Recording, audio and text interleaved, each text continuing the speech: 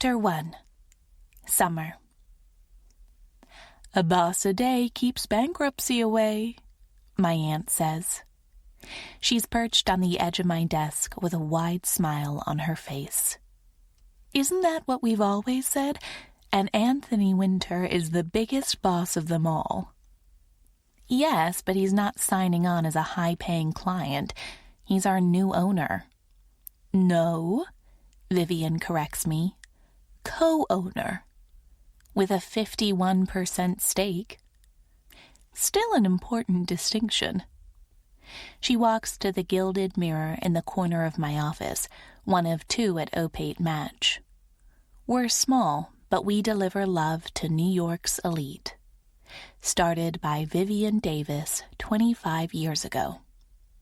Now sold by Vivian Davis 2 days ago. And she doesn't seem the least bit concerned the venture capitalists she sold to will dismantle us. I try a different route. It's your life's work. Yes, she agrees, fixing her lipstick in the mirror. Rearranging her honey wheat hair, styled into shoulder-length curls. But we've been close to bankruptcy for years. I hate that word.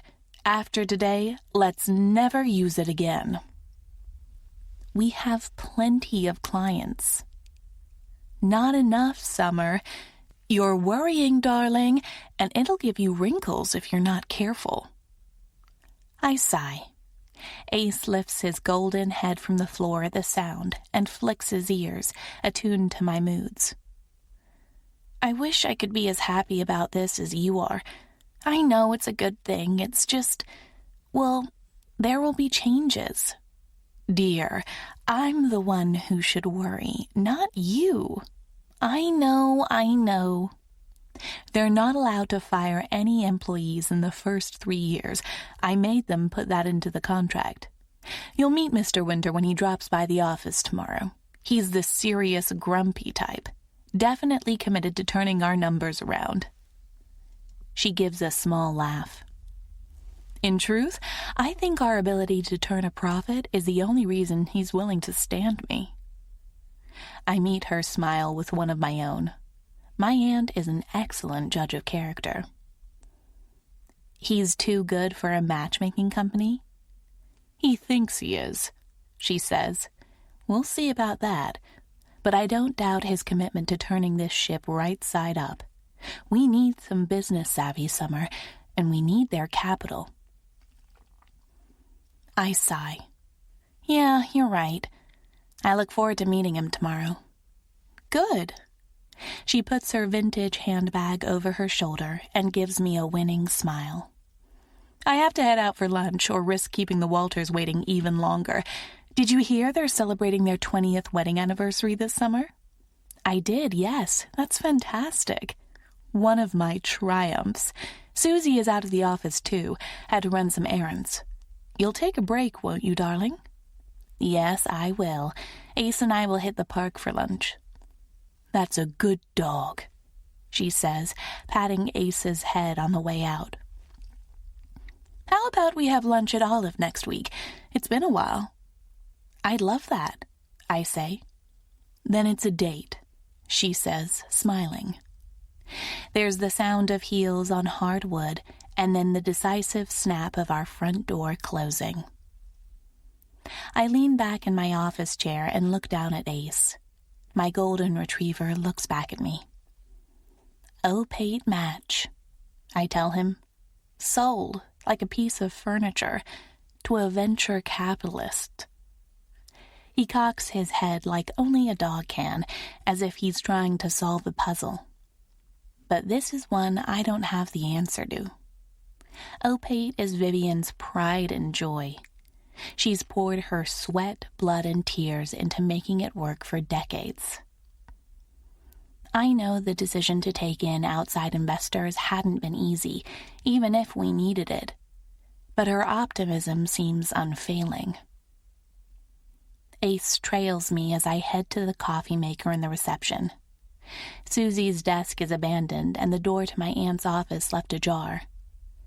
The three of us have tried to save this sinking ship for over a year, but competing with free dating apps, well, it hasn't been easy. I look out the window at the sun-drenched New York street and take a sip of my freshly brewed espresso. Selling out feels like the end of an era. The buzzer rings on our front door. I frown, heading to Susie's desk. None of us have clients scheduled for the rest of the day. I press down the answer button. "Opaque Match, how can I help you?" The voice is masculine and clipped. "I'm here for a meeting." A meeting? We don't have anyone scheduled, but Susie's made mistakes before. "Of course," I say. "Come on in." I hide the coffee cup behind a steel statue of Cupid and brush away some biscuit crumbs from my skirt before opening the door. I don't recognize the man who enters. He's also tall enough that I have to tilt my head back to meet his gaze. Dark-haired and suit-clad, but so are most of the men who come seeking our matchmaking services. No hints at his profession there. Early 30s, I'm guessing. I extend a hand and give him my warm professional smile. "I'm Summer Davis. It's a pleasure to meet you." He looks at my hand a second too long before clasping it in his for a brief shake. "I'm here for a meeting with Vivian Davis." There's a frown on his lips, as if the prospect tastes sour on his tongue. He's one of the more reluctant clients, then. "Yes, that's right," I say. "She delegated the meeting to me, but I'm sure we'll get off to a great start. I take it this is your first time here?" His scowl deepens. "It is." "Excellent. Let's get you sorted. You're welcome to step into my office just through here. Would you like a cup of coffee?" "No." "All righty. Just let me know if you change your mind." I close the door behind me and motion for him to have a seat. Despite the scowl, he has a good look. Not classically handsome, I'll admit. There's something too rough-hewn about his facial features for that. But he's tall and broad-shouldered, with an old-world masculine look. Not to mention he has the dark, scowling thing down pat, and there are tons of women who like that. Yes, I think. I can work with this. I take a seat opposite him and fold my hands together on the oak desk. "First and foremost, I'd like to thank you for coming in today. It's the first step, after all." The stare he levels at me is unnerving. "Right." I'm aware of how difficult it can be to try something like this, especially if you haven't used any form of matchmaking services before. But we're complete professionals, and I promise you that our service is always first class. We'll never pair you with someone we don't believe will be a good fit. He leans back in his chair, hands curving around the armrests. Something flashes in his eye. Is it amusement? This man is impossible to read, but I'll figure out his language. "Good to know," he says. Not to mention, we have complete client confidentiality. "Right." His gaze travels from me to the framed images on the wall beside me. They're wedding photographs. A real chatty Cathy, this guy. All successes, I tell him. Couples who meet through Opaque often send their wedding photos to us, together with handwritten thank you notes. I'd saved every one. "What made you approach Opaque Match?" He looks down at the sleeves of his suit jacket, readjusting them. Is he smiling? Offended? He's giving me nothing to work with, and it's not like I have access to his initial emails with Vivian. No, I'm flying blind, but I'll have to pretend I'm not. Is he a stockbroker or an oil tycoon? Interested in men or women? I'm walking a tightrope over here. "What made me approach Opaque Match?"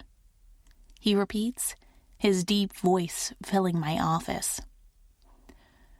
Truthfully, I've never had much respect for agencies such as yours. I've long been somewhat of a skeptic, you might say. I nod. This is not unusual. That's understandable when you've never been a client of one before. Most dating services and websites seem to be quick ways for people to find sexual partners, he says, looking straight at me, a glint in his eyes. It's clear he thinks he's offending me. I lean back in my chair. If he thinks he'll unnerve me, he has no idea of the matches I've brokered. 3 times divorced? I'll find someone perfect for them. Can't date in public for fear of the press? Bring it on. There are certainly some who use dating services for that end, I agree, but Opaid is not one of those services. Oh? No. We pride ourselves on making lasting matches, ones our clients are pleased with long term. Naturally, what people do with their free time is outside of our hands, but once we know what a client wants, we'll never set them up with someone looking for a different level of commitment. He gives a slow nod. And the couples on the wall there? They all wanted the same level of commitment from the beginning? For the most part, yes. You don't seem convinced, I say, adding my widest smile. I understand that blind dating can be unusual, intimidating even when you're not used to it. He drums his fingers along the armrest. You believe in this company, in what you offer? Of course I do, I say. I wouldn't work here if I didn't. Many people work with things they dislike. Not me. He gives another quiet hum and glances from me to the room around us. The hardwood floors and white walls, polished tables and expensive armchairs, filled with the elegant minimalism so common in high-end decor. Opaid Match profiles itself as a company for elite matchmaking. Matches for the rich and famous, I believe, is one of the taglines. Our clientele is well-heeled, yes. I tip my head in his direction. Like you. When in doubt, flatter a client. The look on his face makes me think he's fighting against rolling his eyes. Right. Well, I understand the merits of that, but it doesn't convince me the company deals in true love. I've had clients in my office who have cried, screamed, cursed the person they were just on a date with for not wanting to continue. This man might be obstinate, but he's far from the most difficult case I've had. Has he been burned in the past? How so? It's prestige dating, he says. Trophy wives and rich men, or Upper East Siders who didn't have the good fortune of meeting their future spouse at an Ivy League college. They're not here for love, Miss Davis. They're here for an arranged marriage. My hands fall flat on the desk in front of me. It's one thing to be accused of being a service setting up people for the sole purpose of sex. It's something else to be told I don't deal in love. Our clients, due to their status, have a very unique set of challenges when it comes to dating. Not all of them can walk into a bar and talk to a stranger, I say. He inclines his head. That can be difficult, yes, but for more people than just the so-called elite. You're right. A difficulty with dating isn't unique to the people who hire us, I say, smiling wide again. Whatever he might say, I'll crack him. I'll just have to work a bit harder. But we always pre-vet clients before accepting them. The level of personal interaction between myself or Vivian with each client means that the matchmaking is a far smoother process. There's no need to spend 3 weeks dating someone to later learn you're incompatible on some fundamental level. You've turned a messy human process into something logical? In some ways, yes. But we don't control it. We're just facilitators. The real magic happens when our clients leave this office, ready to meet with someone who's just as ready as they are to find a life partner. He gazes back at me. I see. Is it all right if I begin with some introductory questions, just to get to know you better and round out your client profile? Go ahead, he says, still with that half-scowl, half-amused look on his face. Like he can't believe he's actually here, sitting in this chair, about to do this. I pick up a notepad and lean back in my chair, crossing my legs. Always better to have the first meeting face-to-face to connect with a client. The computer comes later. Remind me, I say. How old are you? 33. Terrific. I note it down. Now, I understand your reticence about us as a company, but I assure you, you're in good hands. We'll be transparent about the entire process. I appreciate that. Are you looking for a male or female partner? There's a smile on his face. I'm interested in women. Excellent. Will you praise me after each answer? Only if you'd like me to. I lower the notepad. Actually, how do you feel about praise? Is it a vital part of a relationship, or just good to have? Knowing that, he says, skepticism lacing every word, will help me find a life partner? Well, it will help me learn more about what kind of person you are, how you see relationships in general. Let me ask you this instead. What's your ideal long-term relationship? I'm not sure I believe in long-term relationships. I put the notepad back on my desk. This one has been burned indeed.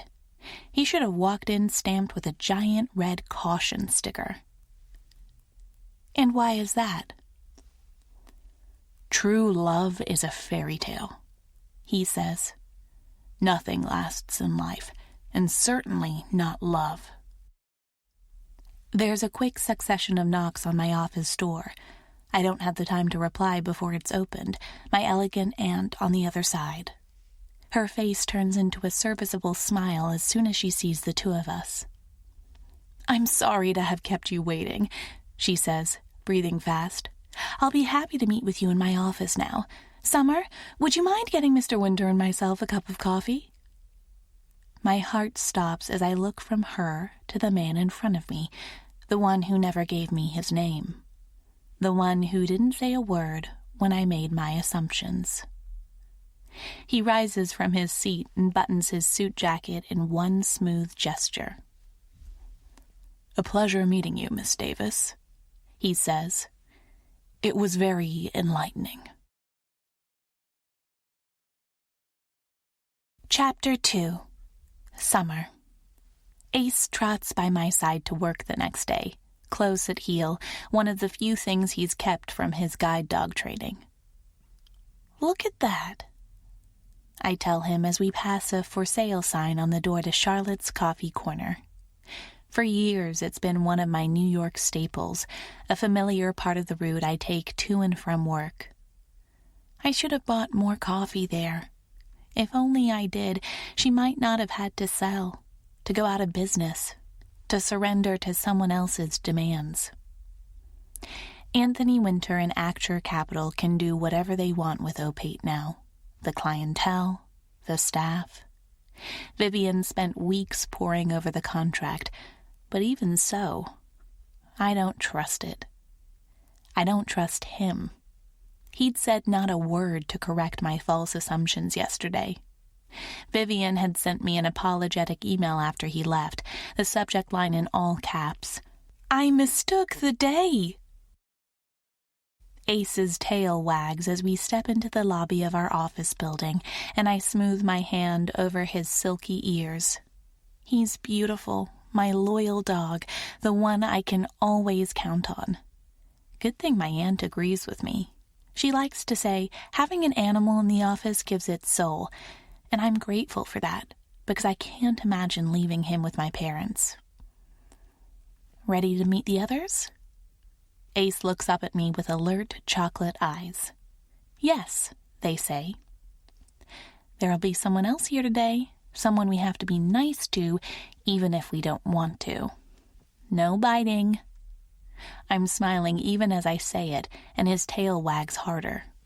So fearsome. I open the door to Opaid, and he makes a beeline for Susie at reception. She grins when she sees him and puts down her lip gloss. "Hi, buddy," she says, burying her hands in his fur in greeting. The door to Vivian's office is open, and voices emanate from within. I step closer, and my aunt looks up from her desk, golden reading glasses perched on the edge of her nose. "Ah, Summer, come in, come in. I was just talking to Mr. Winter here and his associate Ryan." "Walker," a young man supplies. "Walker, yes. They will be here often in the coming weeks to pick our brains on the company and to learn how it works." Huh, I think. They're scouting it out before they make any changes, which means we have to be on our best behavior during this time. And I'm already off to a bad start with Mr. Winter. He's sitting in one of Vivi's chairs, arms draped along the armrests. The gaze he shoots me is as dark and inscrutable as yesterday. No hint he even remembers our exchange. I give him a bright smile. "We'll do our best to make you feel at home then, gentlemen," I say. "When I don't have client meetings, my door is always open to answer questions about the business and our practices." Both men's gazes drop to my knees, and a second later I feel the solid weight of a golden retriever pushing past me in the doorway. "Our favorite employee," Vivian says. "This is Ace, my niece's dog." The dog in question is busy scouting out the two men. He receives a pat on the head from Ryan, but he's ignored entirely by Anthony, who only looks from the dog to me. I'll have to apologize when I get the chance. Try to smooth things over from yesterday. Oh, the things I'd said to him. Asking our new owner if he had a partner, or if he preferred women or men. Heat rises to my cheeks. "Miss Davis was helpful yesterday," Mr. Winter says. "I know she'll continue to be so in the future." I give them both my sunniest, brightest smile. "Whatever you need," I say, and pat my leg. Ace returns to my side, and we head into my office. I've survived the first shameful encounter. Whether I survive the second remains to be seen. I'm sorting through our ever-shrinking pile of client applications when a single knock on my door sounds. Anthony Winter, hands by his sides, suit jacket unbuttoned. He's nearly tall enough to graze his head in the doorway. I turn away from my computer screen. "Mr. Winter, come on in." He stops a solid few feet away from my desk. Says nothing. I clear my throat. "I'd like to apologize about yesterday, about mistaking you for a client. I realize that wasn't what you'd expected, and, well, I'm sorry." He pulls out the chair opposite my desk and sits down, stretches out long legs in front of him. "I'm not," he says. "You're not?" "Like I said, it was enlightening," he says, and lets his gaze travel from mine to the pictures on the walls. My triumphs, my successes. I open my mouth, close it again, and then, "I'm sorry to ask, but why did you buy Opaid Match?" He raises an eyebrow.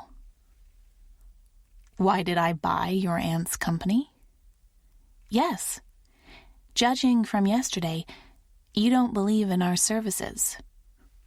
"No, but I believe in your ability to generate profit." "Well, that's something, I suppose." His gaze returns to mine. Tell me more about your business structure, Miss Davis. I'd like to hear it from you. From me?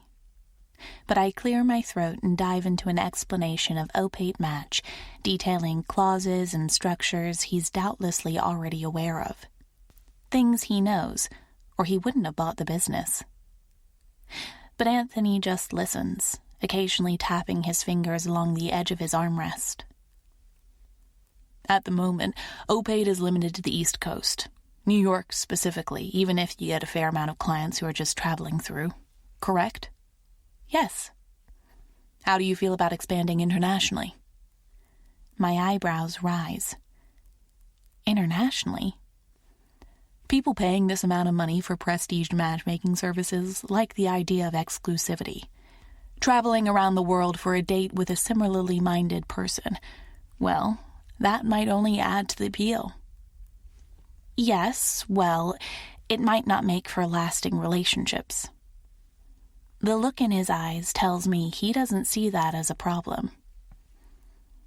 Ryan is a coder and programmer. Oh. He'll start working on a prototype app. My hands drop into my lap. He sees it, another eyebrow rising, almost as if he's intrigued against his best wishes. You don't approve? I can't say I do. No. Why not? Our strength is our personal service, I say. We provide something you can't get anywhere else. We know the people who come to us, so we can actually set them up with people they have a chance of succeeding with. If we let people decide that themselves on the basis of self-generated profiles, all that swiping, our success rates would plummet.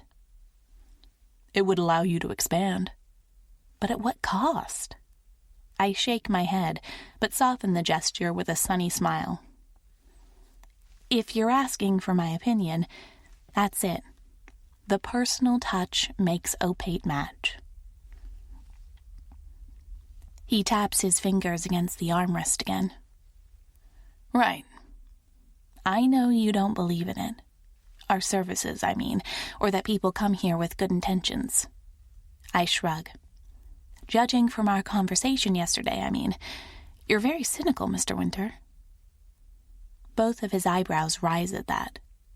If there's a hint of amusement in his eyes, it's there and gone so fast I can't register it. Cynical, Miss Davis. I know the majority of our clients believe in love. They're here filled with hope and nerves, ready to try something new. The ones who open themselves up to the process are usually the ones most likely to succeed. Right. There's a world of skepticism in that single word. It fills my office, multiplying and expanding.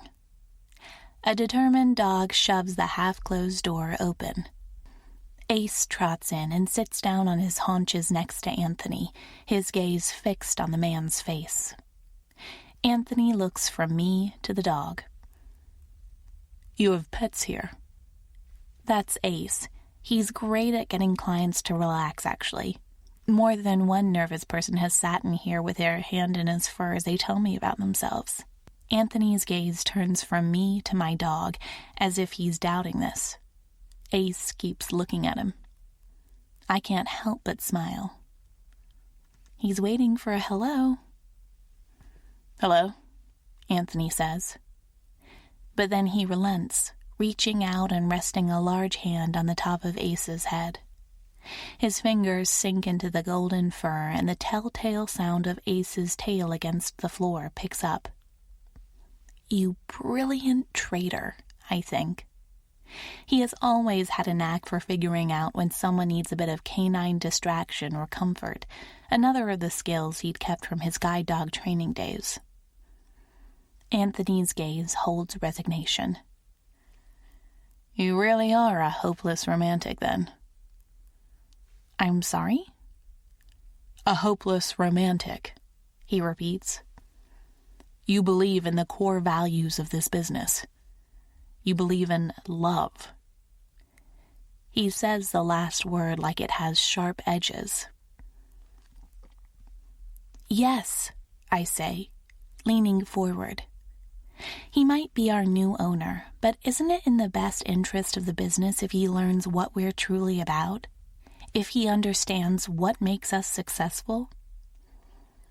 If only you could see how well this process really works, I say, you'd become a hopeless romantic too. I doubt that, Miss Davis. It's a crazy idea, one of my wilder ones, and perhaps I'm overstepping my boundaries, but I already did that yesterday. Well, I say, let us set you up on a date. His eyes settle on mine with an intensity that makes my mouth dry. Pardon me? If you want to see how this business truly works, I'm happy to show you. 3 dates, I say, improvising. I'll make the arrangements for you. If you still think there's no merit after you've been on all 3, and if none of the women are people you'd consider having a second date with, I'll admit defeat. Defeat? He asks. Yes, I'll admit I was wrong. An O-Paint match isn't for everyone. It's a gamble, and my heart pounds in my chest with the audacity of what I'm proposing. Vivian would have my head if she knew, or she'd laugh at the sheer nerve. There's never any knowing with her. Anthony narrows his eyes. And if I deem one of the dates good enough to warrant another? Then you'll admit you were wrong about this company. Your company, in fact. Either way, you'll have gained some experience about how our business works. His jaw tightens, eyebrows drawing together over dark eyes. He's coldness itself, and I'm about to freeze. But then he gives a single nod. You have yourself a deal. My smile is entirely genuine. Oh, that's great. You're really going to enjoy this, I promise. I'd be careful about making that promise. A few taps on my keyboard and my computer sings back to life. That means I'll create a quick client profile for you. Nothing fancy, but just enough so I can set you up with women I think will be good matches. He shifts in the chair. Oh, okay. I glance over. It'll be quick. Take your time, Miss Davis. As I have no intention of losing this bet, I don't mind it being done thoroughly. I have to hide a smile as I open up a new client profile. Perhaps this is the way to crack him, then. Friendly competition and bets. He can't help but be drawn in by them, intrigued despite himself. What age span are you interested in? He gives a faint sigh, like he can't believe he's sitting here, answering this. I've never considered one before. Well, you're 33, I say. How about we put you down for 25 to 35, give or take a few years on either end? Sure. How would you describe your ideal relationship? There's complete silence on the other side of the desk. I look over to see him wearing an expression somewhere between masculine exasperation and pain. It's clear he's rethinking this bet. We can skip that one, I say. Moving on. I just need enough to set you up with women I think you'd enjoy spending time with. I'm not picky, he responds. They need to be able to hold up their side of a conversation. Some humor. I've never met a single person who said they weren't picky and actually meant it. People who claim to have no demands inevitably have the most. But I can't tell him that. So I smile and make a note of it in his application. Humor's important for you, then. How about I ask you a few easy questions? These are some fun prompts we use to get a sense of a client's personality. He sighs again, like I'm imposing on him. Sure. What's your favorite holiday? My favorite holiday? Yes. Michaelmas. Really? His lips twitch. No, he says. I shouldn't mock you. Not if we're going to do this bet properly. Christmas, then. Put me down for Christmas. I write down a great deal more than simply Christmas. Sarcastic, dry sense of humor, dislikes pretense, needs a patient hand. That's a great choice, I say. Is this the part where you praise me for my responses again? I tilt my head in acknowledgement. Right, you didn't enjoy that.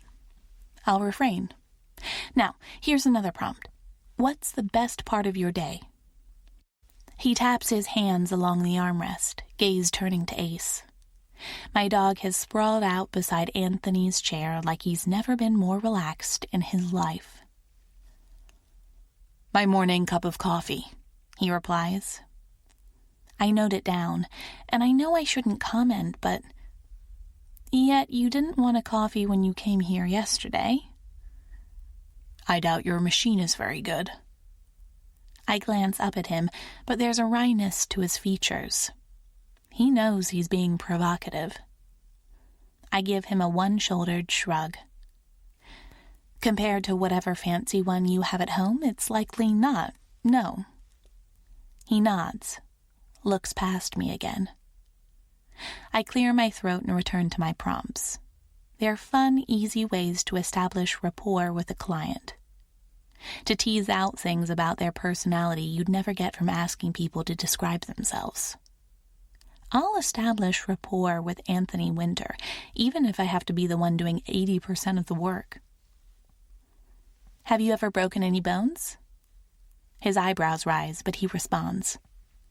A collarbone, left wrist. You're not left-handed? No, right. How did it happen?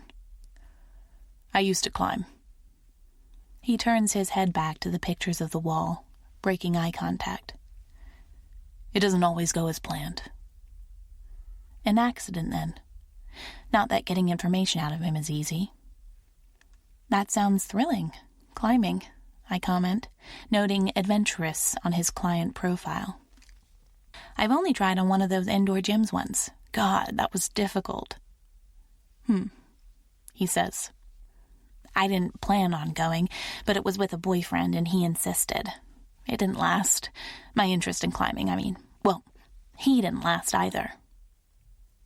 I never ramble on like this with a client. But here I am, filling up the silence. Perhaps he'll feel more comfortable if I make a fool of myself. Anthony's gaze shifts back to me. Indoor climbing gyms aren't fun. He should have taken you somewhere outdoors. I clear my throat. Yes, well, perhaps one day. Let's see here. Oh, this is a fun one. Give me 2 truths and a lie about yourself. 2 truths and a lie? Yes, I'll see if I can parcel out the lie. He crosses his arms over his chest and glances back at the half-open door to my office. I'm born in January. My social security number ends in 37, and this suit is new. Oh, this man is frustrating. I don't let it show, giving him a smile. One of them is a lie? Yes. There's challenge in his eyes. Clearly, he thinks he's outsmarted my prompt. His 3 things are about as personal as someone asking about the weather. You're not born in January, I guess. Wrong. My social security number does not end in 37. I smile, like he's won a point, and return to the client profile. Enjoys being difficult, I write. Could be devastating if he decides to flirt with a woman in earnest. Doubtful he'll ever do something he doesn't want to. You learned a lot about me from that response, he says. What did you just write? I ignore his question. What are your thoughts on marriage? He drums his fingers against the armrest again. A cue that he's uncomfortable or just bored. Good for some, bad for others, he replies. And where do you land? I doubt it's something for me. My stomach sinks at that. He really is going into this with a cynical mindset, not just to the matchmaking service, but at the idea of love and relationships in general. I might lose this bet. But I refuse to admit that until it's time. And who knows, by then he might have found one of our fellow clients far too attractive to remember this little sparring match. Not what you wanted to hear? He asks. I shake my head. The thing that makes Opate Match work is that we don't set people up based on what they project to the world. We set them up based on who they actually are. So I won't suggest you to one of our clients who are looking for marriage within the coming years. Good, he says. How about kids? Something you'd like in your future? It's a standard question, but it feels invasive asking my new boss this. The man who holds the fate of Opate in one of those large, constantly armrest-drumming hands of his. But if I can win him over to respecting our business model, maybe I can protect Opate. No kids, Anthony says. I note it down, even if it's a shame. With a comforting strength to him, it's easy to picture a child riding on his shoulders. I bet he'd soften then, in a way these silly prompts could never accomplish. That's all right, I tell him. We have plenty of clients who share your sentiment. Plenty? He asks. Plenty, I echo. It's not, strictly speaking, a lie. We have a lot of female clients who are unsure about kids, and a few who have a strict no kids ever policy. Dogs or cats? Anthony looks up at the ceiling, the picture of a man tortured. Knowing if I have a preference for cats or dogs will help me find everlasting love. Ah, we don't promise everlasting love, Mr. Winter. We promise healthy relationships with well-adjusted people. How romantic, he mutters. Dogs, then. Put me down as a dog person. Ace shifts at his feet, letting out a soft canine sigh. Almost like he's agreeing. I smile as I make a note of it in Anthony's client profile. He might huff and puff as much as he likes, but my little house won't blow over. It's getting sturdier with everything he says, the contours of his personality emerging little by little. It wouldn't be enough with a paying client, but it'll have to be enough with him, because I doubt he's going to endure a lot more of this. One last question, I say. Where do you see yourself in 5 years? Anthony's gaze shudders. Not that one. No? No. I nod and smile. Okay, no problem. We'll go silly instead for the last one. What would the title of your autobiography be? Anthony's jaw tenses as he thinks, looks away from me. Hindsight is 20/20, he says. I think that might be the saddest thing I've ever heard. He turns back to me like he's remembering who I am. He clears his throat. Is that all you need, Miss Davis? Yes. It's not by a long shot. Would you be free for a date a few days from now? I'll email you with the details. It won't be a long encounter, likely an hour or two at a cafe. That's good, he says and rises. Ace lifts his head, and we both watch Anthony stop by my office door. Yes, I say. What we've spoken about, it stays between us. It does, I say. Anything we discuss as a client to matchmaker is bound by confidentiality. He nods in response and steps out of my office, shutting the door behind him. I stare at it for far too long, one question and one only in my head. Who the hell am I going to set this man up with? Chapter 3. Summer. Susie leans against her desk, arms moving as she describes her weekend. It was filled to the brim with excitement, just as usual, and a complete contrast to mine. Ivory wasn't packed at all this time, she says. Are you sure you don't want to come along this weekend? There are a ton of great guys there. I'm sure, I say. Last time was enough. She shakes her head. It's a great place to meet guys. That's where Chase and I met. The DJ, right? She brightens. The very one. Truthfully, Susie dates more than I can keep track of.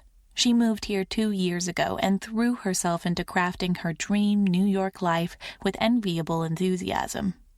Her social media is full of cocktails on rooftops. She looks down at Ace, his head in her lap. Can I be honest with you?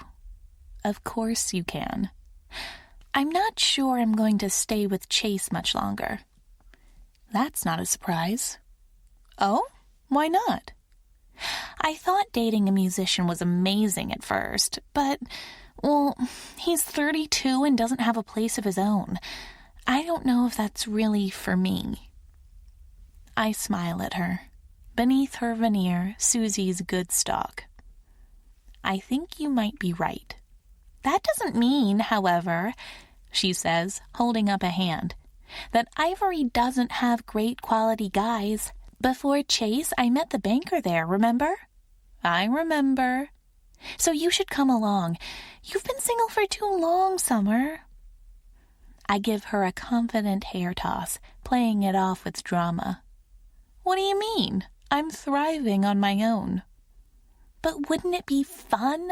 You're so good at matchmaking, it should be easy for you to find someone yourself. I shrug, turning toward the coffee machine. My best friend Posey often says the same thing, but it doesn't seem like there's a correlation between the two. I go on dates, I say. Plenty of them. Susie makes a sound of disbelief. Yeah, right. Do you know what? You should go out with a delivery guy.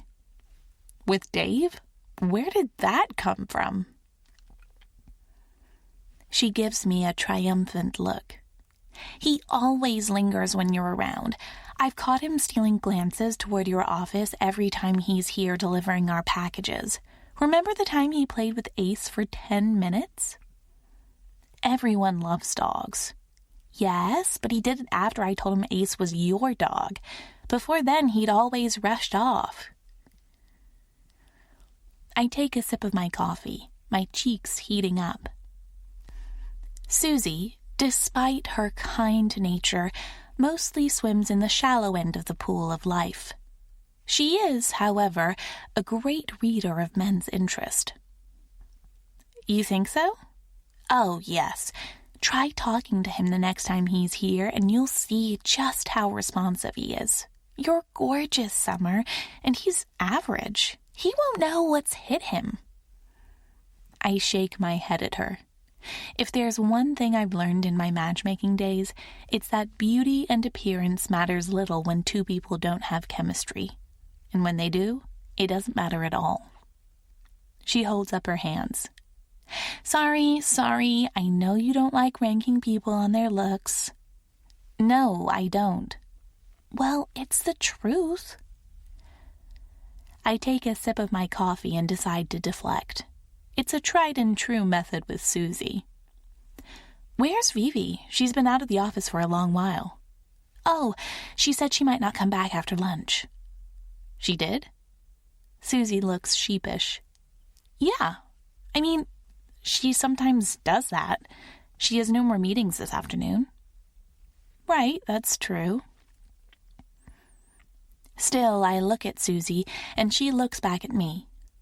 There'd been a time when my aunt had lived and breathed Opate Match, using her charisma and connections to turn this place into a small but powerful company. Now she's checking out more and more often. She didn't say what she was going to do, Susie adds. I shrug. Well, maybe she had another hairdresser appointment. We both know that isn't true. She always goes to the blow-dry bar on Thursdays, but Susie nods. Yeah, maybe. My phone rings, and I give her a smile, heading into my office. The name on my phone brings me right back to professional land. I set down my cup of coffee and hit reply. Hi, Isabel. Summer! Her voice is excited, a good sign. I know we talk after the dates, but this time I had to call you before. I'm on my way to the cafe now. Oh, that's terrific. I'm happy you're excited. That has to be a good sign, right? Yes, it is. I read the information you sent me about him 3 times last night. He's really quite impressive, isn't he? I think of Anthony Winter opposite me in my office, the rough-hewn features, the unrelenting gaze, the uncooperative silences. Yes, he is. A man with a presence. Isabel gives a small ooh of appreciation. This will be the 16th man I've set her up with. A small, unhelpful part of me suspects Isabel enjoys dating too much to commit and has no problem paying our matchmaking fees with her inherited fortune. He's charmingly grumpy, I tell her. A man you need to draw out of his shell. The sigh on the other end tells me I phrased it just right. I can do that, Isabel says. I'll lure him right out. Can you imagine a Winter? He can be as grumpy as he wants. That gives me pause. Vivian knows all the families in New York, and yet she hadn't told me anything about Anthony's. Good, I say, not sure if I want to encourage her way of speaking about him. Best of luck with the date, Isabel. And remember what we spoke about last time? Oh, yes, Summer. Thanks for reminding me, she says. I'm so excited, and now I'm almost here. I'll talk to you afterwards. I lower my phone and release the breath I'd been holding in. Anthony Winter and Isabel Ashford. Not a bad setup, even if she's a serial dater. She's a great example of the clients we have. Someone who will love to go on this date whether or not it actually ends up in, anything. Petite, red-headed, an art gallery owner. Someone to match Anthony. I hope. He's coming here for a debrief tomorrow, and I know I'll be given a scathing review if I've misjudged this. Isabel calls again, not 50 minutes later. Oh no, I murmur, looking from my phone to Ace. Good first dates last a lot longer than this. Hi, Isabel. It's me, she says. I wasn't expecting to hear back quite so soon. Is the date over? Yes, we cut it short, although it didn't feel short. I ask the next question with dread. How did it go? First impressions? There's a delicate pause, and Isabel doesn't do delicate. I grit my teeth. Well, he's not very talkative, is he? He's definitely more of the strong, silent type, I agree, which can be good at times. It means he gives others more space to express themselves. That's true, Summer. I'm sure there are women who'd like that. Another pause, and her words don't need to be spoken to be heard. A woman who isn't me. He certainly has a lot of, he's memorable, Sure is, I say. No white lie there. I was willing to overlook the silent thing, the fact that I had to drag responses out of him. And he had magnificent hands. Men sometimes do, and I like men's hands. But even so... Yes? The thing is, Summer, I just can't see myself dating a guy who collects dolls. I'm sorry. I know you're so good at what you do, and I always enjoy my dates, but this is a hard no for me. I didn't know it was before I met him, so I suppose I learned that about myself tonight. She laughs, once more the Isabel I'd spoken to an hour ago. So you can add that to my profile. Won't date a guy who collects dolls.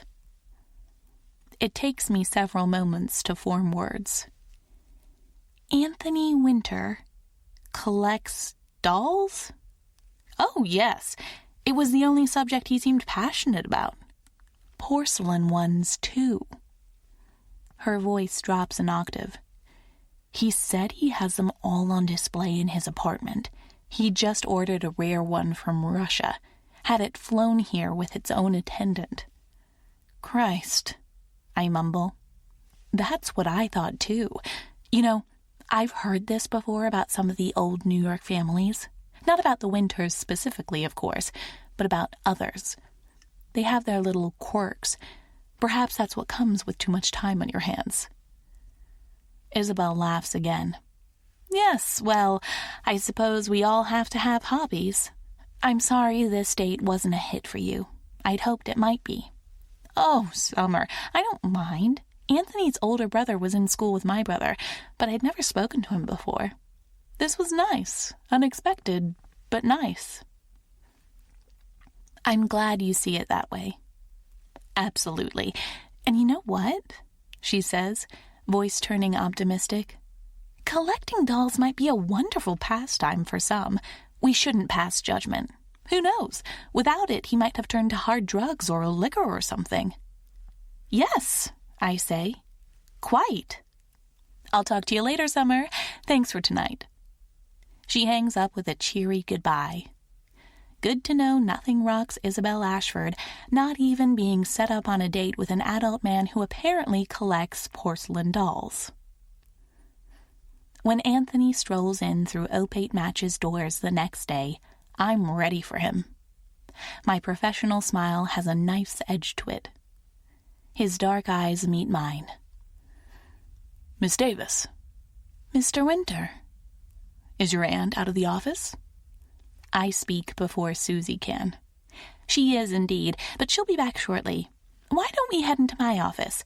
I can give you another overview of our clientele. You were so interested in it last time. His lips tug, a slight shift in the muscles. All right. Ace makes it into my office before the door shuts. He sprawls on the carpet beneath my desk, his tail on one of my shoes and his head next to Anthony's. I'm interested in the clientele, Anthony asks. His gaze is fixed on me, penetrating in a way I refuse to let make me uncomfortable. I knot my hands in front of me on the desk instead. I'd worn a blazer today and put my blonde hair into a high ponytail, all to feel more in control of this conversation. You're sabotaging the bet, I say. J'accuse, Winter. Anthony raises an eyebrow. Sabotaging the bet? You collect porcelain dolls? They have a separate room in my apartment. He deadpans. You lied. He leans back in the chair. Yes, I did. That goes against the bet. If you're going to get the true Opate experience, you can't deliberately undermine yourself on dates. I have to be on my best behavior? Yes. Don't be anything other than what you are. If you keep sabotaging, well, you won't admit I won the bet fairly, he says. Is that it? Yes. Fine. I won't sabotage any more of the dates. Thank you. He leans forward, bracing his hands on the edge of my desk. They're good hands, I admit. Perhaps I'm not Isabel with a hand fetish, but yes, strong, broad across the back, with wide knuckles and long fingers. They'd probably feel amazing gripping your skin. Miss Davis, he says. I look up. Yes? For the record, I told her about my imaginary doll collection to end the date. It was clear to me that we wanted different things, and I didn't want to lead her on. Oh. I won't sabotage going forward, but once I've determined that the date won't work out, I won't waste these women's time. No, that's good. I nod. I approve. Another ghost of a smile on his lips, even if it looks dusty. A seasonal item he rarely takes down from the attic. I'm glad to hear it. Just so I understand you better, what made it clear you two wouldn't be a good fit? He glances from me to the pictures on the wall. The wedding pictures. I still can't figure out why they intrigue him so much. I could tell. Right. Well, if you were to elaborate just a smidge. He sighs. She was too serious. I just stare at him. What? He asks, a bit testily. Nothing. No, that makes sense, I say. Isabel was too serious? Anthony is the most serious person I've ever met. I'm available when you have decided on a second candidate, he says. I can't help but smile at the phrasing. Candidate. Here I'd thought Isabel was a good attempt. She was from his own social circle, similar backgrounds, similar in age. But perhaps Ciara. She's a new client, young, who said she was looking for someone older and with a distinguished career. While I might not approve, I can't judge others' motives. I'm just here to make connections. I think I have someone for you, I tell him. Chapter 4. Anthony. I blink up at the indistinct crown molding on my bedroom ceiling, as if it will clear my sight, as if all I need to do is squint and I'll see as clearly as I once did. Funny how the impulse hasn't disappeared. Is it worse than it was yesterday? Is it better? Every day I do the same fucking dance of monitoring my own deterioration, as if I'm the weatherman predicting a storm. But does it matter when it strikes? In a week or 5 years, the hurricane will hit, and the results will be the same. One day I'll be trapped in darkness with no way out. And when that's a reality, squinting won't do a goddamn thing. The darkness will be the only color I see. Or will I lose that too? Blindness is the absence of sight, after all, and black is a color. I close my eyes as the familiar wave of panic sweeps through me. Is this what it will be like? A prisoner in my own head, forever reliant on others, led around or helped by paid assistants, entirely dependent on their mercy while they could do whatever they wanted, with me helpless to stop them? I press the heels of my hands over my failing eyes. Any other body part, I think. Any other. No one is listening to make the trade, of course. No roadside devil I can bargain away years of my life with to stave off the decline. Just me, with my failing vision, the claustrophobia, and panic rising with every second spent in blackness. I breathe through it until the pressure inside my chest grows unbearable, until needles scream beneath my skin. Then I pull my hands away and blink at the faint sunlight streaming in through my bedroom windows. Not yet. At least, not yet. Is it faint sunlight? Or does it just look that way to me? It shouldn't still bother me that I'll never know the answer to that. But even 2 years after the diagnosis, the knowledge still burns. I push out of bed, the heap of blankets a testament to my restless night. The diagnosis had taken sleep away from me, too, that day in the doctor's office. Together with my girlfriend and my future. I'd like to report a robbery. But this kind of theft is legal. The hot water from the shower scalds. But I welcome the sensation. Let it sweep the clamminess from my skin. A cup of black coffee from freshly ground beans settles some of relegates it back to manageable levels. There's nothing coffee doesn't make better. Remnants of takeaway boxes litter the kitchen table as I walk past it to my home office. Turn on all the light, including the new spotlights I'd had to install just a few months ago.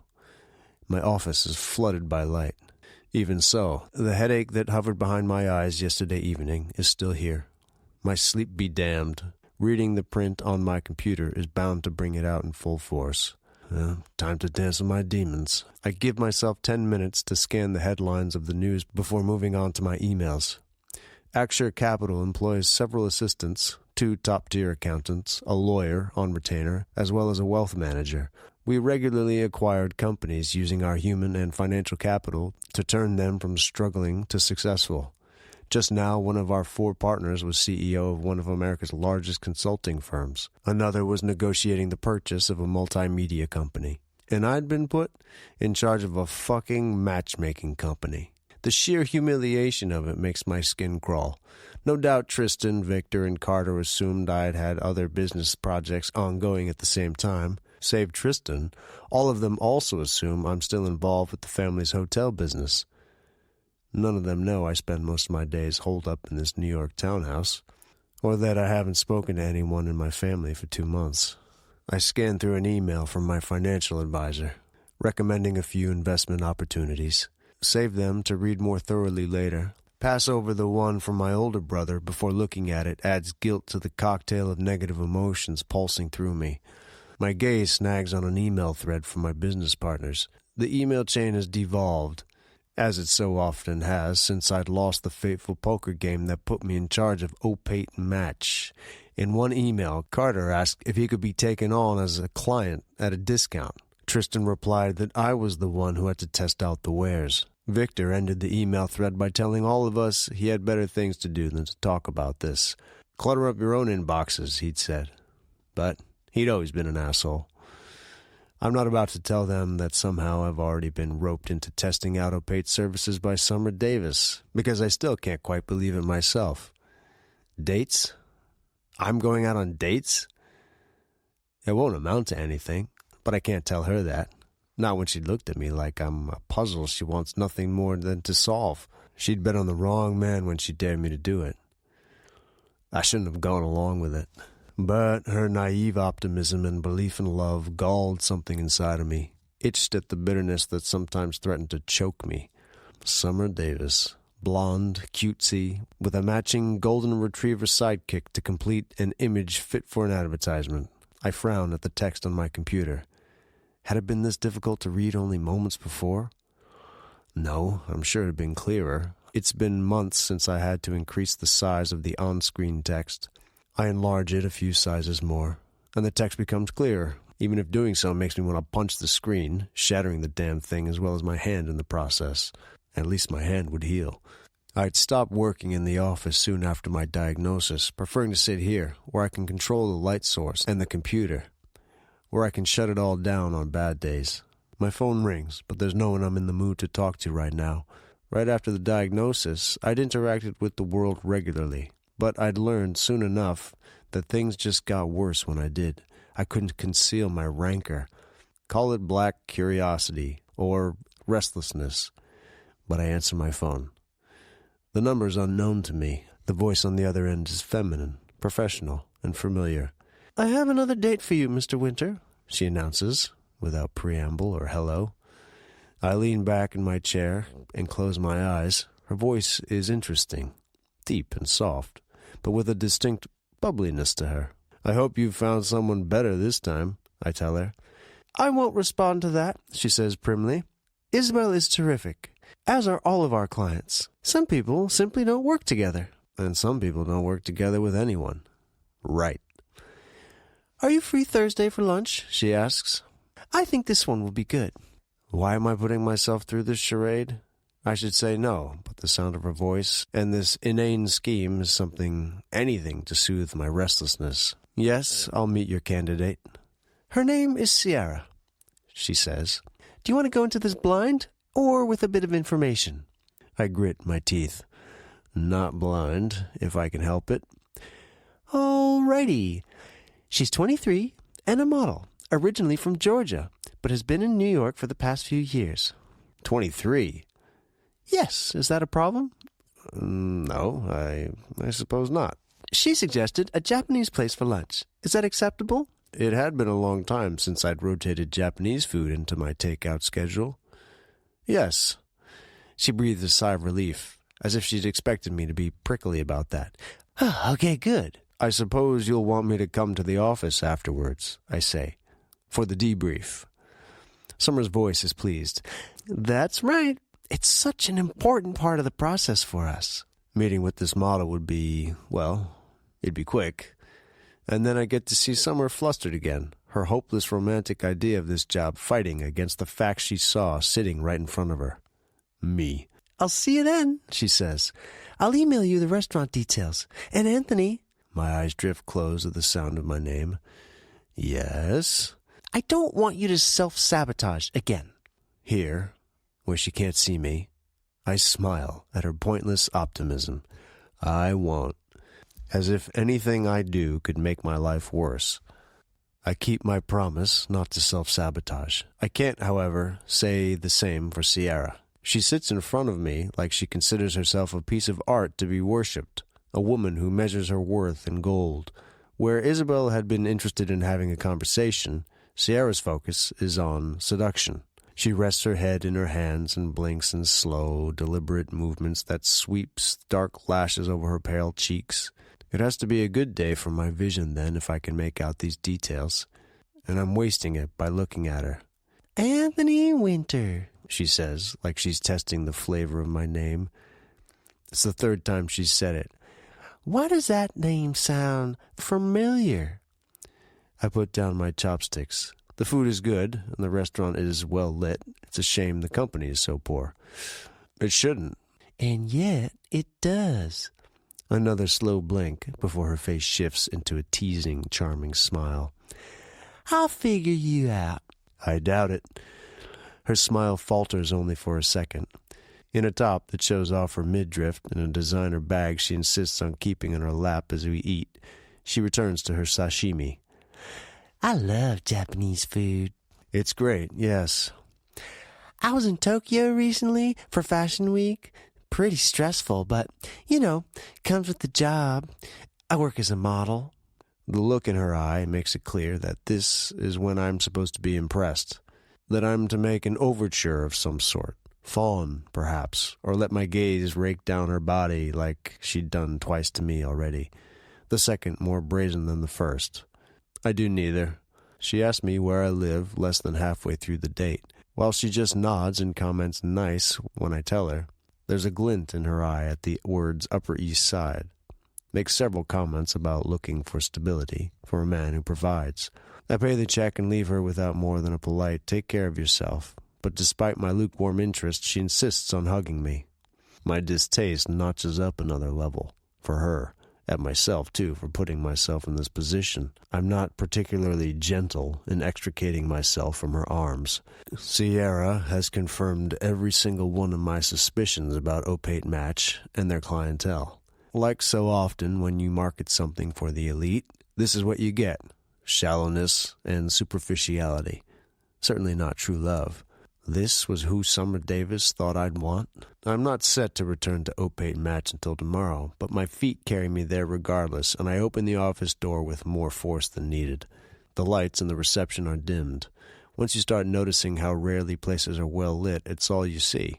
Or in my case, it means you can see even less. The receptionist looks up at me with wide eyes. Mr. Winter, if you're here to see Vivian, you just missed her. She's at a client meeting uptown, I'm afraid. Miss Davis? She's here, and she just finished with the client. Do you want me to, Her voice trails off as I reach the closed door to Summer's office. Knock twice. Come in. I push the door open. Her drapes are completely pulled back, and with that amount of natural light, it's easy to make out the surprise on her face. The sunshine glints her blonde hair, falling in waves over her shoulders. Yes, I think, today really is a good day, because I can even make out the shade of blue in her eyes. Mr. Winter, back from your date? Yes. I see, she says. Judging from your expression, I'm guessing it didn't go well? I pull the chair from opposite her and sit down, crossing my arms over my chest. Oh, I think it went as well as could be expected. Her eyes narrow, as if she's expecting a trap. How well was that? I'm as unable to stop taunting her as I had been on the first day we'd met. I'm offended, actually. Offended? Yes, you analyzed my personality and made the conclusion that Sierra is the kind of woman I'd be interested in. She meets my gaze for a few long moments before her shoulders slump. It was a gamble, she admits. I knew it could go either way. And for the record, I'm not one to speak ill of other clients. I won't. I'm allowed to, am I not? Yes, she acknowledges. Was it that bad? Let's just say she made her intentions clear before we'd ordered food. A rich man who could keep her. Oh, Summer breathes. Well, you said your last date was too serious, so I made sure this one wouldn't be. The irony tugs at my lips. Perhaps an overcorrection. I gave you someone bubbly. You gave me someone who still chews pink bubble gum. So you're saying I've drawn the wrong conclusions about you? Summer murmurs, hands flying over her keyboard as she fires up her computer. There's a look of excited calculation I recognize from my first visit to this room, when she thought I was a client. Are we going back to answering ridiculous prompts? I ask, drumming my fingers along the armrest, looking away from the bright lightness that is her. How long would I last in the zombie apocalypse? What was the name of my first pet? She laughs, like I've made a good joke. They were very informative last time. I doubt that. People say a lot when they think they're being shallow. Now, this means I only have one more try. Yes. She turns those sky-blue eyes on me. And you didn't like Isabel or Sierra? I did not. If anything, they'd only strengthen my preconceived notions. I find myself holding my tongue on that score, though, as she looks at me with playful challenge. It might take me a bit longer to think this through, she says, as you're not only a client, but the co-owner of a paid match. You'll get the absolute best service I can provide. The emphasis on co-owner makes me snort. Axure Capital has a 51% stake in the company, negotiated at painstaking lengths. Good, because you remember what you have to admit if it doesn't. Yes, I do. Matchmaking isn't for everyone, but that won't happen. I'm determined. The smile she shoots me is one of triumph, even if she hasn't won yet. She's surprising. Naive, perhaps, but funny. Unexpected. I doubt anyone else would have led me down this path or gotten me to agree to this outrageous idea of 3 dates. Not when I hadn't been on a date in over a year before this. I bite the inside of my cheek and look away from the expectancy in her eyes, toward the half-blurry images of couples on the wall, smiling with false happiness in stylized poses. I surprise even myself with the response. How about I give you 2 weeks? There's an event I'm attending on Friday the 14th. I could use a date to that. Summer's eyebrows rise. You'd be okay with that? Having a first date at an event? Why not? I shrug. It had been a foolish suggestion, but here I am, committed to it. No, that's great. If the female client is amenable to that, it'll work great. She gives me another sunny smile. 2 weeks, then, to find your soulmate. Good luck, I say. You'll need him more than me. Chapter 5. Summer. The summer rain is a torrent outside my office window, stronger than New York has experienced in weeks. It's needed, but I still don't like it. Not when I know what it'll mean for the windows in my apartment. No matter how many rolled-up towels I stuff against the window frames, water still finds ways to seep through. I might applaud its ingenuity if I wasn't living with the consequences. I sigh. Ace looks up at me from his sprawl at my feet, eyebrows raised the way only a dog can. Nothing's up, I tell him. Excited to go to my parents this weekend? He gives a huff and settles his head back on the floor. Manhattan's not the place for a dog, and my parents would be more than happy to add him to their little pack upstate, but I want him here with me. You're the real matchmaker, aren't you? I tell him. My door is closed, with neither Susie nor my aunt here to witness just how often I talk to my dog. Clients take one look at you and they melt. Ace turns on his side and pushes his snout against my ankle, his nose cold. That's right. Now, if only you could charm Anthony Winter, too. Ace doesn't reply. Smart move, too, because the man seems utterly resistant to charm of all sorts, and utterly dismissive of the women I've set him up with. How do you win a bet against someone who is determined to play unfairly? He might say otherwise, but I doubt he gave Isabel a proper shot. Ciara, well, that's a different story. Which reminds me. I reach for my phone and put on a wide smile as I dial Ciara's number. She'd asked me to call her back. "Summer," she says, "I'm so glad you called." "I'm here to help." "I just want to touch base about the date last week." I grit my teeth. "We've already spoken about it." "Absolutely. What about it do you want to discuss?" "Like I said right after, I'd really like to go on another date with Anthony. The date ended so quickly, he didn't have a chance to grab my phone number." She laughs, like that had been a silly mistake on Anthony's part. "I see," I say. "Well, it's always up to both parties if they'd like to schedule another date." "You're right, and I think in this situation it is certainly mutual," she says, voice lowering. "Honestly, I'm a bit impressed, Summer. I'd heard great things about Opate, but I couldn't imagine my first date would be with Anthony Winter." I frown. "Were you aware of him before you went on a date with him?" "Okay, I admit I wasn't, but I Googled him before, of course. Did you know his family owns Winter Hotels? You know, the giant chain?" I didn't. I clear my throat. "Well, we do pretty extensive interviews with clients when they join." "Oh, that's right. Of course you know." She sighs, a tad dreamily. "He wasn't very talkative, but that's okay. There are more important things. Would you be so kind as to give Anthony my number and let him know I'm available? That'd be lovely. Oh, I have to go." I open my mouth. "I'm not sure if—" "Thank you! Ciao!" Ciara hangs up before I can let her down.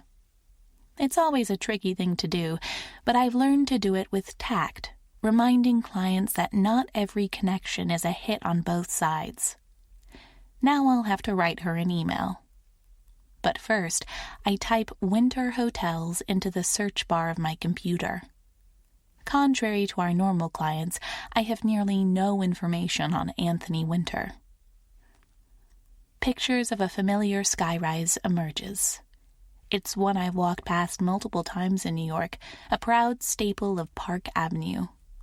With over a century of history, the hotel is a veritable New York landmark, an institution. He's not just any old season. He's a winter. Which means Anthony is as old money elite as they come. He hadn't spoken out of ignorance or dislike when he derided our clients for being elitist or status-seeking. He'd been speaking from experience. I lean back in my chair and stare at the imposing image of Winter Hotel, a pre-war building on Manhattan's most expensive address. So I have to set him up with someone, well, he'd want someone not of that world, judging by his comments. But I've learned a thing or two about what people think they want and what they actually do. They're rarely the same thing. Anthony needs someone he can take home to that old money family of his, but not someone who takes it too seriously. Someone with 1 foot in and 1 foot out. A woman who appreciates his sarcastic sense of humor and can draw him out of his shell. A woman comfortable with money and prestige without placing undue value on it. In short, he needs a female client we don't currently have at Opate. How am I going to pull this off? Ace rises from his sprawl half an hour later and heads to my closed office door. 3 sharp knocks sound a few seconds later. "Come in."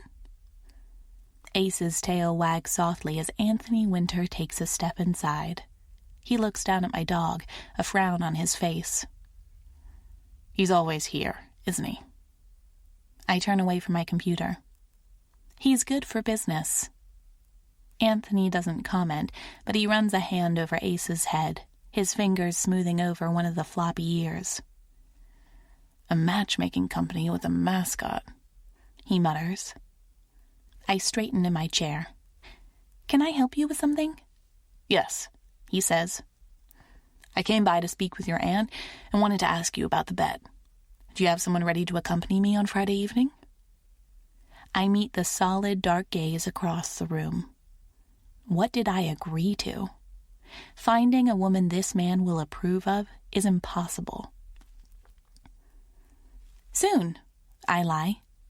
I think I found the perfect woman for you. His lips tug. Right. I'd also like to apologize for Ciara. I admit that you were right about her not being a good fit for you. I've noted it down as another data point, and your next date will be much better. This time, he has to look away to hide a smirk. Well, I'm glad you acknowledge that I can make my own decisions about partners. Damn. I make my smile wide and serviceable. You certainly can, Mr. Winter. All I ask is that you keep an open mind. I will, he says. You'll send me the details regarding whoever you choose? Yes. Excellent. Anthony returns to my office door, his gaze on Ace. I'm looking forward to seeing how this bet ends, Miss Davis. So am I, Mr. Winter. His eyes flash, as if I've made a joke only he understands, and then he closes the office door behind him. I stare at the empty space and regret every decision I've made that's brought me to this point. I do not have the perfect woman for him. I'm starting to doubt she exists. Chapter 6. Anthony. Looks good, I say. Tristan gives an approving hum, glancing down at his phone. Imagine it filled to the brim with people, too. We'll be packed in here. The giant ballroom is a bit gaudy, perhaps, but it's just what the clientele will expect. People who attend charity auctions in mid-Manhattan on a Friday evening aren't going because they expect Louvre-level class. It'll do. Tristan snorts. So enthusiastic. I glance down at my watch. It's nearly 10 in the morning, the day of the function, and Miss Davis hasn't gotten back to me with my date for the evening. I don't know what I'm hoping for most. That she does, or that she doesn't. The idea of walking around here in the dim lighting with all these people, having to make idle chit-chat, I'd rather suffer through one of my migraines. I'm not sure why Victor needs us here at all, I say. Tristan slides his phone into his suit pocket. Of course you are, he says dryly. He wants the pizzazz we add. I raise an eyebrow at him. The pizzazz? Yes. We'll bid highly, and it'll give us a chance to mingle. Carter has some executive at a multimedia company he wants us to meet. Tristan waves his hand. We're here to see and be seen. Yeah, and you'll stay for exactly 15 minutes, I accuse, before escaping back to your beautiful girlfriend and your son. Tristan's smile is shameless. But I'll bring as much pizzazz as I can for those 15 minutes. I can't believe I was happy for you in the beginning. I wish I could take it all back, I say, shaking my head. You smug bastard. Tristan's smile just widens further, and despite my words, we both know I'm still thrilled for him. He'd found happiness in a way that had been denied him for years. Doesn't mean it isn't still insufferable to watch, sometimes. He doesn't ask me why I hadn't responded to his text about coming around for dinner yesterday, and I'm grateful for that. He doesn't push. Victor strolls towards us, weaving around tables covered in white linens. His hands are in the pockets of his slacks. Think it'll do? He asks. It will. His face is a cool mask. Remind me why we do these things again? Network, prestige, goodwill, Tristan says. The company looks good. Actor Capital looks good. Victor shakes his head. Yeah, I had to tell them to relegate all emails about this to my assistant. Do you think the question of what the catering company should serve really deserves the CEO's attention? I look past him to the preparations for the evening. 2 technicians are on the stage, unrolling foot after foot of cords. Cecilia's good at handling that, Tristan says. It's the one thing I miss about Exciture. Victor's quiet for a beat. You mean Miss Myers? Yes, Miss Myers, Tristan says dryly. Your assistant. previously mine. She does good work, I suppose. I roll my neck, catching a crick. Last night had been another one with barely any sleep. Tristan bumps my elbow with his. Tell us how the matchmaking company's doing. Have you found your ideal woman yet? I shake my head. I still can't believe I'm the one who got this assignment. Should have never lost that poker game. Well, it's not like you're too busy with anything else, are you? Victor asks, answering emails on his phone. His words are spoken matter-of-factly, because it is a fact. I don't do much else these days, not when I can handle my business from my home office. We're turning it into an app, I say. Should have the company green in a matter of months. Gutting staff? Summer's face flits through my mind. No. They have experience. They're a small operation already. Tristan nods, a thoughtful look in his eyes. We're going global with it, right? Yes. There could be something there. Hosting elite singles parties worldwide? Like the Gilded Room? I ask. Tristan frowns at me. He doesn't like it when I mention his past habits, despite the fact that I'd once accompanied him to one of those parties. Especially not in public. I know he doesn't like it, yet here I am, needling him. When did I start wanting to watch the world burn? In a way, Tristan says, lowering his voice, but more respectable. An app launch with a purpose. Good work. Victor clears his throat. Are you bringing any family members tonight, Anthony? Your brother? I stare at him long enough that he looks up from his phone. Ice blue eyes are cold as they stare into mine. That's a no, he assumes. That's a no, I repeat. He shrugs, returning to his phone. A shame. Your connections could help us. Tristan and I watch in silence as he strides off to the event coordinators.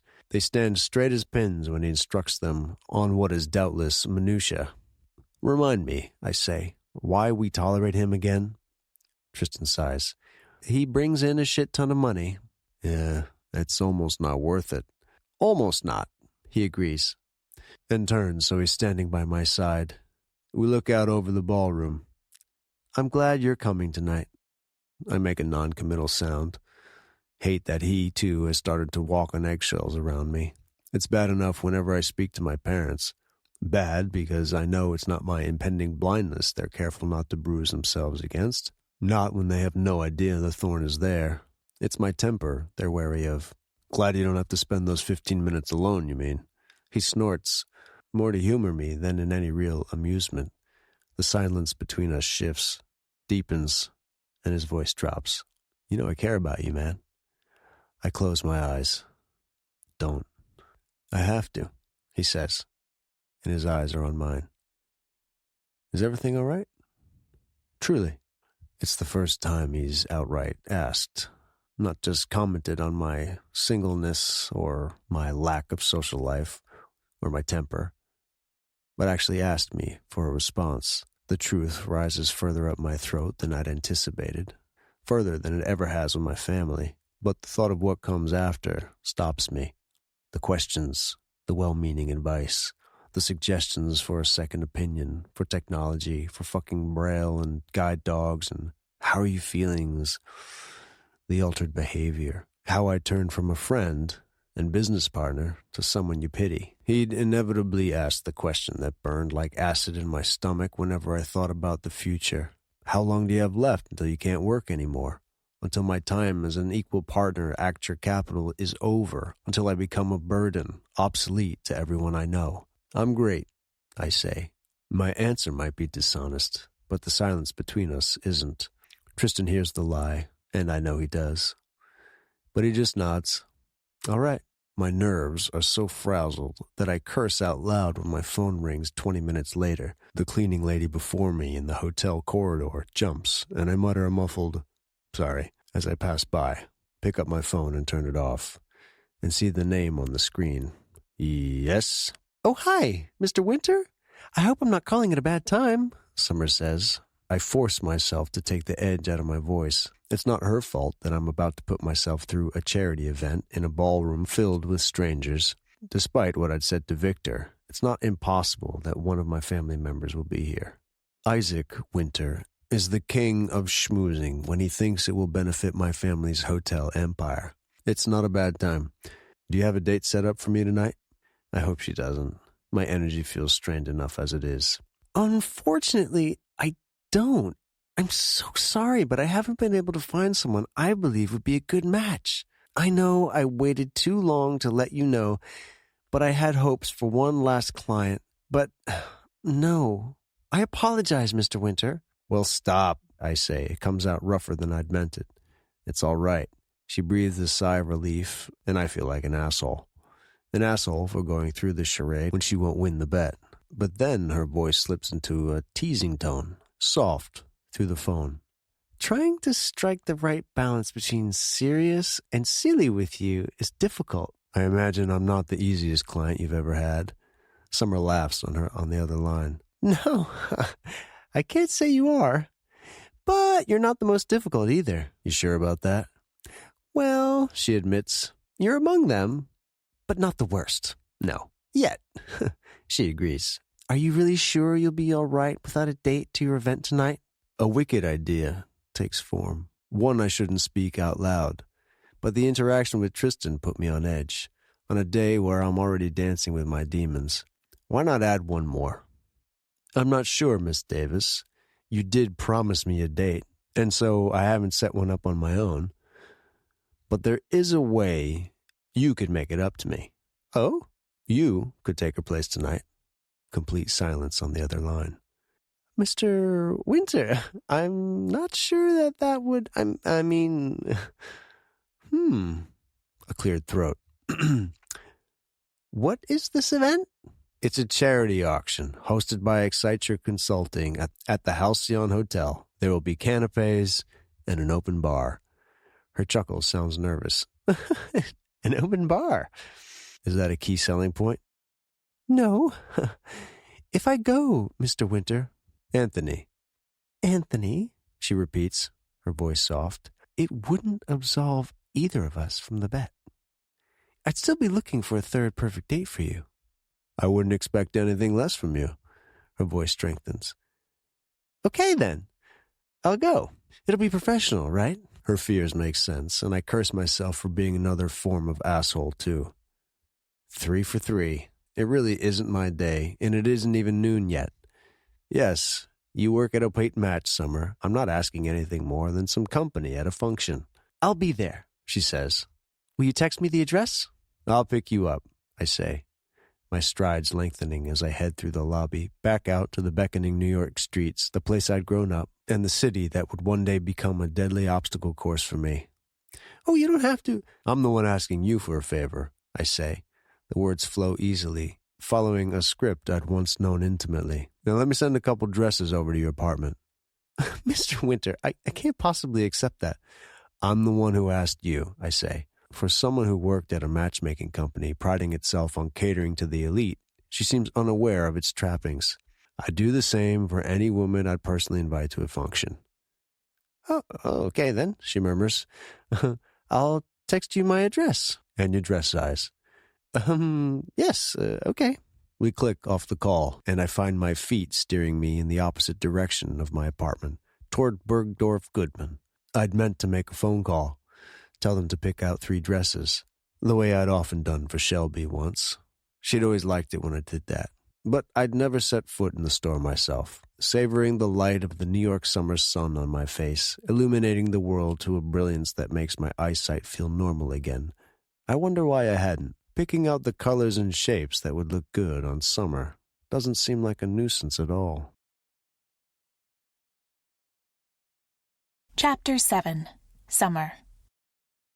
When I come home, there's a delivery man waiting outside my apartment building, shifting from foot to foot like he's waiting for the chance to bolt. "Do you live here?" he asks, hoisting up 3 garment bags on his arm. "I do, yes, and Do you know who Summer Davis is?" "That's me, actually." He breathes a sigh of relief. "Thank God, this place doesn't have a doorman or a concierge." "No, it doesn't. Oh, all right, thanks." I accept the parcels, and as I recognize one of the designer names on a box, my stomach nearly drops out beneath me. Apparently, this is just what Anthony Winter does when he invites a woman to an event. par for the course. I can't sign, I tell him. My hands aren't free. The delivery guy chuckles and takes them from me again. I should have realized. Wait, let's do it this way. Here, sign this. A few minutes later, he takes off down the street, hurrying to where a delivery car is double parked. I shake my head and head upstairs. Greet Ace, who has been home all day, his tail wagging so hard it nearly knocks a glass of water off the sofa table. I know, buddy. I couldn't bring you in today. I take him for a walk to the nearby dog park before finally allowing myself to open the parcels spread out on my bed. A glance at my watch tells me I only have a few hours before Anthony will be here to pick me up. Nobody has ever picked me up in New York before. For a dazzling, daydreamy moment, I feel like I'm one of the women I regularly take on as clients. They date men like Anthony Winter. Men who run this city, or at least know the ones who do. But I'm not one of those women. I sit behind a desk and help them find love instead. Tugging on the delicate wrapping paper, I open the first box. Run my fingers over the red satin fabric beneath as if in a daze. A certainty settles in my bones. He hasn't picked these out personally. Can't have, if this is something he does regularly for women. The realization bolsters me. I open the others and pull out the 3 options. A red spaghetti strap one, a black sheath that falls to my knees, and a dark green option with only one shoulder, narrow at the waist before it flares out. My hands shake as I read the designer label. Vivian would absolutely adore this. It's exactly the kind of grand, over-the-top gesture she'd love. Would she love that it's our new owner who sent them to me? I flip the question over in my mind as I shower and straighten my hair, redoing my makeup. Dark brown eyeliner, soft against my light coloring, and a touch of red lipstick. I stare at the 3 dress options on my bed. Slipping into the dark green one-shouldered dress, I find that it fits. Wish me luck, I ask Ace. He rubs his head against my hand, the soft, silky fur sliding through my fingers. You know how long it's been since I went out with a man. His tail wags. Thanks for being here with me, too, by the way. I know Mom has a giant yard you could play in. He licks the back of my hand. You too, buddy, I say. You too. My phone chimes, and I give him a farewell pat. The text is simple. I'm outside. A dark town car idles by the curb, and one of the passenger doors opens as I step outside. Nerves flutter in my stomach. Professional favor or not, he's not an easy man to be around. It doesn't help that I'm not even close to figuring him out. But I paint a wide smile on my face as I get into the car. Anthony's waiting in the back seat. The dark tux he's wearing blends in with the dark leather seat. Dark hair, dark clothes. Hello, I say. He inclines his head. You live close to the Halcyon Hotel. Both are in Soho. Yes, I suppose I do. I fasten my seatbelt. Was it still okay for you to pick me up? I hope it didn't delay you. Of course not. I open my mouth to tell him that I'm not used to this. Blurt something out about the dress, the car, the night. You wore the black, he comments. I glance down at the dark green fabric. In the dim lighting, I suppose it looks almost black. The green one, actually. Thank you. Or should I thank a personal shopper? He turns away from me, jaw working. You're welcome. The ride to the hotel is quiet. I open and close my clutch twice to double-check I brought my phone, just to have something to do other than glancing over at Anthony. Long fingers drum against his thigh when the car pulls up outside the hotel. Is he nervous? I am. "We're here," I say. He nods and gets out of the car, his jaw working again when he comes to my side and finds me already on the curb. He buttons his dinner jacket and extends an arm to me. "Let's get this over with." I take his arm and make it my personal mission to get one smile out of him tonight. Just one.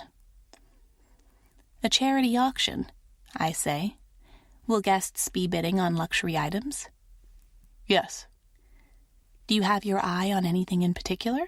"Oh, look, they have a brochure."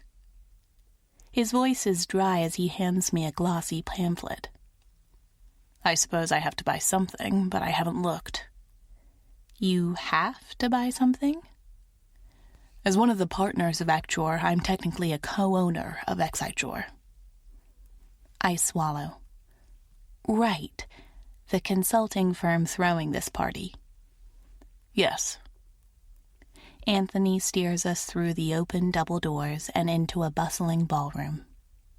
A string quartet plays from a podium, soft music permeating the air. Anthony's tux blends right in, and thankfully, so does my dress.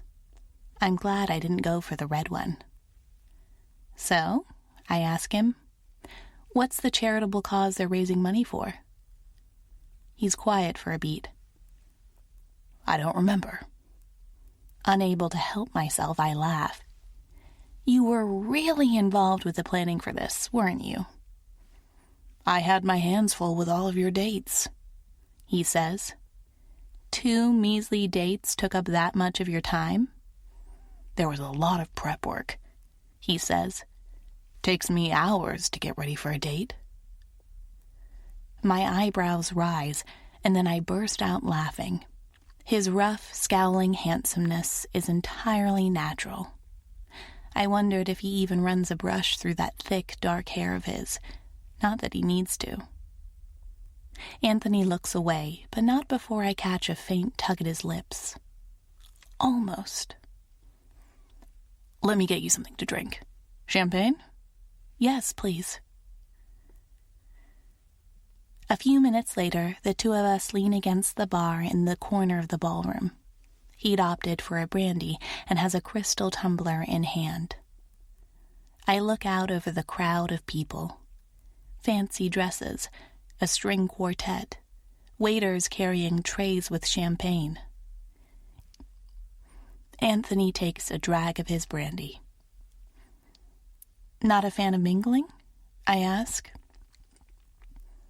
He shakes his head. At his height, and so close, the cut of his jaw is sharp. "I can't stand small talk." I grimace. God, neither can I. The sound he makes is skeptical. "What?" I ask. "You disagree?" "You're the definition of someone who loves small talk," he says. "What do you do with all your clients? Small talk." "Oh, that's different." He turns his torso my way, his dark gaze landing on me. "Is it?" "Yes, I have a purpose. It's all about finding out more about the person, never about just making idle chit-chat. People reveal a lot when they think they're saying very little." "So you're a good judge of character?" "I like to think I am. In my line of work, you certainly have to be. We're all about the personal touch at Obade." Anthony narrows his eyes. "And yet you thought I'd hit it off with that model, Ciara?" "It was a possibility," I say, taking a sip of my champagne.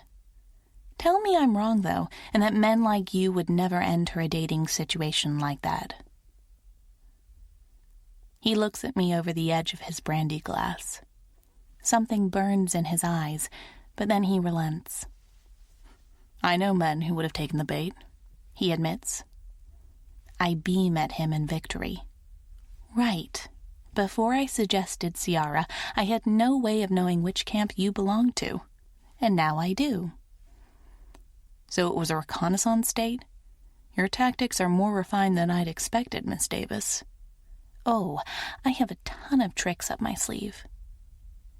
His gaze drops to my lips, lingering for a second before it falls to the brochure in my hand.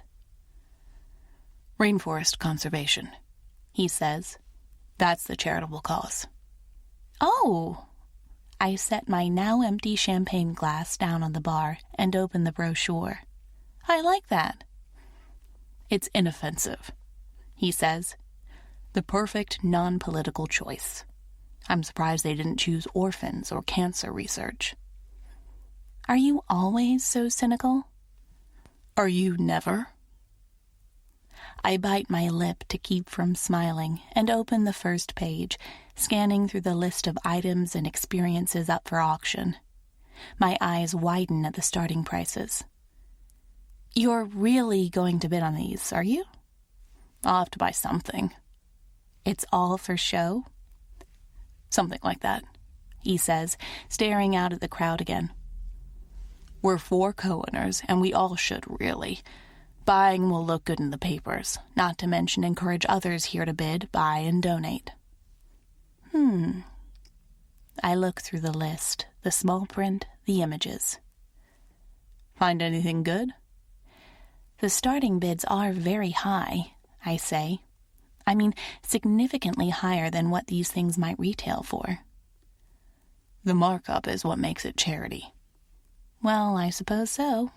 Oh, I don't... Thank you. Okay, I say to the waiter, accepting another flute of champagne.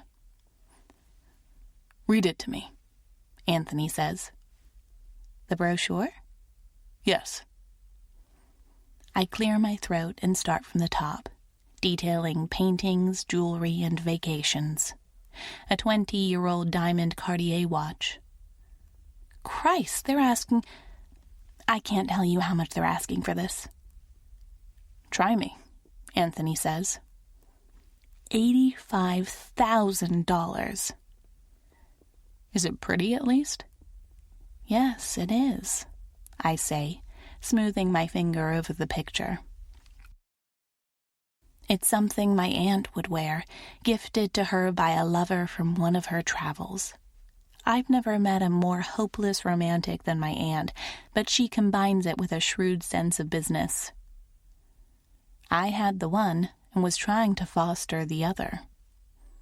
But not $85,000 pretty. Think about the rainforest, he says. All those cute monkeys. Exactly. I hope I'm not expected to bid on anything. Oh, there's a china set here that I could... Nope, definitely not. Anthony takes a sip of brandy. Is it to hide a tug of his lips? Not to mention I wouldn't dare use it if I paid this much for it. I say, oh God, it has pheasants on it. You're not a fan of pheasants? I don't think I've ever given them much thought. Tell me, Anthony says, turning toward me. What is your favorite fowl, Miss Davis? The dry humor in his tone makes me laugh. I hadn't expected him to have so much of it. Are you using my own tactic against me? I should add that to the list of prompts we ask potential clients. It would be original. It sure would, I agree. You told me to call you Anthony. Doesn't that mean I'm Summer?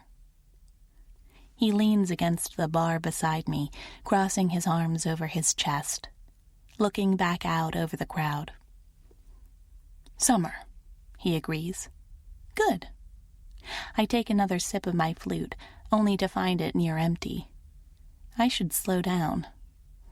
Are there canapes around here somewhere? They should start serving them soon. Good. His voice drops. Oh, joy. I follow the turn of his head to the 2 approaching men. Similar in height, but one has brown hair, the other light auburn, both in tuxes, both coming straight here. Friends of yours? I ask. Business partners, he says, and then murmured beneath his breath, "And friends." I smooth a hand over the dark green silk of my dress. That's exciting. Anthony has time to shoot a dry look my way before his business partners are upon us. "Have you seen what's on offer?" the auburn-haired one says by way of introduction, an arm against the bar. The quick smile on his face makes up for a crooked nose. Had it been broken once? What the hell am I supposed to bid on here? A 16th century French futon? "It would liven up your bachelor pad," the dark-haired one says. His eyes find mine. I can tell he clocks how close Anthony and I are standing. "Yes, but a futon?" I clear my throat. "There's a lovely set of china," I say, "with a pheasant pattern." Anthony snorts at my side, reaching for his glass of brandy. The crystal hides the twitch in his lips. "China," the auburn-haired one repeats. "Victor has lost his mind about this whole thing. I'm guessing he has no idea what's actually being auctioned here tonight. Anthony, why don't you introduce us to your date?" He puts down his drink. "Gentlemen, this is Summer Davis. Summer, this is Carter and Tristan. We work together at Acture Capital." I shake their hands. Neither of them tries to hide the looks they shoot Anthony. Is it surprise? Shock? Regardless, I give them my widest smile. "It's a pleasure to meet you both," I say. "I've heard a lot about the work Acture Capital does." "A China expert and a venture capitalist fan?" Carter asks. "Anthony, where did you meet this woman, and can you point me in the same direction?" "Much like a 16th century French futon," Anthony says. "Summer is one of a kind." I have to smile at that. He'd sidestepped the issue of me working at Opate, hiding it in the guise of a compliment. But unlike a 16th century futon, I'm not usually sold at auction, I add. All three of them chuckle. "What a shame," Carter says, putting down his glass. "Should we? Oh, it's showtime." A hush settles over the gathered guests as the MC takes the stage, tapping the mic a few times. He introduces the CEO of Exciture to polite applause, and a tall, dark blonde man strides across the stage. The elusive fourth partner of Acture Capital. A glance at the brochure gives me his name. Victor St. Clair. "Let's have a seat," Anthony murmurs by my side. A moment later, a large hand rests on the small of my back. We find seats at the back of the room. His business partners sit 2 rows ahead, giving us privacy. I wonder if we should have made it clear that it's not like that between Anthony and me. The bidding kicks off with an abstract painting no bigger than my hand, by renowned artists I've never heard of, and at a price too high to comprehend. I sit in awed silence as items and trips are auctioned off at hair-raising prices. Anthony doesn't bid on a single one of them. I lean toward him. His aftershave is pleasant, a hint of pine and musk. "Which one are you waiting for?" He's close enough that I can follow the raised arch of his eyebrow. "I'm going to get you your china, of course." I grin at the obvious joke. His gaze drops to my lips for a second before returning toward the stage. "Now time for item number 14, the auctioneer says. "A 24-carat diamond watch from Cartier in the classic Panthère design." Anthony raises his hand. I look at him, but he keeps his eyes on the rapidly speaking auctioneer. 2 others bid as well, but Anthony's arm rises another time, then a third. By the 4th time, he is the only one still with his arm up. The price is north of $100,000. "Sold to Mr. Anthony Winter," the auctioneer calls to the sound of applause. I just stare at him. Anthony turns to me. "Well, you recommended it." I just blink at him. It's a woman's watch. So it'll make an excellent gift, he says, lowering his voice. Think about the monkeys, Summer. Right. You're very generous. That's exactly it, he says. And now they'll all remember it. We stroll around the room after the auction, and he supplies me with another glass of champagne. I finally get my hands on some canapes, even if they're no bigger than a bite. Several guests approach Anthony, and he speaks to them in low, authoritative tones. No small talk and no jokes of the sort he'd exchanged with his business partners. I drink my champagne and nod and smile to each of them. Toast to rainforest conservation. Drink. Toast to a lovely event. Drink. Toast to the summer weather. Drink. Anthony's voice is dry when he finally steers us back toward the bar. I'm done. You don't want to network some more? I never want to network again. That makes me chuckle. My heel catches in an uneven patch of carpeting and I sway slightly in response. Anthony's hand locks around my elbow. You okay? Yes, that was the carpet. I believe you. But just in case, I don't think I should have any more champagne. A wise decision. We make our way to the exit, his hand on my low back, as he calls his driver to bring the car around. My head swims in the most delicious way. I'm just the perfect amount of tipsy. I'm also hungry. As soon as we get into the car, I inform Anthony. He gives a half-amused sigh. He does that a lot, I've realized. Rare are the laughs. You should have had more canapes. Well, I would have if there were more to go around, I say. Disappointed with him? Yes. Don't get me wrong, they were tasty. Flavors well-balanced, and I liked the presentation. The caterer is not here to overhear you, he says. But they were too small. I can't survive on that alone. What are you getting to eat, then? There's a place down my street that sells pizza by the slice, or by the whole? By the pizza? I don't know what you call an entire pizza. A wheel of pizza? The corners of his lips tug in earnest now.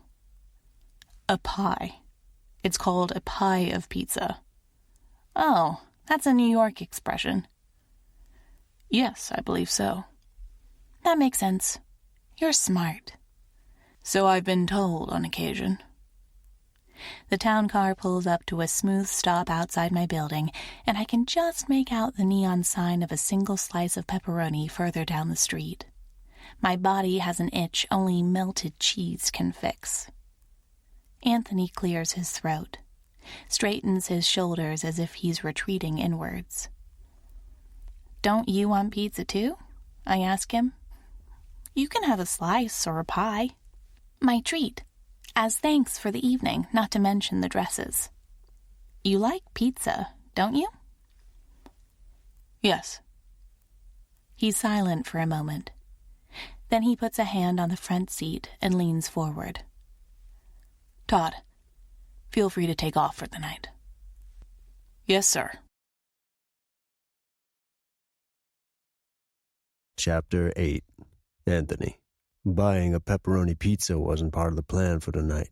Neither was following Summer Davis up the stairs to her Soho condo. My body is wired tight, needles beneath my skin from the pointless networking I'd been forced to engage in. But my feet take me forward, following the gold of her hair up the dimly lit stairwell. Fuck, this is such a dumb idea. Like putting my hand to the flame or walking on a tightrope, challenging the demons to a duel in front of an employee. And it's Summer, nonetheless. This is my place.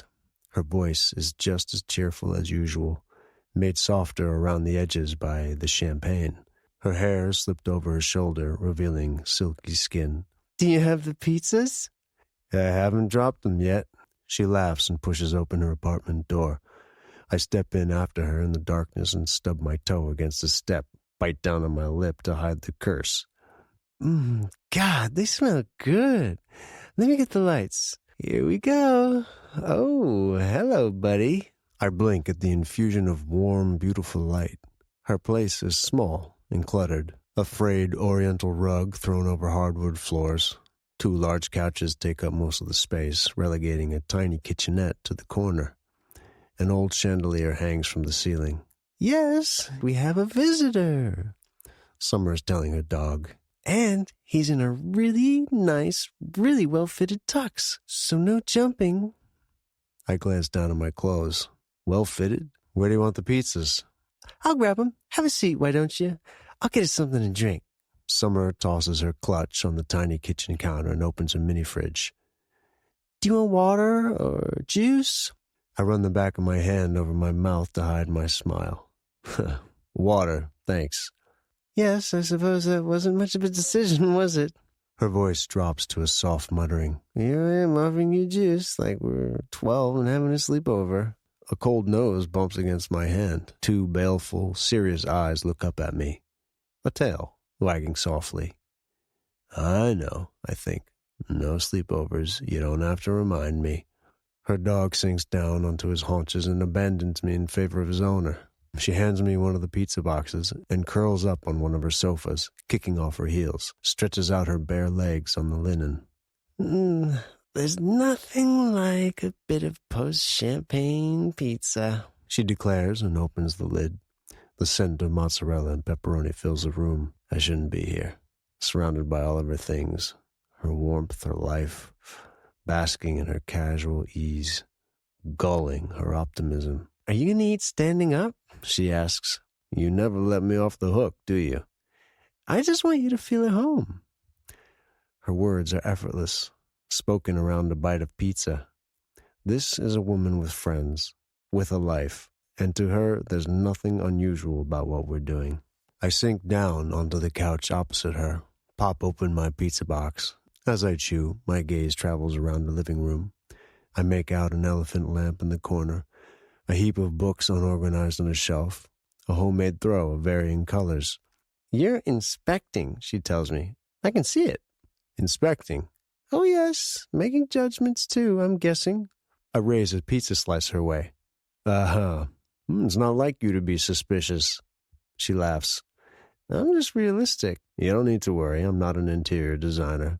No, you're a venture capitalist, which means you're a little bit of everything, aren't you? You wear a lot of hats. Summer props up on her pillow, behind her head, and leans back.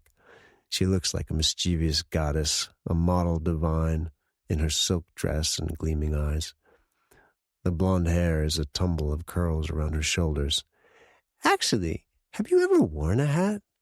I think you'd look good in one. I shake my head. Yeah, you had a lot more champagne than I realized. I'm not drunk. Yeah, sure you're not. I'm just elevated by the juice of grapes. I raise my eyebrows and she laughs. I read that in an article once. Isn't it a great way to say drunk? Sure, that's also 6 words too long. Summer laughs. You have a lot more humor than I thought the first time we met you. Well, I'm glad I can surprise you. She smiles and grabs another slice of pizza. I take a bite of my own and breathe in the comfortable silence. It's been a long time since I sat like this with anyone, despite the charity auction, despite the meaningless fucking small talk I'd had to engage in. The pressure behind my eyes is absent. A good day in the middle of a bad year. So, Summer says. I raise an eyebrow. So? This wasn't your official 3rd date or anything. The bet is still on. But if it were, how did I do? You want a performance review? Her smile flashes again. Yes, a debrief, like we've done before. What did you think of the client I fixed you up with tonight? I turned my face to the windows and the darkness beyond. The pathway to effortless conversation feels rusty. She was serious when she needed to be. Silly when she could. A good mix of the two? Yes, I'd say so. Summer gives a low whoop of victory, startling Ace lying beside her on the couch. I roll my eyes at her. I'm not that difficult to please. Oh, sure you're not, she says, but she's smiling. What else? Is this a debrief, or are you fishing for compliments? A debrief. I only have one date left to convince you that Opaid Match, a business you believed in enough to buy, by the way, is based on a sound business idea. Oh, I say, I know your business idea is sound. I just don't think it's the same one as you do. Right, because I think it's to help people find love, and you think it's, remind me again? She stretches her legs out on the couch, long and elegant. Arranged marriages for the elite, I snort. I know that's not what it's for. People who want to find a partner for status or prestige rather than an actual relationship. Can you honestly tell me that you don't have clients like that? Ones who decline to go on a date with anyone who earned less than a six-figure income? Summer takes another bite and looks at her dog, burying her fingers in his fur. They exist, sure. But on the whole, I don't see it that way at all. These people come in with their own set of difficulties. Some can't even date in public. We've had a few famous people as clients, actually. Others are older and wealthy and want to meet an equal. But it's harder to trust when money comes in the way. It's true that some come to us with a shopping list of criteria, but... Summer's face softens, her voice growing warm. All that melts away when two clients like each other. When we've found a good match, those are the best debriefs. I'll talk to both of them after their first couple dates, and it's there in their voice. The excitement, the nerves. And suddenly, the preferences they thought were important don't matter anymore. The only thing they can see is the person in front of them. It's beautiful. Her gaze returns to mine, and the joy in her eyes is real. Anyway, I love my job. You're free to consider me a hopeless romantic. I do, I say, looking away from her. The old rancor burns in my chest. It's been a long time since I believed in anything like that. I doubt I ever truly have. I have a question for you, she says. I force my voice to lighten. I'm not answering any more of those prompts. It's not a prompt, I swear. I don't believe you. It's something completely different. I lean back on the couch and drink her in with my gaze, the teasing smile, the warm eyes. Fine. What is it? Why don't you believe in true love? I groan, staring up at the ceiling. It wasn't a prompt. It might as well be. I don't mean to pry. Sure you don't, I say, but there's a smile in my voice. Even I can hear it. A second later, and I'm hit squarely in the chest by one of the colorful throw pillows. I look over at Summer. She's staring back at me with a gaze that's half shocked, half challenging. Sorry, she says. That didn't hurt, did it? Ha. My hand curls around the pillow, hurling it back at her. She dodges it easily and breaks into laughter. Ace gives a single low bark of surprise beside her. Is this how you treat your clients when they won't respond to your questions, I ask? No wonder Opaid Match is in dire straits. I don't have pillows in my office, she says, crosses one smooth leg over the other and shoots me a triumphant look. You're avoiding the question, which is fine. I push away my half-eaten pizza and lean forward. How can you believe so strongly in it? In true love? I nod. It's almost like we're in her office, talking about something rational and not here. In her home, at midnight, discussing love over pizza. I should leave. I don't. Summer sighs. It sounds like music. My parents have the perfect relationship, she says. They work together, yet they never argue, or rather, when they do, it ends in laughter because they both realize how ridiculous they are. Her hand traces the curve of Ace's head beside her on the couch. The dog looks like he's in bliss. They've gone through a lot, too. They had problems having children, and I was always destined to be an only child. But that only knitted them closer together. My dad bought my mom her dream house a few years back, and they spent their weekends renovating. It's like they're a newlywed couple. You miss them, I murmur. Yes, I love living in the city, but it's far away from them, she says with a smile, shakes her head. Anyway, that's why I believe in true love. I've seen it with my own eyes. Such honesty. It makes my chest tight. She'd answered my question without censure or artifice, like I'm an actual friend. Your tactic worked.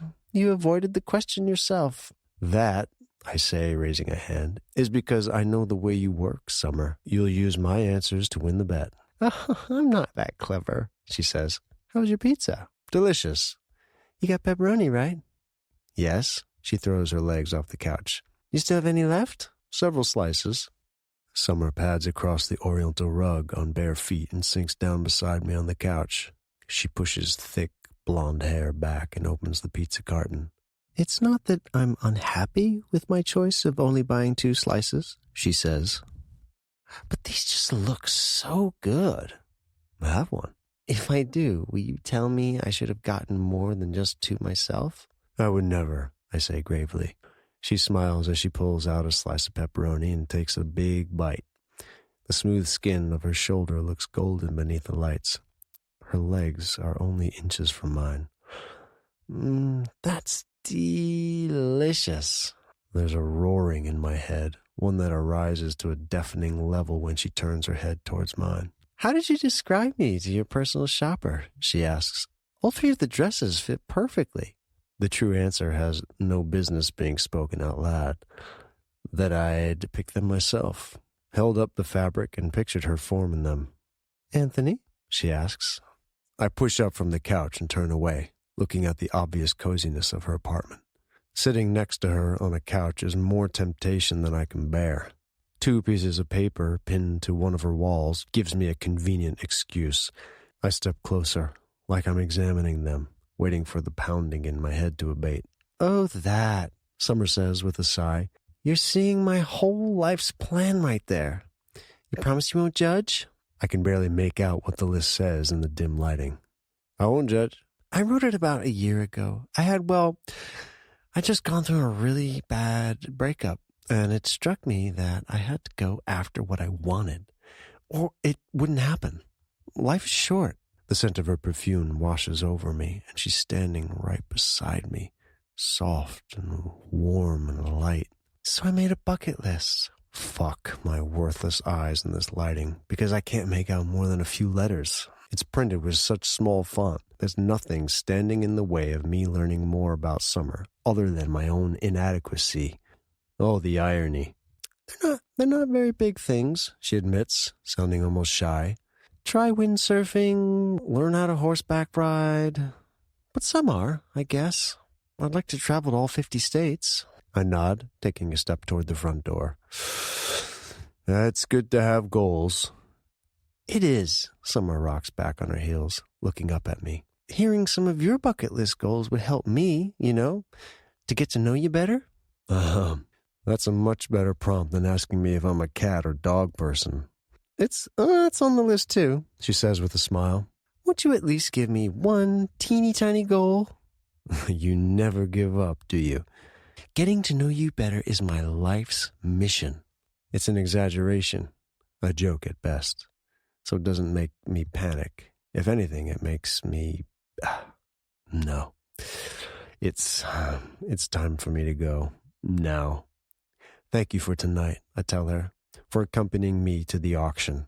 It was my pleasure, she says, and the softness of her voice makes it seem like she genuinely means it, like I hadn't coerced her through the bet. I reach for the doorknob and I speak with my back to her. There's no reason to say anything more, and I don't know where I find the words. Whitewater rafting, I say. That's one of my goals. Chapter 9. Summer. The enormity of what we'd done doesn't hit me until the next day, when the pleasant buzz of champagne has gone and left an aching head in its stead. Anthony had come up to my place, on my insistence. He'd seen where I lived. The mess, the trinkets, my open bedroom door and unmade bed. That stupid bucket list. He'd seen it, read all of the things I'd put down on paper as a way to convince myself to think big. My ex-boyfriend's voice hasn't rung in my head for months, but it does again this morning. His subtle put-downs, reminding me I shouldn't be too much, too forward, that it would be better if I let him do the talking. I try to shove Robin back down, just like I'd eventually shoved him out of my life. Anthony is a world apart from Robin, the two as different as two men could be. One quiet, where the other couldn't stop talking. One stoic, where the other was smarmy. While Anthony can be intimidating, I can't imagine him saying the sort of things Robin sometimes did.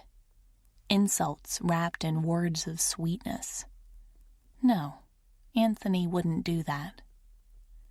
I hadn't gotten a smile out of him yesterday, but it had been close.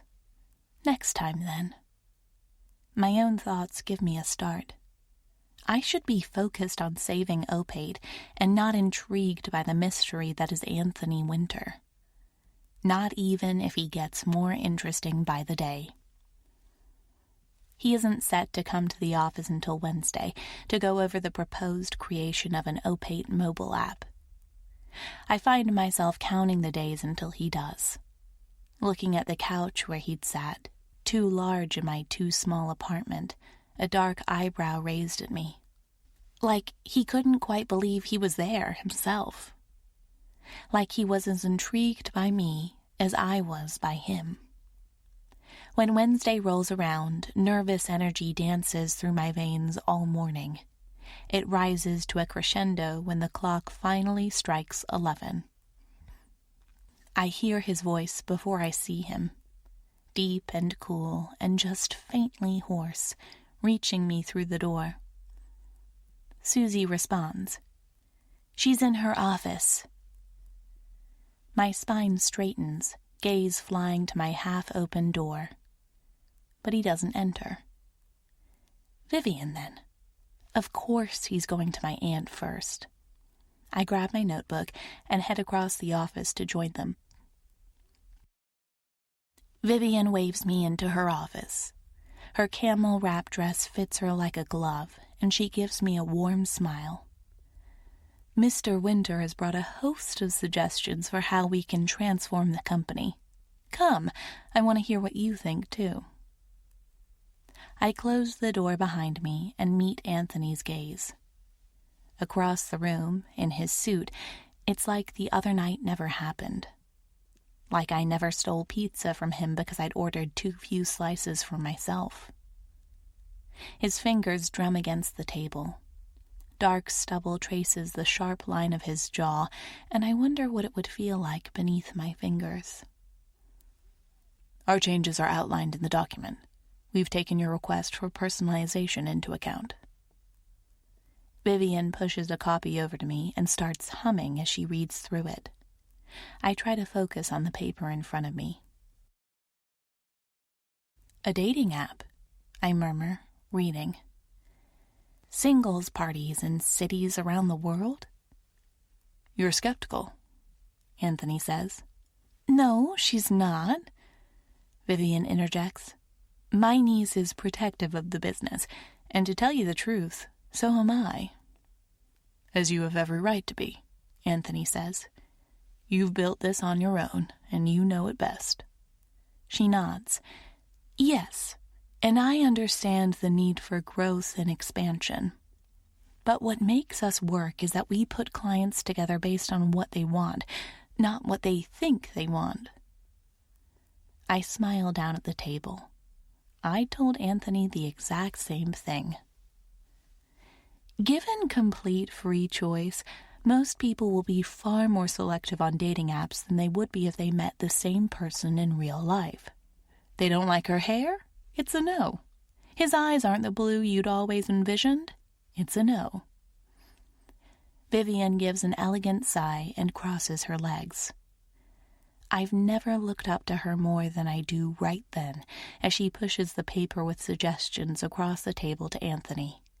It's a clear rejection to the man who owns a 51% stake. I'm not against digitalization or expansion, but we need to ensure there's still an element of exclusivity and control, one where we might pair you up with someone. If not, our success rates will drop, and with them, our profits.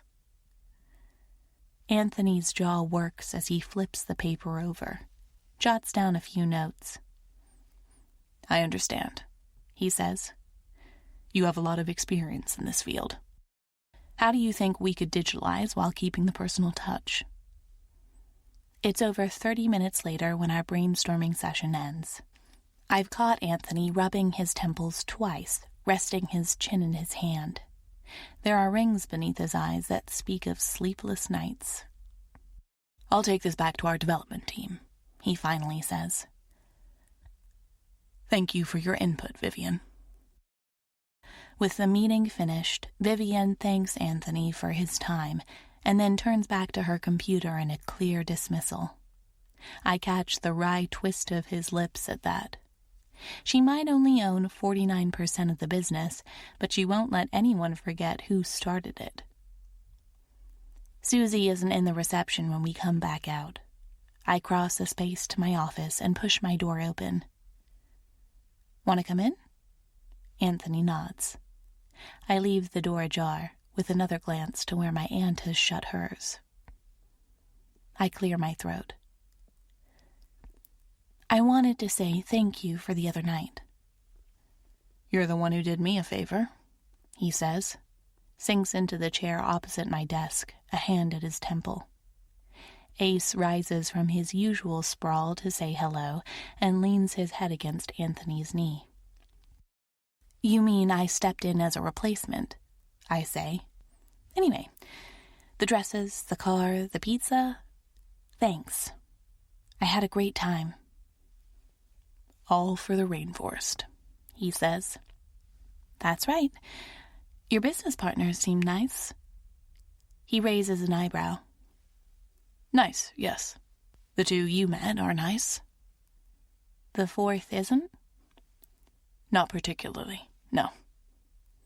Anthony shifts his gaze back to mine. Summer, I wanted to say...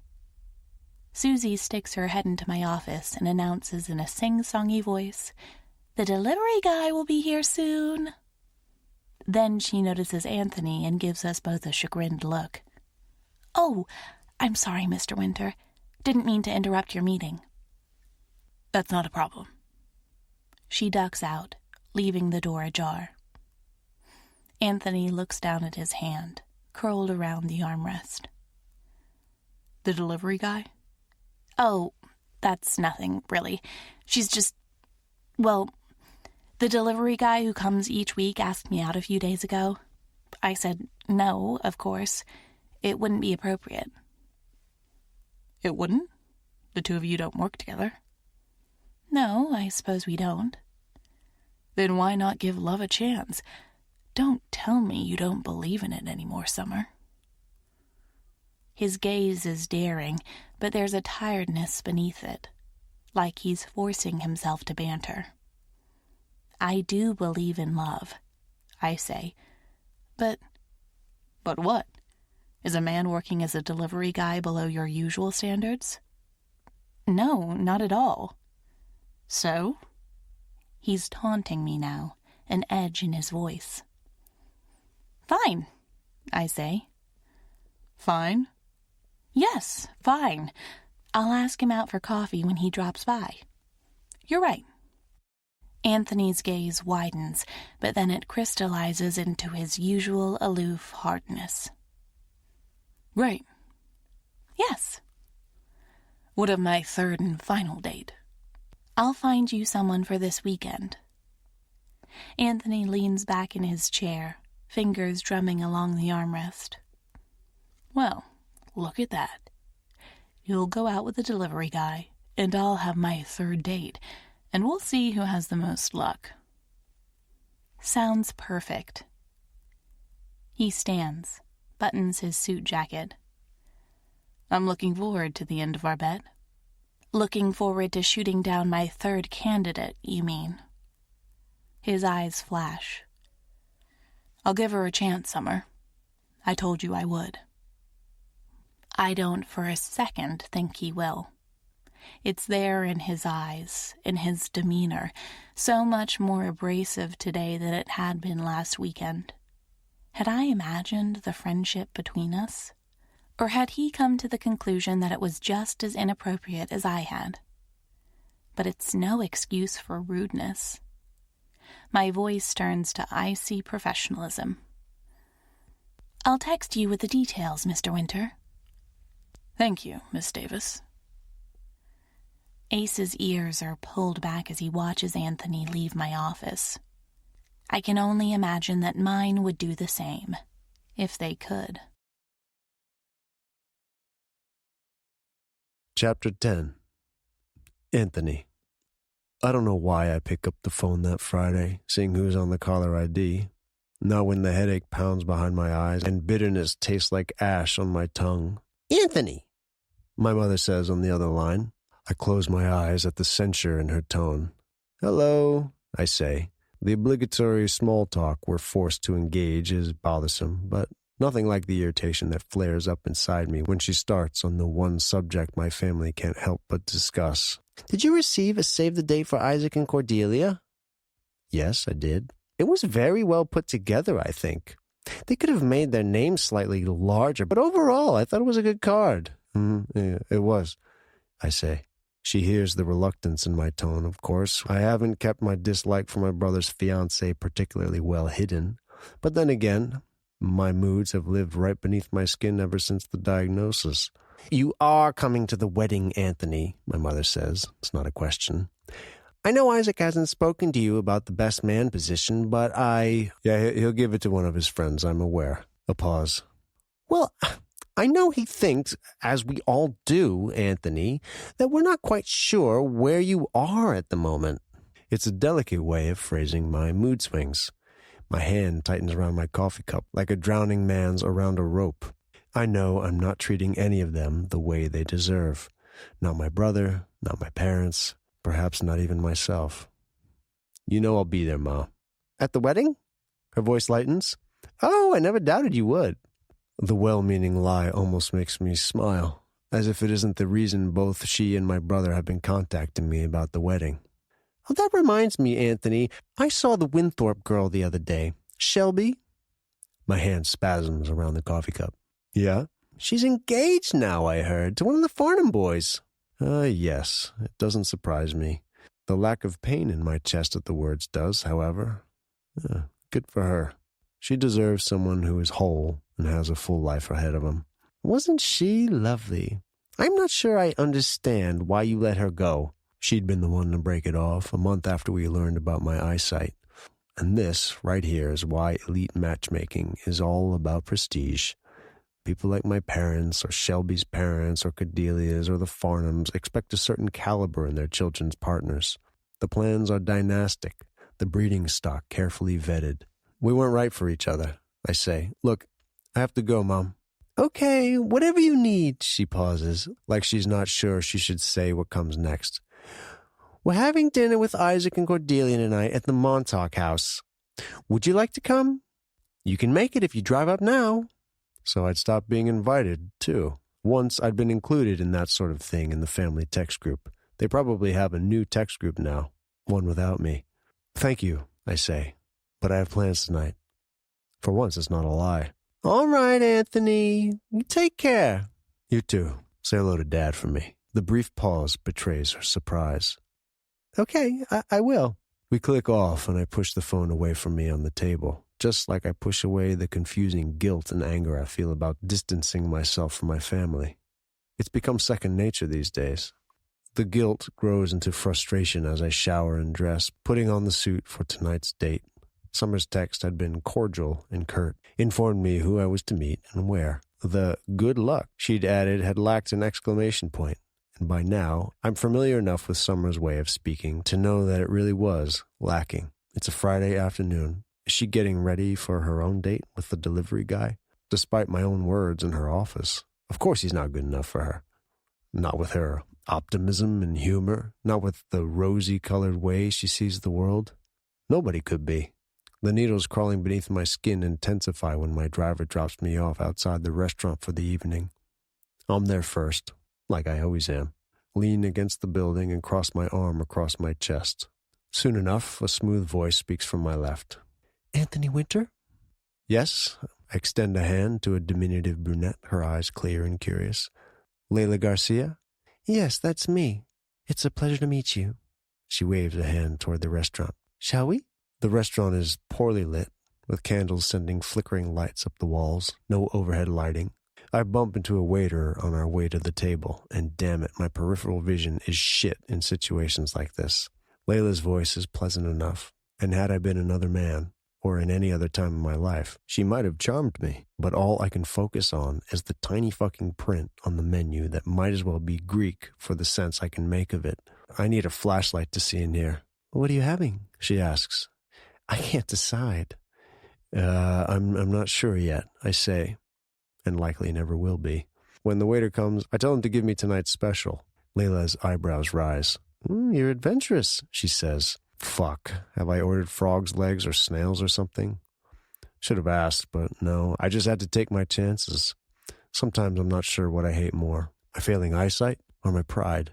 Layla's a psychologist with a degree from an Ivy League school and parents who summer in the Hamptons.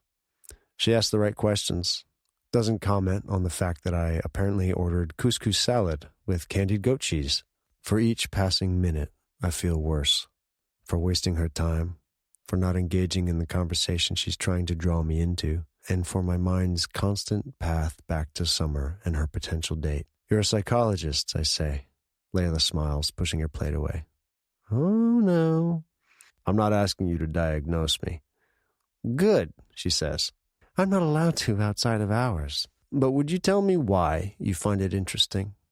Isn't it depressing to listen to people's problems all day? The look she gives me is one far too knowing for my liking. She cocks her head and reaches for her glass of wine. It can be, she admits. But most of the time it's very rewarding. Most often, people just need to speak their thoughts aloud and know that someone is listening. What I say matters only half as much as letting them hear themselves speak out loud. People are beautiful and problematic, and if I can be part, in however small a way, in someone turning their life around, well, that's worth listening to difficult things once in a while. That's admirable, I say, and I mean it. But so is skydiving, and I have about as much of an inclination to do either, which is 0. By dessert, the headache behind my eyes has erupted into blinding pain. She notices, too, which means I have to explain myself. I ask for the check.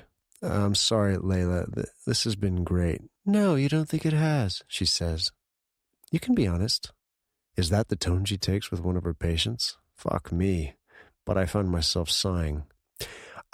I'm not in the best state right now. I thought I was. I thought I could do this, but I don't think I can. She's not angry with me. Instead, she reaches out and puts her hand on mine with professional courtesy. I understand. It's good that you tried, though. Thank you for tonight. The grace humbles me. I leave the restaurant on foot, walking the streets of New York aimlessly, thinking of her words, my mother's words, Summer's. A couple in love walks past me, their hands intertwined and their step quick. Laughter hangs in the air behind them. With a sigh, I pull my phone out of my pocket. Layla will call Summer soon and give a report, and I know the conclusion Summer will draw. That I sabotaged this night, that I would never admit she'd done a good job. Better go there first. I dial her number and hold the phone up to my ear, cross the street and glare at a cab that brakes too late. Anthony? Her voice is high. I don't know what to do. God, I don't know what to do. Are you all right? Summer, are you hurt? No. I'm at home. Ace just ate an entire box of chocolate. Her voice goes into hyperdrive again. I don't know what to do. I turn on my heel and nearly crash into a middle-aged couple, heading in the direction of her apartment. You need to get him to the vet. Yes, I found one, but I don't... Can I take a dog in a taxi? He's fine now in my apartment. Oh, God. I can be at your place soon. I have a car. Until then, you call the veterinarian and warn them that we're coming in, okay? Yes, I can do that. I'll do that. When will you be here? In 10, maybe 12 minutes. I'll text you when I'm downstairs with the car, and you'll come down with Ace, okay? Okay, she whispers. When I arrive, Summer is already downstairs. She has a bag slung over her shoulder and Ace in a tight leash at her side. The Golden looks no worse for wear, sitting on his haunches and keeping an eye out on the street, like he's determined to keep her safe. I approve. My driver's on the way, I tell her. She nods. The panic in her eyes is leashed, determined. I've spent the last 10 minutes on the internet. As long as he gets there in time, he should be fine. Good. Her blonde hair is pulled back in a ponytail. Dark smudges under her eyes from the panicked tears I'd heard on the phone. But now she's all business. I don't ask about the hows or the whys. There'll be time for that later. My driver doesn't comment on the dog in the back seat or the destination. He just floors it. I hold the door open for Summer when we arrive at the emergency clinic, and thanks to having called ahead, they're waiting for us. I have a seat in the waiting room while Summer follows a bespectacled veterinarian into a treatment room. Ace trots by her side, his tail tucked between his legs like he knows what's coming. I feel for the guy. I lean my head against the wall and let my eyes wander over the framed images of pets along the wall. The fluorescent lighting is a godsend compared to the dimly lit restaurant. Even if the only thing here for me to study are pictures of hamsters and cats, it's a long while before the door opens and Summer comes back out. She looks like an angel, with her blonde hair beneath the fluorescent light, her eyes shimmering with relief. He'll be fine, she says. He will? Yes. They'll keep him overnight for observation, and I'll pick him up tomorrow afternoon. They've given him medication and active charcoal that's meant to counteract chocolate, and... She buries her face in her hands. I can't believe I was so careless. I step closer and throw caution to the wind, wrapping my arm around her shoulders. It takes me several long moments to find the words. Well, I say, you did the right thing by getting him here so quickly. Summer nods into her hands and leans into me, like she's grateful for the support, like I'm actually comforting her. Thank you. I don't know what I would have done if you hadn't called right then. No, you would have figured it out. She takes a deep breath and lifts her head, shimmering eyes meeting mine. Oh, God, you were on your date. Did I interrupt you? I called you, I remind her. And no, it was no problem. Let me take you home. She nods and puts her hands on my arm, fingers curving, and lets me guide her to the door. Thank you, Anthony. Truly. Chapter 11. Anthony. For the second time in a week, I find myself in Summer Davis's living room near midnight. It's a dangerous habit. She's kicked off her shoes and taken her hair down and is now lying on the couch across from me, turning a ruined box of chocolate over in her hands. Dave brought them when he came to pick me up, she says. I put them in the hallway table. Ace must have knocked them off somehow, but he's never done anything like that before. Hard to resist if chocolate truffles are scattered all over the floor. She pushes up from the couch and throws the remnants in the trash with firm movements. Never again, she says. From here on out, my household will be 100% chocolate-free. I'll never own a piece again in my life. Drastic, I say. You couldn't have it in, like, a sealed Tupperware container? Summer pours us a glass of water each before sitting down on the couch opposite me again, pulling her legs up beneath her. You're good at thinking rationally, you know? Thank you. She drains half of her glass and pushes back a tendril of hair. Today was far too much excitement for me. Do you want to talk about him? Ace? Yes. Why do you bring him into the office most days? Actually, why do you have a golden retriever in central New York? She sighs and looks down at her hands. He might be happier upstate, but he does alternate between living with me and my parents, so I think he gets the best of both worlds, but, well, it's kind of a funny story. He was supposed to be a guide dog. What? Yes, a guide dog, for the blind. My jaw tightens. Is that supposed to be a joke? No, she says, eyes intent on me. I mean, unless you find it funny, but no. My parents have raised retrievers for as long as I can remember. There are always 1 or 2 puppies in each litter that my mother earmarks as guide dogs. She'll foster them, too, before they go to the Foundation for the Blind for advanced training. Anyway, Ace failed halfway through his. She turns her glass around, voice growing warm. He was 17 months when they withdrew him from the training. Too easily distracted, you see. But he has the biggest heart, and he had so much training still in him. So my parents adopted him right back home. The tight, suspicious fear in my chest softens at her words. A coincidence, then, that her dog was once destined to help guide the blind. Yet the reminder of blindness is unwelcome. It doesn't belong in this warm space. Not around her. Your parents sound idyllic, I say. You think? Perfect marriage, perfect kid, raising dogs. Yeah, I do. Her smile widens. Perfect kid? You can't have been difficult to raise. You're making assumptions. Yes, I say, but tell me I'm wrong. You're not, she admits. And they are pretty great. Over the last year, I really wanted Ace with me here, too. And they've understood. He's helped. Helped? Yes, well, I told you I had a pretty bad breakup a year ago. You did. Having Ace here has been lovely. She looks down at a glass of water in her hands, twisting it around. And just like that, I have to know more. I'm sorry to hear about the breakup. She shakes her head.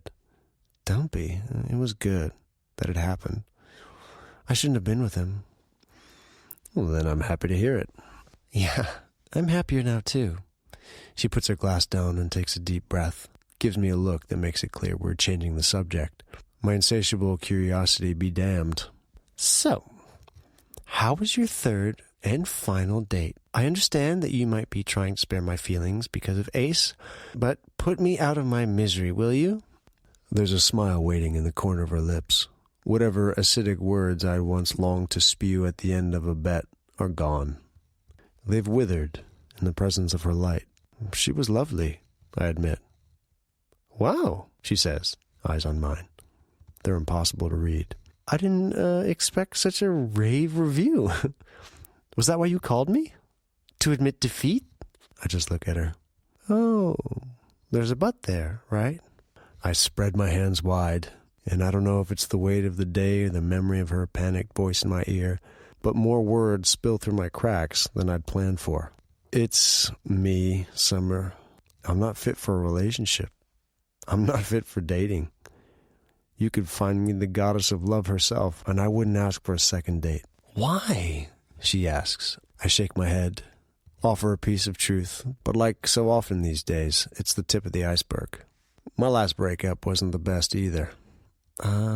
Summer says. She leans back on the couch, the cut-off jeans she's wearing revealing a sliver of smooth skin at the ankle. Look at us, then. You own a matchmaking company, and I work at one, and neither of us seems to be capable of dating. Neither of us. What happened to the delivery boy?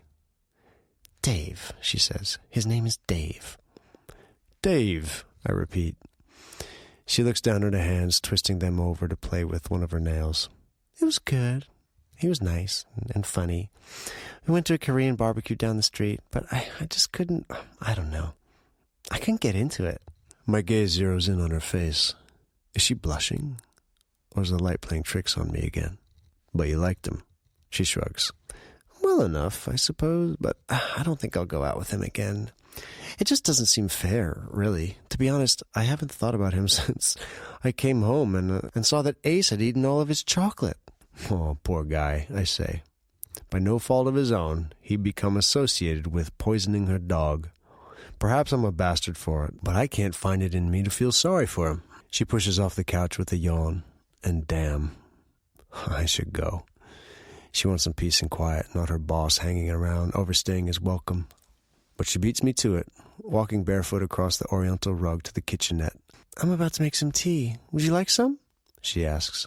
You don't strike me as a tea-drinking kind of man, but, you know, I don't want to assume. My hand relaxes on my thigh. I'll have whatever you're having. That means chamomile tea with a drop of honey. Great.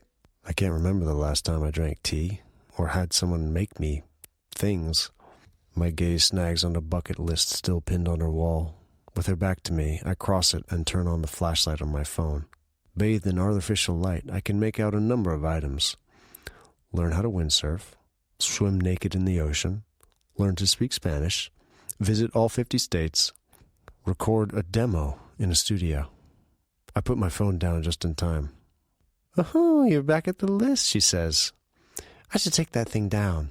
No, you shouldn't. I didn't know you sang. Summer puts my mug on the coffee table and curls up on her couch, legs crossed beneath her. A sheath of blonde hair falls forward as she stares into her mug as if she's trying to read her fortune. I used to. You used to sing? Yes, I majored in business in college, but with a minor in music. I can't play an instrument to save my life, but I've been singing for as long as I can remember. I raise an eyebrow, but Summer holds up a hand. I know exactly what you're going to say. Don't. Do you? Yes, you were going to ask me to sing something. Maybe, maybe not. And even if I were, would it be so terrible? She gives a mock shiver, but there's real censure in her eyes. Yes, I won't sing on command. All right, little canary, I say, taking a sip of the tea she's prepared for me. It's not half bad. I'm not surprised, you know. That I sing? You seem like the type. Golden, glorious, smiling. She should be a cartoon princess walking through a forest with woodland creatures trailing behind her. Hell, I feel like one, sitting here in her apartment for no apparent reason for the second time in a week. I don't know what to make of that, she says. It was a compliment, I think. Then thank you, she says, smiling. I think. We look at each other for a long moment, her smiling, me lost. I'm acutely aware of the fact that it's past midnight, and she's in a pair of tight jeans and a tank top. But then she sits up, pinned straight. Do you hear that? Hear what? It's raining! Damn! I watch in astonished silence as she flies up from the couch, grabbing towels that had been stuffed behind the couch. She rolls them up tightly and fits them against the windowsills. They leak?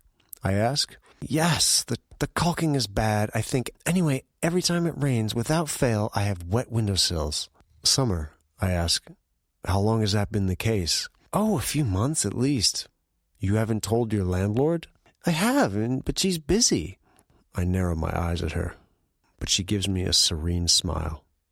Sinking down to the couch again. You're renting from your aunt, I guess. She nods. Vivi will fix them. You should remind her. I will, she says, stretching her legs out. I'm about to insist when she gives a soft sigh and leans her head against the back of the couch, closing her eyes. This is nice. My gaze returns to my mug, surprised to find that I actually agree with her on that. You know, she says, I have a few great friends in the city, but most of them are from college, and they have their own lives. I don't spend as much time with them as I'd like. This is when I should leave. I know it in my bones, but my body is glued to the couch. Perhaps she's a siren, capturing men, soul after soul. I don't with mine either, I admit. Somehow it doesn't sound quite as pathetic spoken out loud in her warm apartment. You have your business partners, she points out. I do, although we mostly work together. Not to mention all my friendships have an expiration date. You grew up in the city? Yeah. She makes a soft humming sound, and I crack open one of my lids to see her regarding me thoughtfully. I can only imagine I look a sight, sprawled in my suit on her couch, holding a tea mug with peonies painted on it. You're thinking about something, I tell her. Yes, she admits. Just that. You're very fascinating, Anthony. I close my eyes. Sure. I mean it, though. You're full of contradictions. You never say or do what I expect you to do. You don't react to the women I set you up with the way I'd planned. You buy a matchmaking company you despise. Hey, I don't despise Opate. She chuckles. Right. You like my dog, despite pretending you don't. I never pretended not to like your dog. Sure. Now there's laughter in her voice. But I don't mind being the object of her fascination, or her laughter. And now I'm here in your apartment after midnight, I complete for her. Drinking tea. Yes. You're fascinating, that's all. Happy to entertain. I give a half bow from the couch, and she chuckles again, turning back to her tea. This time I'm fairly certain she's blushing. No trick of the lights here. You're part of one of the city's most illustrious families, she continues. But you didn't mind eating pepperoni pizza out of a box with me. Right after, mind you, spending more money than most people earn in a year on a watch you can't wear. Hey, I tell her, something in me drawing tight at her words. I would look great in a woman's diamond watch. Her answering smile is too blinding. So I close my eyes again. And you're funny, too. But I don't think you joke too often, and your laugh is rarer still. Hey, I'm not one of your clients, I say, meeting her gaze. No need to keep trying to figure me out. Summer's mouth opens on a soft exhale. Perhaps I just want to learn more about a friend. A friend, I repeat, running my thumb around the rim of the mug, looking at her and knowing I'll never be satisfied with that, but unable to offer her more. Chapter 12. Summer. Want to see him again? I ask my parents. I don't wait for the reply, turning my camera around to show Ace on the video call. He's sprawled on the rug, a chew toy between his front paws. He lifts his head to look at me. Yes, it says. What do you want me to do? Oh, he really does look great, my mother says. I'm so happy your friend could help you get to the veterinarian so quickly. Was it Posey? My dad asks. Someone from college? A new friend, actually, through work. That's great, honey. You need friends in the city. You sure do. Hey, don't forget to give him nice, gentle food tonight and tomorrow, okay? His stomach has been through a lot. White rice, oatmeal, chicken. I will, Mom. Ace returns to his chew toy, healthy and hale again. It's the sweetest relief. Never again, I think. Have you spoken to that vocal coach again? The one you contacted for singing lessons? I shake my head, and my mother sighs. You used to sing all the time, honey. You sang before you could talk. That was a long time ago. Not that long, she says.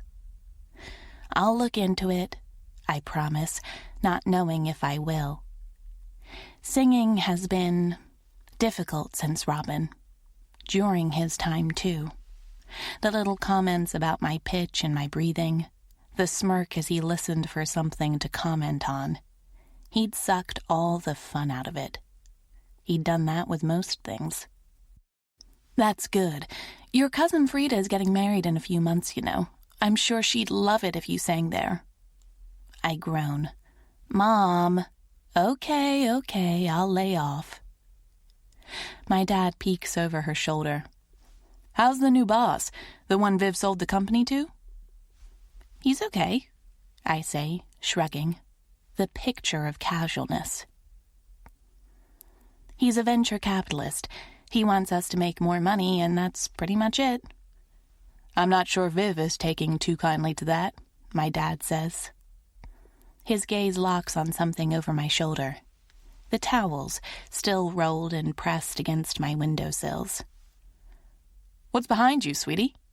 Oh, the windows leak when it rains. They do what? It's an old building. That's not an excuse. You need to tell your aunt.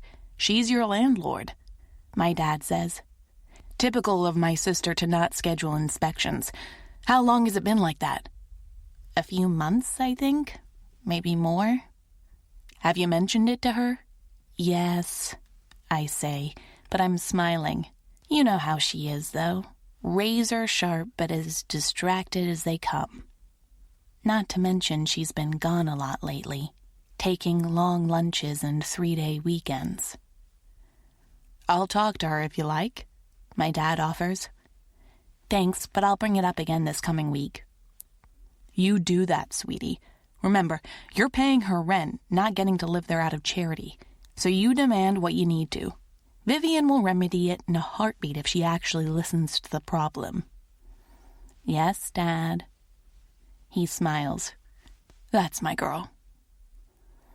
When we finally hang up, right after Mom gives me a virtual tour of the new kitchen garden she's planted and let me say hi to the dogs, homesickness is a tight knot in my throat. The place is most beautiful in the summer, and it's already halfway through June. I clean up the remnants of my Sunday breakfast turned brunch turned lunch and grab the 2 tea mugs still left out on the coffee table from Friday night. His with peonies, and mine with a cartoon dog. I look down to watch Ace lying comfortably on the floor, alive and pain-free. Grabbing my phone, I write him a quick text. Summer. Thank you so much for your help the other night and for staying a while after. I owe you. I stare at the text and fight against the quick beating of my heart. It's absurd to care this much, that him reading my words, looking down at his phone, matters this much. But it does. He'd been calm and steady on Friday, and the way he'd sat on my couch that night, with his dark hair tousled and long legs stretched out in front of him, he'd looked like a lazy god, one constantly passing judgment on those around him, one with layers and layers of secrets. His response comes 10 minutes later, sending me vaulting over the couch to where I'd thrown my phone. Anthony. You're welcome. How's Ace doing? I sink down onto my couch and let my fingers fly over the phone. Picture him staring down at his, waiting for my response. Summer. He was tired when I picked him up yesterday and has been sleeping a lot. But today his mood is up and he's been playing a bit with his toys. Almost back to normal. Anthony. That's great. Have you told the delivery guy what happened because of his chocolates? Summer. No, of course not. He might feel terrible when he did nothing wrong. He doesn't answer that. I look at my phone for an embarrassingly long time. Not ready to let this be the end. My heart in my throat, I cast out for anything to say, anything that might keep this going. When I'd walked back home with Ace yesterday, a woman had handed out flyers for a beer tasting. Would that be overstepping my boundaries? But he hadn't objected the other night when I called us friends. Spending time with him is fun, challenging, taunting the cynic from his shell, his presence steady and his humor surprisingly dark. My phone chimes again.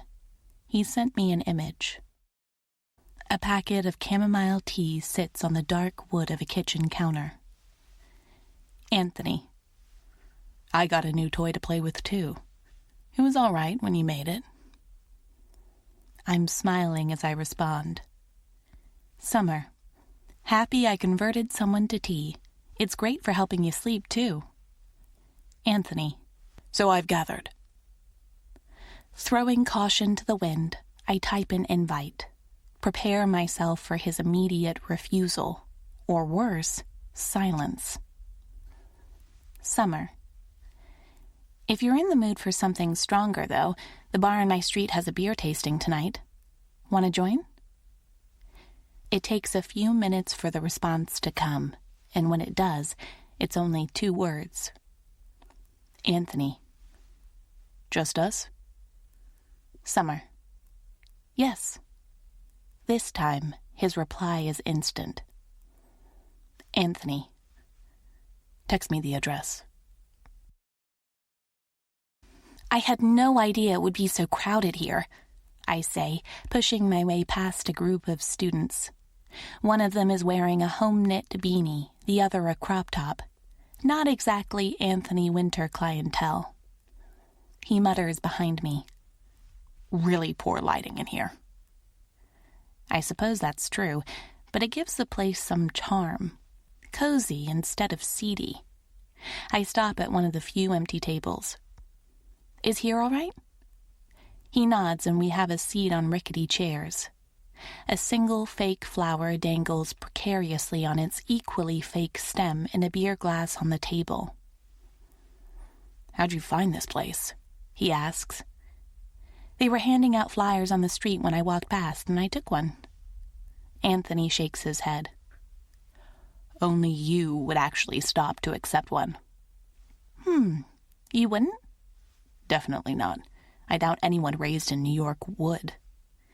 Imagine all of the things you miss, I say. Beer tastings in college bars, invitations to dodgy underground clubs. The horror. His eyes glitter with dry amusement, but they turn sharp as a waiter approaches us. He has a towel slung over a shoulder and a stack of menus in hand. Here for the tasting? We sure are, I say. Great, welcome guys. Here's a list of lagers, ales, and IPAs we'll be serving tonight. He hands us a menu each, slightly sticky to the touch. There's a scorecard tucked in there somewhere too. We'll be serving them in 20-minute intervals. Okay, awesome, I say. How about... Oh. He's already retreating, weaving through the crowd to attend to other newcomers. Excellent customer service, Anthony says dryly. He's wearing his usual scowl, but for the first time, I'm seeing him in something other than a suit. A gray sweater stretches across his shoulders, clinging to muscles previously hidden. A thick watch rests on his wrist, no diamonds on it. He runs a hand through his thick, dark hair absently and stares down at the beer menu. I want to reach over and trace his bearded jawline, see if it would tickle against my hand. He closes the menu. Read about the first beer, Summer. Read aloud? Yes, I enjoy your voice. Okay, yes, I say, smiling. I tell him about the nutty character of the first pale ale, glancing up at him every so often. He notices, of course. What's the matter? Nothing, I put the menu down. I want to say thank you again. This beer tasting is on me, by the way. All of it. He shakes his head. No. I insist, Anthony. Please. You helped me with Ace, and without your car... Thank you. You're welcome, he says, dark gaze softening. But under no circumstances are you paying for this, Summer. I sweep a hand out at our surroundings. Please. Look, I know this isn't your usual scene, and I had no idea it would be this crowded. Please let me.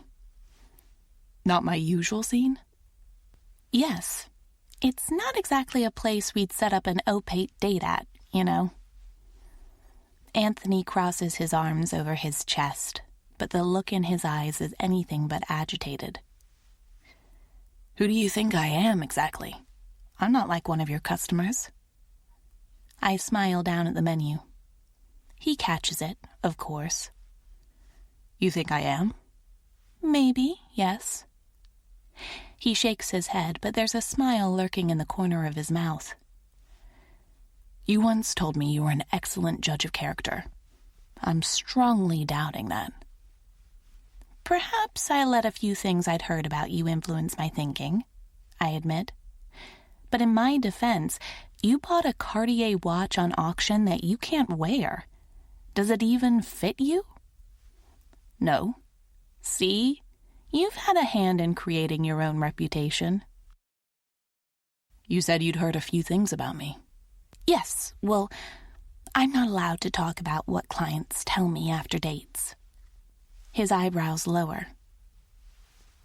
But, hypothetically, I might have been informed about certain connections your family has. My surname, he says. Surely you made the connection before either of my dates pointed it out to you? I give an apologetic shrug. I didn't. I'm sorry. Anthony shakes his head and looks up at the ceiling. My grandfather would be rolling in his grave if he heard that. He would? Oh, I'm sorry. But then his gaze returns to mine, and it's bursting with silent laughter. Honestly, how do you work at a place like Opate and not know this, not care about it? You know why? I tell him archly, but I'm smiling. I'm in it for the right reasons. Ah, yes, true love. Exactly. You know, I thought you were just feeding me a line the first time I met you. And now? Now I know you actually believe it. I don't know if that makes you honorable or naive. I laugh, crossing my legs beneath the table. The movement settles my leg next to his. Neither of us shifts away.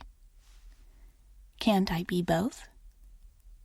The waiter arrives with our first 2 beers, 1 each, and gives us pens for our scorecards. I gaze over the rim of my beer at Anthony. He commits fully, taking a deep drag of his ale and commenting on its flavor. Even adds little X's to the scorecard. We drink and talk, and it's surprisingly pleasant, drowning out the sounds of students singing along to an indie rock song at the table next to us. One of them ambles past us some way through the 3rd beer, aiming for its stool. He gets on it with a wobble. "I was just dared," he yells, "by my lovely girlfriend that I had to tell you all. No, just wait a moment. Just give me a moment." He's escorted out by our waiter, another burly man on the other side, his beanie askew.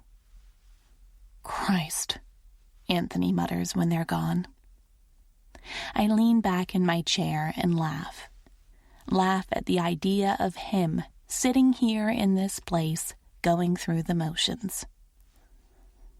He raises the 3rd beer to me. I raise mine in response, feeling the pleasant buzz of alcohol in my head. "To friends," he says. To friends, I agree. Keep my eyes on his as we both drink. My stomach flips once, twice. That reminds me, actually. Is it odd to be friends with your boss? "I'm not technically your boss," he says, voice deepening. "Your aunt is." That's true. I haven't told her, by the way. Not about our initial bet, and not that I was your date. Perhaps we shouldn't be spending time together like this, but... I shrug and look up at him, give him a smile. "You don't have to worry about me, Summer." I don't? "No, I'm not out to ruin your aunt's business. I won't say a word to her about the bet, or that we apparently go to beer tastings together. And I will only give you chocolate in hermetically sealed bags." I laugh at that, and his mouth softens, curls up into a half-smile. "Will you tell me something?" I ask. "I know better than to indulge you." "I won't ask you about your first kiss or where you'd like to get married. No prompts this time." "Thank God." "But I am curious. Why do you want to be friends with me?" I hold up a hand. Don't get me wrong, I'm absolutely terrific. But it does seem like someone with your connections could walk into any room and be welcome. "I could say the same of you," he says. "You smile at absolutely everyone, Summer. Have you noticed that?" My fingers tighten around the pint of lager in front of me. I hadn't, no. "I gave you no reason to, but you still wanted to get to know me." Anthony looks from me to the crowded bar, watching the waiter weave between parties. His jaw works once. "So I'm the one who should ask you that question. Why you want to be friends with me?" "You're funny," I tell him. "Perhaps you don't think you are, but that's the truth. You're very difficult to predict, too." His gaze returns to me. Eyes narrowed, but not in anger. In thought. I've learned to recognize the signs now. "You have no expectations of me," he says. I don't? Very few, if so. Or if you do, they're different. All those people in the hypothetical room you mentioned, they would expect me to be one thing or the other. They all did when we were at the charity auction. And I don't. Slowly a smile stretches across my face. "And you don't," he says, tugs at the collar of his sweater. "No need to look smug about it." My grin widens. "Drink your beer," he mutters, but he's smiling down at the table. "We'll be getting our last one soon." You know, it's dangerous to have a beer tasting without offering us any food. Nothing, not even a little bowl of pretzels or a tray of olives. "A tray of olives?" A pitcher, then. You're losing it, He says. A trough, I suggest. A cylinder, He adds, but then shakes his head. We've lost it. I feel like I'm breaking inside, but in the best possible way, like a layer of ice shattering and thawing. That's why we should have had food with this. We would have been so much better with words if we had. You're tipsy again. You're not? I ask, looking at him over the rim of my beer glass. I get that you have a higher tolerance than me, but come on. I'm not tipsy, he says.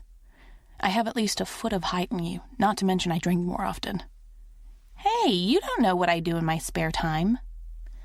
I know enough to be sure it's not downing beers like there's no tomorrow. Careful there, Shorty. I'll finish off the last of your final beer. How self-sacrificing, I say. That's me, noble to the core. Anthony, the sneaky bastard, pays while I'm in the ladies' room. He listens to my protests with half a smile, shoving his wallet into the pocket of his dark slacks. You have to be quicker around me, Summer. Next time, I warn him. I'll be on alert. He opens the front door and I step into the midsummer warmth. The air is humid, but the heat of the day has softened, pleasant now. We forgot our scorecards. He chuckles. How will we possibly go on in life? But I liked that second beer, the one from the little brewery in Montana. What was it called? Green Eagle Ale. That's it, I say, snapping my fingers. I'm going to have to get a keg of that. A keg? Summer, how much beer do you usually drink? Honestly? I'd prefer it, yes. I laugh, and he slips a hand down my back, steering me around a street lamp that suddenly, and quite rudely, appears in my way. I don't drink a lot of beer at all. It's not really my favorite. He's silent for what feels like forever as we walk down the street to my apartment. But you suggested a beer tasting, he says. Yes, well, I thought it would be fun. It seemed like something friends do in the city. He snorts, but there's something soft in the tone. The cynic is gone for tonight. Next time, suggest something you actually enjoy, Summer. The two beautiful words spread like warm honey through my veins. Next time. Okay, I will. Next time. But I had fun tonight. So did I, he says. We reach the door to my apartment building far too soon. It had felt smart to choose a bar in my street, but now it strikes me as a grave error. The walk was too short. I look up at him. Anthony? Summer, he says. I run a hand over the back of my neck where tendrils of hair stick to my damp skin. Let's play around with a hypothetical. He raises an eyebrow. Okay. Hypothetically, if you weren't my boss and we weren't just friends, do you think we'd ever, well...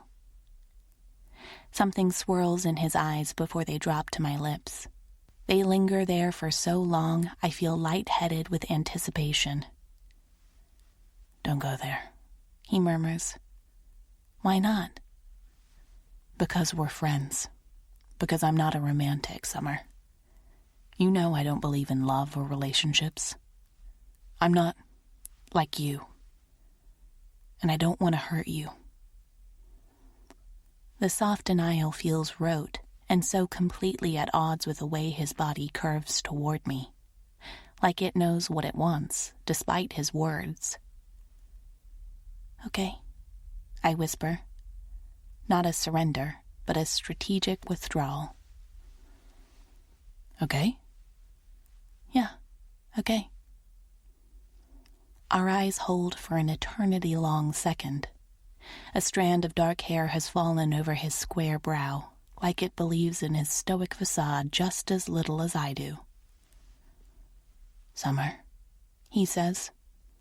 I sway closer. Yes? He bends down and my eyes flutter closed as he presses the briefest of kisses to my cheek. The soft scratch of his beard against my skin sends goosebumps racing along my arms. Don't think I haven't thought about it, he murmurs. Oh, I breathe. When I open my eyes again, he's smiling to himself. He gives me a nod and walks away, hands in his pockets. I watch him until he disappears into the New York crowd, a man amongst many, before I finally open the front door to my building.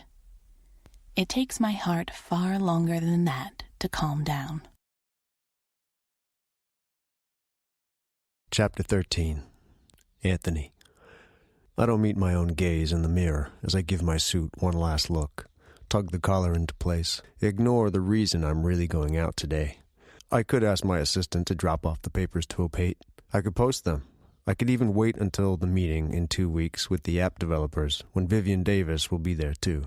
But the sky outside my windows is a vivid blue, and perhaps a walk wouldn't be the worst thing in the world. Neither would seeing summer again. I don't call my driver or hail a taxi. The streets beckon, and the city's pulse feels in tune with my own. The sweet smell of candied almonds mingles with exhaust and subway wafting up from the grates beneath my feet. A cabbie yells to a pedestrian across the street. It's a testament to everything I will one day lose.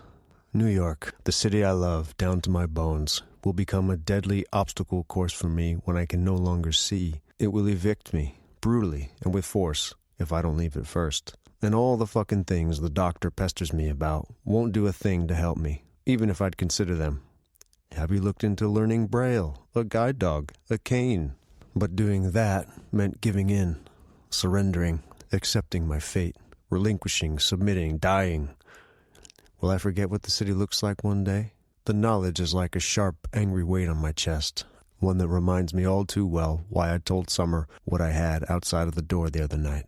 I can never tell her. And yet, dating her without her knowing would be unforgivable too. Friendship, then. It's been a very long time since I tried to tread that line. The receptionist looks startled when I arrive, hands fumbling with the lip gloss she's just been applying. Mr. Winter. Just here to drop off some documents for Miss Davis. She looks from Summer's half-closed door to Vivian's open door. Vivian Davis, I clarify. Susie nods. Oh, she's out for lunch. I'll be happy to put them on her desk and let her know you came by. I hand her the envelope and keep from glancing at Summer's door. She'd been right to be concerned about our interactions, making their way back to this office. As much as I hate it, I know how it would look, too. And then her door creaks as it's nudged open, nails clicking against hardwood floor. Ace winds his way around my legs, a cold nose pressed against my hand. I rub my hands over his silky ears, and his tail wags softly, dark eyes looking up at me, reminding me that I might one day need someone like him. Hello. Summer is standing in the open doorway to her office, her golden hair braided into a rope down the side of her neck. My aunt is out at the moment. So I gathered. Yes. I nod to her office. Have you had a chance to look over the suggestions the app development team sent over? Yes, I actually have a few thoughts on it, if you have a moment, Mr. Winter. I do, in fact. Excellent. She beckons and I join her in her office, the door shutting behind us. Summer gives me a slow smile. Hello. Hi, I say. Glance from her to the sad half-eaten salad on her desk and the summer weather outside her window. Come out and have lunch with me. Really? Yes, really. Her smile widens until it becomes a physical thing aching in my chest. All right. You leave first, and then I'll join you downstairs. I bend and give Ace a pat to hide my smile. Yes. 15 minutes later, we're walking into the park next to her office building. Summer steers us right to the lone bench unoccupied by office workers and sinks down on it with a thankful sigh. Like a sunflower, she turns her face up to the sky. This is exactly what I needed. My hands tighten on the sandwich I'd bought on the way, the flimsy excuse to spend more time with her. I look away from her beauty before I'm tempted to forget it's not for me. You often eat lunch at your desk? Sometimes, she admits. We hadn't been doing so well before you guys bought us. I mean, you know that. I do. One of our problems is that we don't get repeat customers. If we've done our job well, they're settled into a relationship and will never need our services again. Kind of a flawed business model. Well, my aunt should have thought about that before she started, she says. Or perhaps we should just do a poorer job. That's always an option. Embrace mediocrity, Summer. That earns me a laugh. One that sets off a tightening in my chest. This is coming from you, right? The embodiment of success? I turn my head. I'm the embodiment of success? Let's see, she says, counting on her fingers. Co-founder of a wildly successful venture capitalist firm, rich beyond measure, part of the Winter family. Do you want me to add anything? The epitome of male beauty. I deadpan. She laughs again, reaching up to brush a tendril of blonde hair from her forehead. I forgot about that one. Of course. How could I embrace mediocrity when you haven't? I shake my head and lean back against the bench, closing my eyes against the sunshine. It's warm against my skin. Don't compare yourself to me at all. That's an option, I suppose. I hear the tear of plastic as she opens the rest of her salad. I bought a few of the lagers we drank the other night. Really? Yep, they're in my local supermarket. She crosses her legs, the summer dress she's wearing sliding up over tanned knees. I refocus on my sandwich. Your windows. Have you spoken to your aunt about them? Yes, I have. She was horrified. Rightly so. They're getting fixed next weekend. I don't know how she got hold of the carpenters so quickly. I think she helped set up the meeting of the head of a construction firm with his wife. And that's why. Summer chuckles. My aunt knows more people than the Yellow Pages. I'd gathered something similar from my time interacting with Vivian Davis. Getting her on board with the changes to the company will be necessary if we're to succeed with it at all. She'll make an excellent ally, or a terrible enemy. I'll have to be out of the apartment for a day or two, Summer continues. She slides one foot out of her wedge sandal and buries her foot in the sun-warmed grass. They'll mostly have to re-caulk the windows, but apparently some of the products aren't the best to breathe in. Where will you stay? I'm not sure. I could go to my parents' place, but it's quite far. My aunt would probably take me in if I asked. When is this? Next week, Thursday to Friday. I have a place in Montauk, and I'm going next weekend, I say, making the decision to as I say it. You're welcome to come along. Her blue eyes hold genuine surprise. Anthony, are you sure? Yes, not at all. It's got more than enough space. Ace could run on the beach. Besides, I say, adding the piece de resistance, there are always windsurfers out there. I'm sure we could find you an instructor. Wow, are you serious? I shrug. Yes. Unless you'd rather not, of course. Her face splits into a smile that could rival the sun. Oh, of course I want to. That's incredibly kind of you, Anthony. I don't know what to say. Yeah, you can bring those beers, I say. Print out a few scorecards. I've been dared by my girlfriend, she declares, to tell you all that. I groan. Please don't. But she's laughing and shifting on the bench, her thigh coming to rest against mine. I can't believe I've agreed to this, let alone suggested it. Navigating the house at dark with her there to watch. The headaches have been good for the past week, but a migraine with her there and no way to explain. So you have a house in Montauk, she says, and the soft lilt in her voice brings me back. How come? Oh, the house is a test and a surrender. It's the 1 inch of ground I've given to the diagnosis. And having purchased a place for my future self, I've barely spent any time there. No one knows about the house who isn't my lawyer, accountant, or assistant. They'll all ask why I bought it. And the answer isn't one I can speak out loud. I need a place to live when the music ends, when the curtain falls. And the only thing remaining is darkness. The place is gorgeous, with a view of the ocean that mocks me every time I see it. Beautiful. And one day completely pointless. I could be living in a cave and not know it. As the embodiment of success, I tell her, of course I have a house in the Hamptons. Summer laughs, the sound sweeping away some of my fears. But I know they're only waiting in the wings for their cue. This show is one I can't stop watching, no matter how much I might want to. Chapter 14. Summer. My weekend bag slides through my fingers and hits the hardwood floor with a soft thud.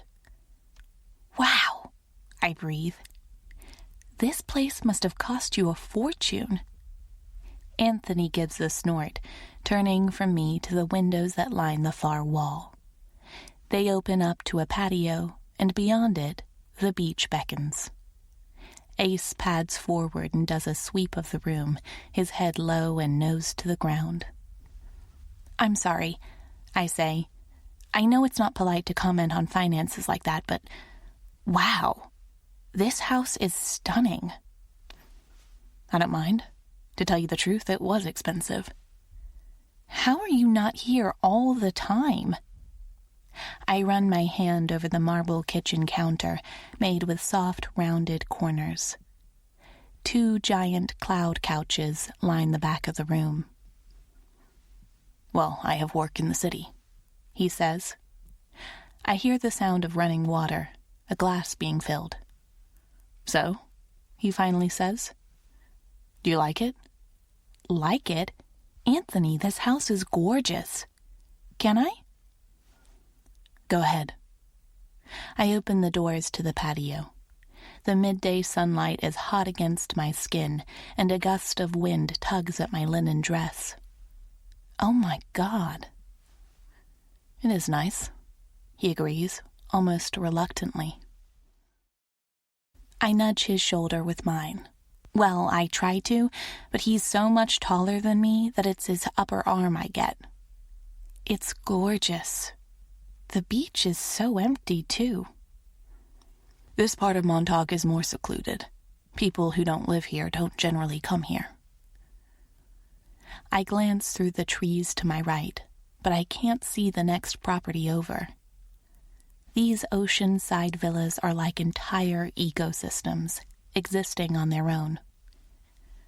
"You really like it here," Anthony says. Bends down to put a hand on Ace's flank, my dog leaning against his leg. "Oh, yes. Who wouldn't? Were you doubting I'd be anything but impressed?"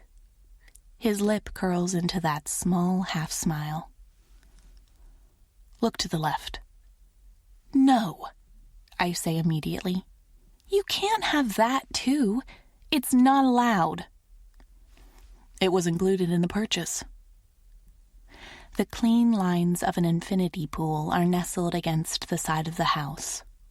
It's the perfect size, complementing the house rather than detracting from it, emphasizing the ocean rather than competing with it.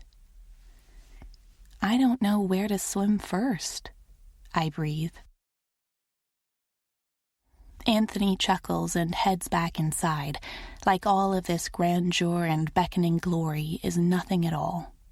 I suppose it's not, when you're used to it. He picks up my weekend bag. "Your bedroom is down here," he says. "I'm guessing you won't mind an ocean view?" Okay, now you're just being blasé to annoy me. The look he shoots me over his shoulder confirms it. "Is it working?" "No, because while I'm here, I'm unannoyable. Nothing can take me down off this high." "A fancy house, huh? That's all it takes to wow you." But there's genuine warmth in his voice, and as he pushes open the door to a bedroom, I forget my response entirely. It looks like a luxurious hotel room at an expensive resort.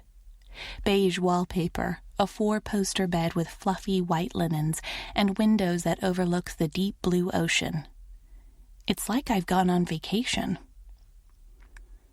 Ace nudges my legs to get a peek, too, and I step aside to let him explore. "You're quiet," Anthony says. "Good quiet?" "Very good quiet," I confirm. "Did you do the decorating yourself?" "Very much not." "Did you buy it furnished?" "No." "Well, whoever you hired really knew their job." A thought strikes me and I turn, his large form silhouetted in the doorframe. "Where's your bedroom?" Anthony nods to the right. "The next door down the hall." "Oh." My skin feels flush beneath the thin fabric of my dress. Anthony reaches for the collar of his shirt and gives it a tug. "Yeah, well, make yourself at home, Summer. Thank you again for letting me stay here. Of course. The fridge should be stocked and the Wi-Fi password is out in the hall. Perfect. I'm thinking of going swimming and walking Ace along the beach. Do you want to join? I ask, lifting my bag up on the bed. I have work to do. Always hard at work, I say. I dig through my bag, and before I let myself overthink it, I pull my bikini out, toss it onto the bed. Anthony tracks the movement. Like I said, make yourself at home. I'll be in the office down the hall if you need anything. Thank you. But he's gone before I finished the sentence. I'm sun-drunk, sandy, and happy when I return to the house later that day. Ace is skipping along my side like he, too, has left all of his troubles behind in the city. What a place this is. The only downside, the only thorn beneath my skin, has been the idea of Anthony spending the day working indoors. Stay here, I tell Ace. He sinks down onto his haunches and looks up at me like he knows what's coming, and he's not pleased with it. Reaching for the nozzle attached to the outdoor shower, I rinse him down, including paws and ears. He handles it with as much grace as he can and only whines softly once. There we go, I say finally. You're salt water and sand free, but very, very wet. I make it 2 steps away before Ace takes care of the problem himself. He shakes it off like he's dancing to a pop song, water droplets flying every which way. I laugh at his poofed-up fur. You look like a marshmallow. He looks up at me, tongue lolling out. Yes, it's time for my shower too. Come on, buddy. I spend too long in the giant ensuite bathroom, but with each minute beneath the warm water, it feels like another worry melts away. My voice echoes against the tiles as I sing, massaging shampoo into my scalp. My hair is still wet when I walk barefoot to the kitchen. He'd said there was a fully stocked fridge, hadn't he? I've just sized up its contents when Ace's tail starts wagging against the floor. Anthony's changed into a linen button-down, but the black slacks are still in place. The scowl isn't. He puts his hands in his pockets and looks at the food I've lined up on the kitchen counter. Filming a cooking show? He asks. I give him a wide smile. I'm trying to think of what we want for dinner. I also realized I don't know what you like to eat. I know you're not a vegetarian, but that's pretty much it. I lift a packet of fresh fettuccine. Do you like pasta? I make a great pasta carbonara. Anthony's gaze drifts from mine to the packet in my hand. He's quiet, and I immediately realize my mistake. I reach out and put a hand on his forearm. Oh, I'm sorry. Do you not want us to eat dinner together? Perhaps you meant for us to live more like roommates, you know? You do you, and I'll do me. Summer, he interrupts. I'd love to have dinner with you. Something about the way he says it sends shivers down my spine. Okay, I breathe. Okay, he says. I let my hand drop from his arm. Look through the drawers in search of a knife. I find it and clear my throat, fighting against the pounding of my heart. Do you have a cutting board? I don't know. You don't know? I'm not here often, and when I am, I rarely cook. But he helps me look, strong hands opening cabinet doors and exploring. To my surprise, there are no wine glasses. Nothing but water glasses. Everything stacked neatly. Wow, I say. Your interior designer really is a neat freak. She would hate to see my cabinets. Yes, she's something like that. There are differently shaped knobs on each cabinet, too, which seems at odds with the streamlined decor. He helps me find what I need and then stands there, by the kitchen counter, hands in his pockets. Like he's torn between staying or retreating to the office, lost, unsure of what to do and to say. So I grab 2 of the lagers we'd both liked from the beer tasting and nod to the kitchen chair. Keep me company? Okay. He cracks open both of our beers and has a seat. Takes a long swig of his. You know, you were singing while you took your shower earlier. I nearly dropped the spatula. I was? Yes. Oh. Blushing, I turn back to the stove. I'm sorry, I didn't know you could hear me. Don't apologize, he says. Your voice is lovely.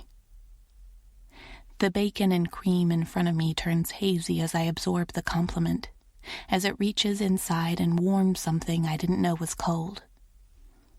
Thank you. Tell me about the singing. With my back to him, it's easier. I always sang as a child. My mother likes to say I sang before I spoke.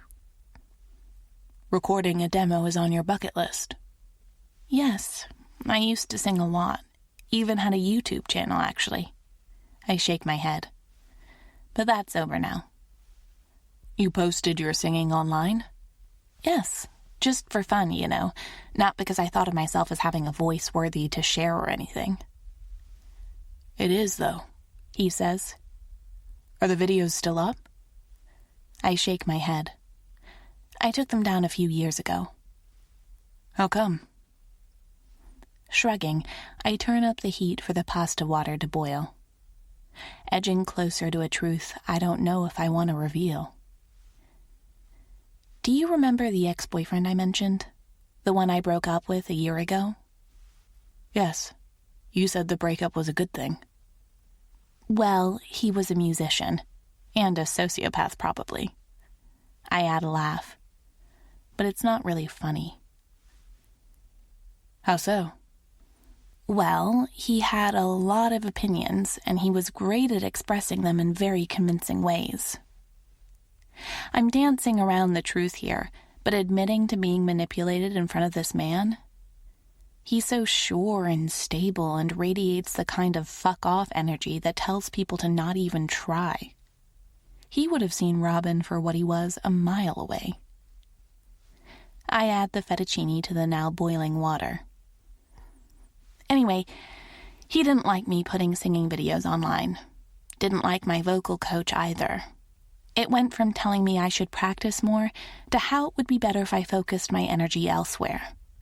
He implied people were just indulging me when they said nice things, that he was the only one doing me a favor by telling the truth. Anthony's voice is glacial. He said those things? Yes. I don't like to call people names, but he was sort of an asshole. He sounds like a lot more than just an asshole. I force nonchalance into my tone and turn to where he's sitting, straight on the kitchen chair, his dark gaze on me. It's serious. It's on me for listening to him in the end, I admit. For not realizing what he was doing until it had already happened. He was very convincing. He was wrong, Anthony says, fury beneath his words.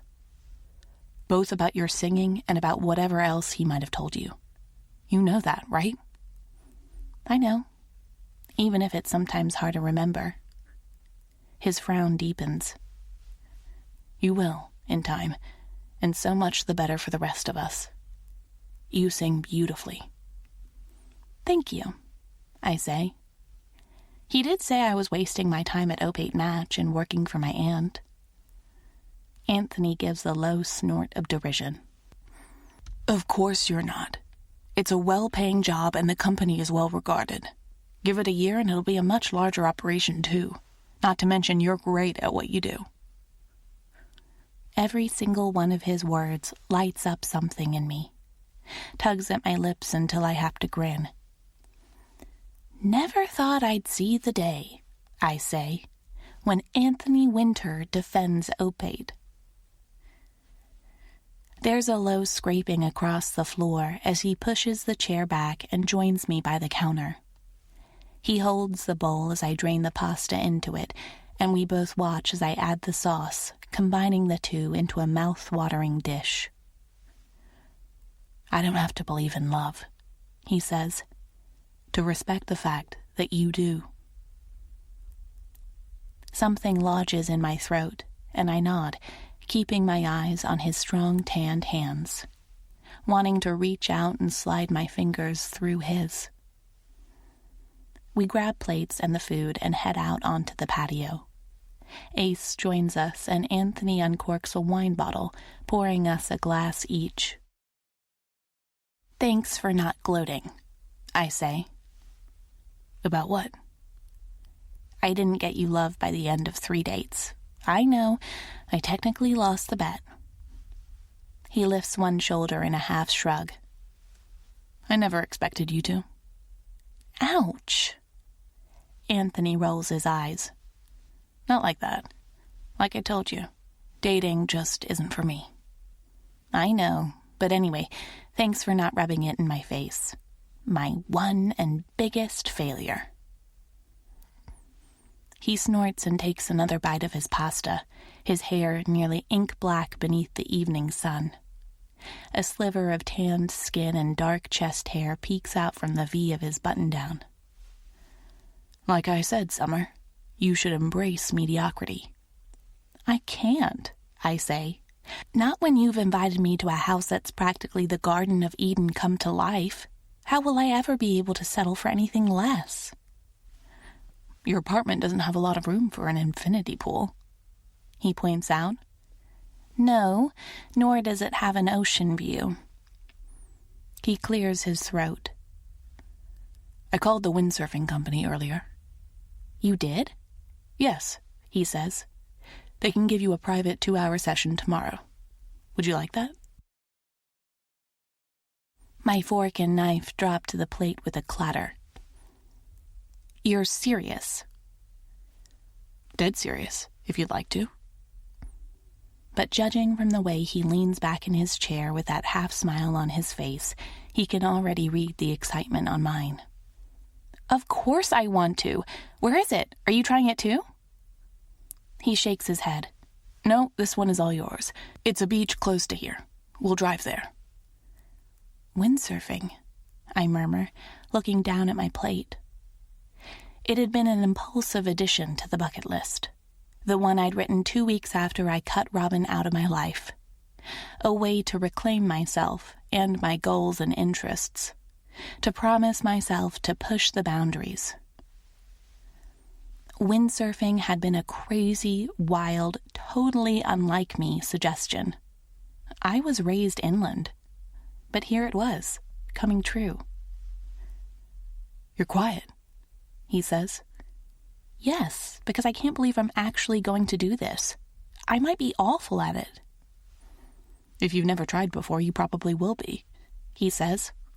"All beginners are." "That's true. Nothing to worry about then." "The instructors are professionals. They've seen hundreds of beginners before." I eat in stunned silence, contemplating my luck. The man in front of me. The weekend plans I have to look forward to. Anthony looks at me every now and then, like he knows exactly what I'm thinking.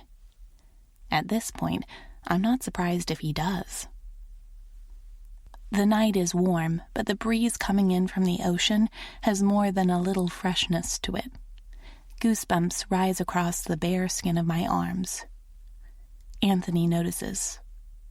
He reaches into a woven basket behind the patio door, pulling out a bundled blanket.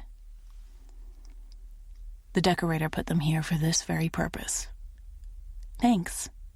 I sweep it around my shoulders. "I suppose we have an early morning tomorrow then, windsurfing and all." "You don't strike me as someone who usually sleeps in regardless." I shake my head. "Not usually, no." He sighs and rises to his feet. I follow suit, running a hand through my hair. It's dried in a mess of disobedient curls, impossible to tame. He reaches out, catching a blonde lock between 2 fingers. "Summer," he says. "Yes?" "Sing in the shower every day you're here." My hands curl around the edge of the blanket, and I sway on my feet, reach up on my tiptoes and press a kiss to his lips. He doesn't respond.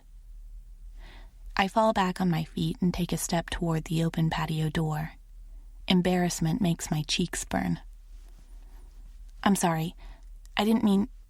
Sorry." He catches my wrist and tugs me against him, tipping my head back and slanting his mouth over mine. Anthony doesn't kiss me like it's our first time. He kisses me like he already knows how I taste and is addicted to it, like I might disappear at any moment. It takes my breath away. The blanket slips through my fingers as I reach out and steady myself against him.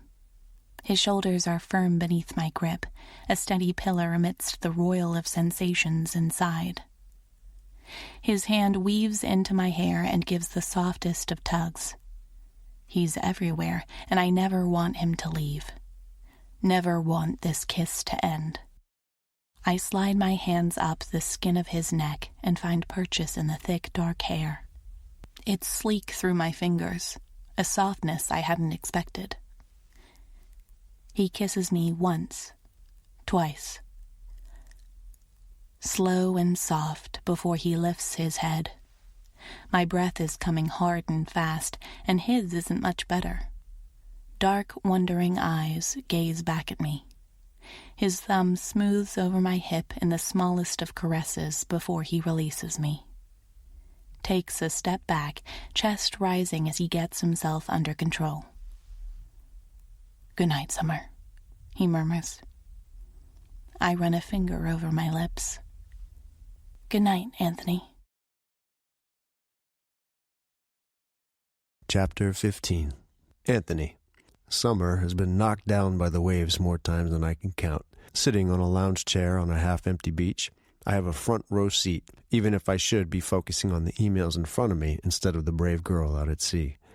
It's difficult, as it always is these days, when the latter draws my gaze so easily. She'd been bang on the money yesterday when she'd marveled at the house and the money I dropped on it. It had been outrageously expensive, even more expensive if one factors in just how little time I've spent in it. After I'd hired an expert from the Foundation for the Blind to go through the place and blind-proof it, I've avoided it. It's impossible to forget it'll one day become my prison, the one concession I've made to the doctor's diagnosis. There had been awe in Summer's voice as she looked at the place, the pool, the beach. She always takes pleasure in everything around her, even making dinner in a place where I've only ever had takeout, enjoying a pool I'd never swum in, filling the contours of my life with color everywhere she goes, and rarely staying within the lines. My hand tightens into a fist in my side. It's not fair. None of it. Not my fucking eyesight, and not her. Not finding her when I'm like this, when I have nothing to offer her. Finding the one woman you want when you have nothing to give. If the universe has a sense of humor, I imagine it's laughing at me right now. What a world. I mutter to the dog by my feet. Ace hasn't left my side since we arrived at the beach, despite watching the seagulls wading along the water's edge with a hunter's intensity. You failed at being a seeing eye dog, and I'm failing at being sighted. We're a solid pair. His head turns up at my voice, and dark dog eyes meet mine. So what? He seems to be saying. We're on the beach. Enjoy it. Perhaps he's right about that. Or perhaps I've lost my mind to be considering what a dog might be thinking. His mind is probably focused on belly rubs and meaty bones. I shade my eyes and look out across the waves. Summer's wading in the shallows. She's in a wetsuit despite the warmth in the air, an instructor on either side of her. All three are laughing at the latest tumble she'd taken off the surfboard, their wetsuits like second skins. Not for the first time, I'm wondering how the hell was I so stupid as to not book myself in for the session as well? Have I become such a fun-hating curmudgeon already? She'd kissed me last night, the tentative hope in her eyes as she did it, stretching up, taking the leap, had stunned me. Apart from the tipsy question she'd asked me after the beer tasting, my thoughts hadn't allowed me to consider the fact that she might genuinely want something, want me, or want who she thought I was. At any rate, I should have let her run back inside, to safety, nursing nothing more than faint embarrassment.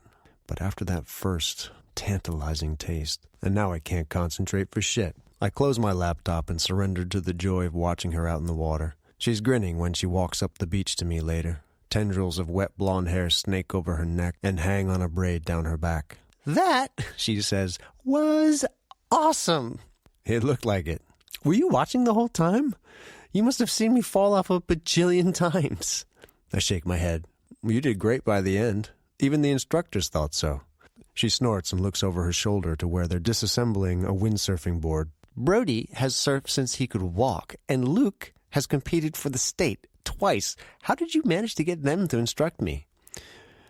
"Just made the right phone call," I say. Her smile makes it all worth it. "That must have taken several phone calls. God, Anthony, I'm so full of adrenaline. I feel like I could run along this beach or scale a skyscraper." There are none of those here."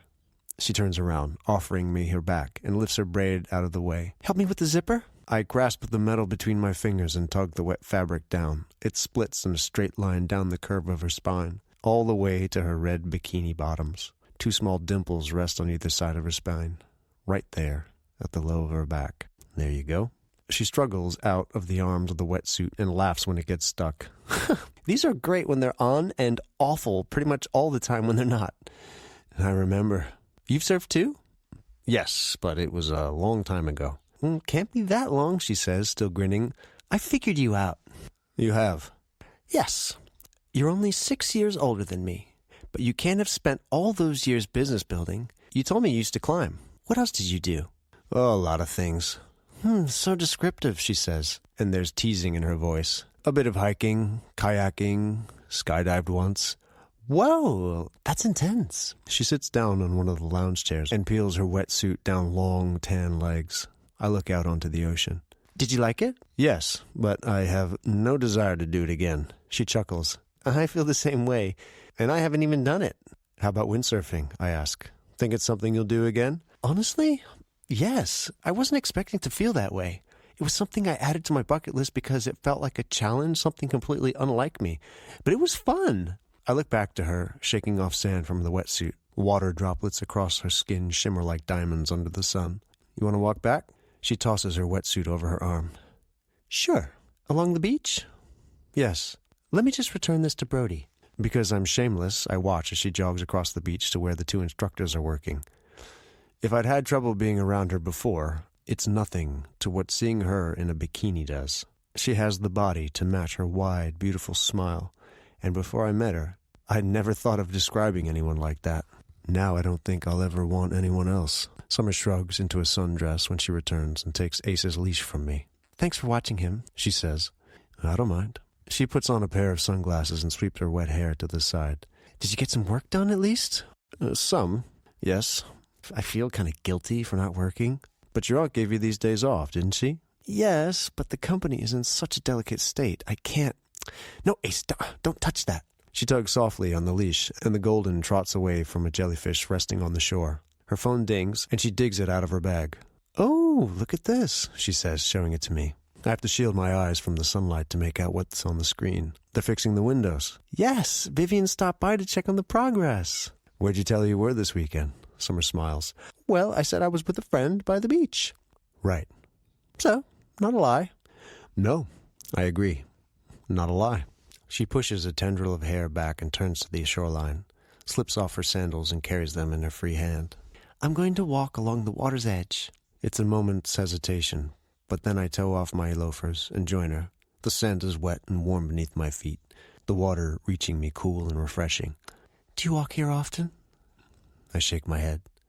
The true reason we're walking back is practical. I'd given my driver the day off after he dropped us off here. If she questions my use of drivers, Summer's never mentioned it. I don't know what to say if she does, that I'm no longer allowed to drive.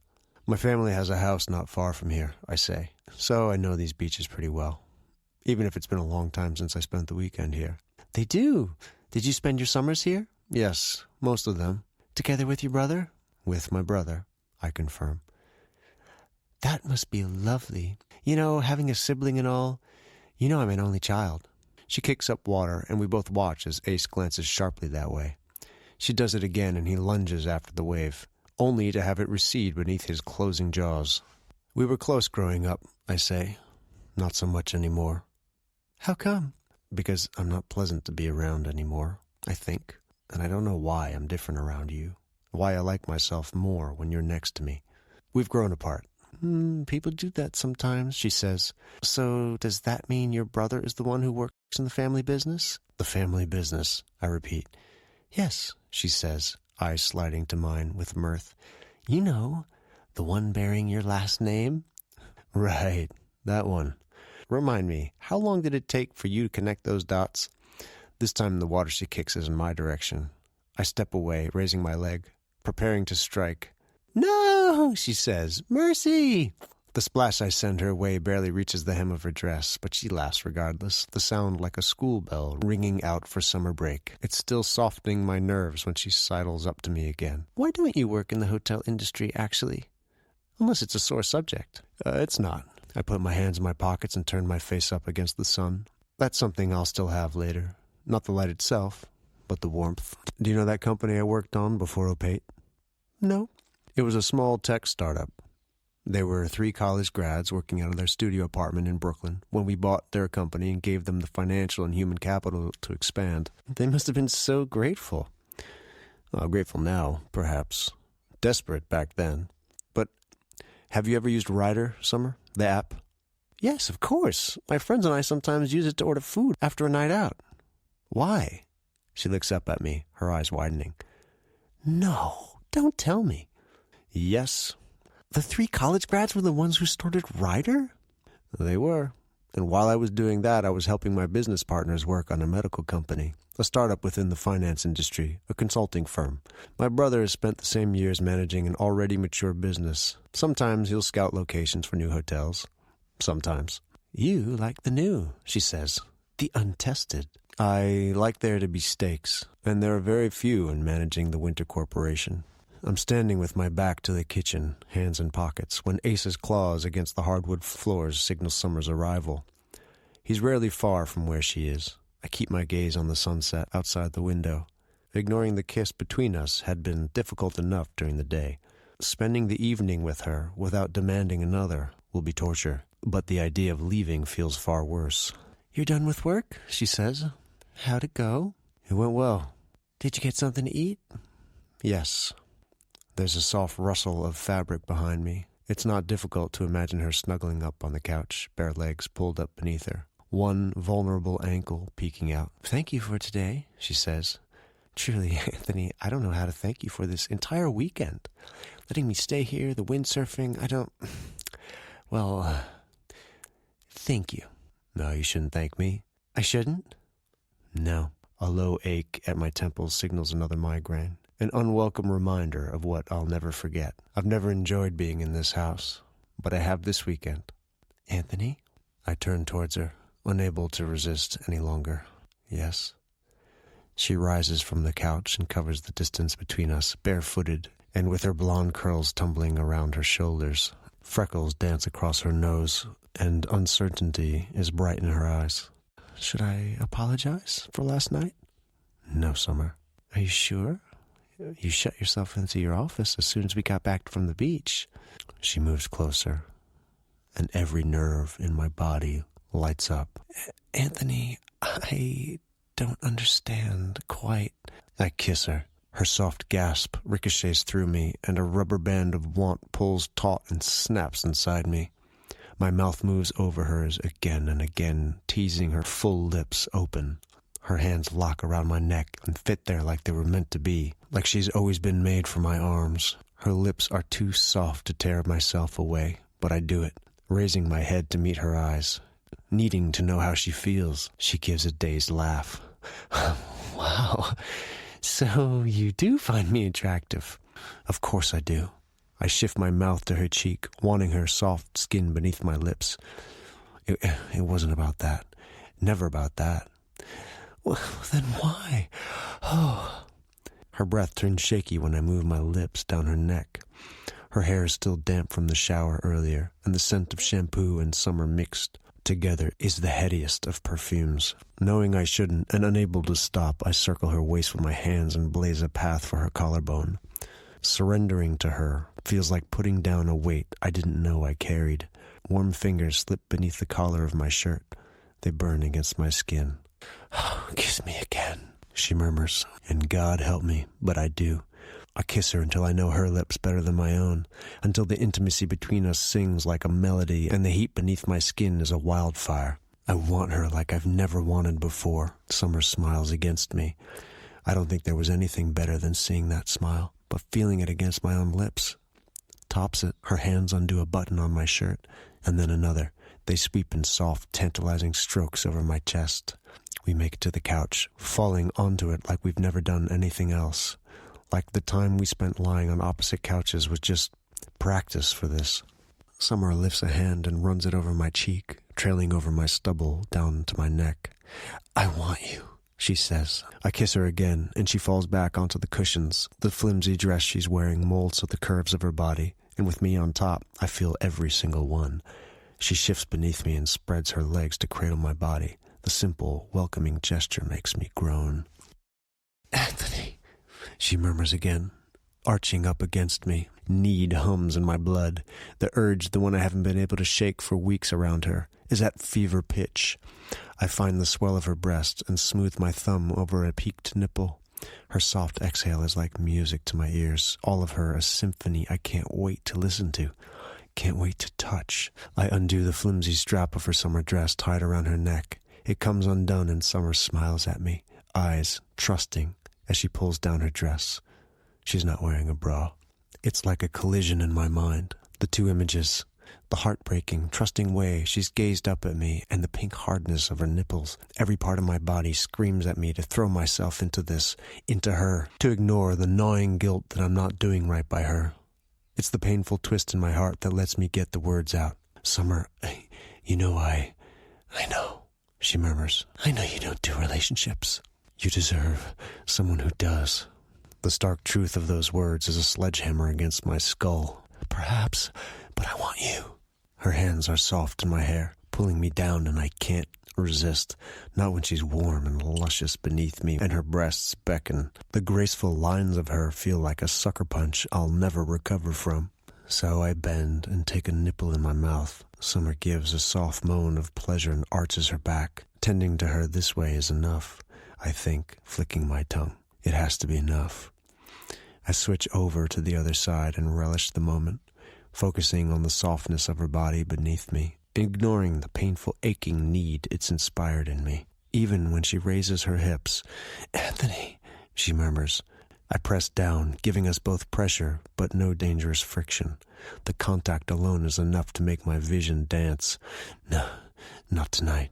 "Why not?" Her hands slide beneath my shirt and over the skin of my back, fingernails raking softly. My head swims at the sensation. "No, not tonight," I repeat, but I kiss her to soften the blow. It's one against both of us, with my body strung so taut it feels like the wrong touch will shatter me. But I can't stomach the idea of taking Summer to bed. Sweet, trusting, fierce, funny, and true love-believing Summer, while she doesn't know about what a wreck I'll become. The wreck I already am on the inside. So I kiss her until both of us are breathless, until the fire in my blood is a painful companion and her gasps are committed to memory. I suppose we're not in a rush," she murmurs, smiling at me where we lie sprawled on the couch. Her hair is golden and glorious around her head, eyes liquid blue. "We're not," I say, though it feels like parting with a limb. I push myself off the couch. "Which means it's time for me to say goodnight." "Do we have to?" My self-restraint only lasts so long. The smile she gives me is so hopeful. It's like shards of glass through my heart. "You had too much of it," she murmurs. No, I say. I don't have nearly enough." She reties her dress and kisses me one last time, on her tiptoes. "I'm already looking forward to tomorrow," she says. Chapter 16. Summer. I sleep in the next morning, waking up to the summer sun announcing another beautiful day through the window. Sit up, check my phone, down a glass of water. Run a brush through my hair and try to calm my feverish cheeks. Anthony and I made out last night, and he's right on the other side of the wall, in his own bedroom, only a few feet away. In the bathroom mirror, my reflection looks back at me with the same level of excitement I feel inside. He's no less intriguing now than he was the first time I met him. I don't understand the reason he's holding back, but whatever it is, I'm confident it's not related to me. Not with the way he'd kissed me last night. Like it was an art rather than a sport. I'd felt like something to be savored.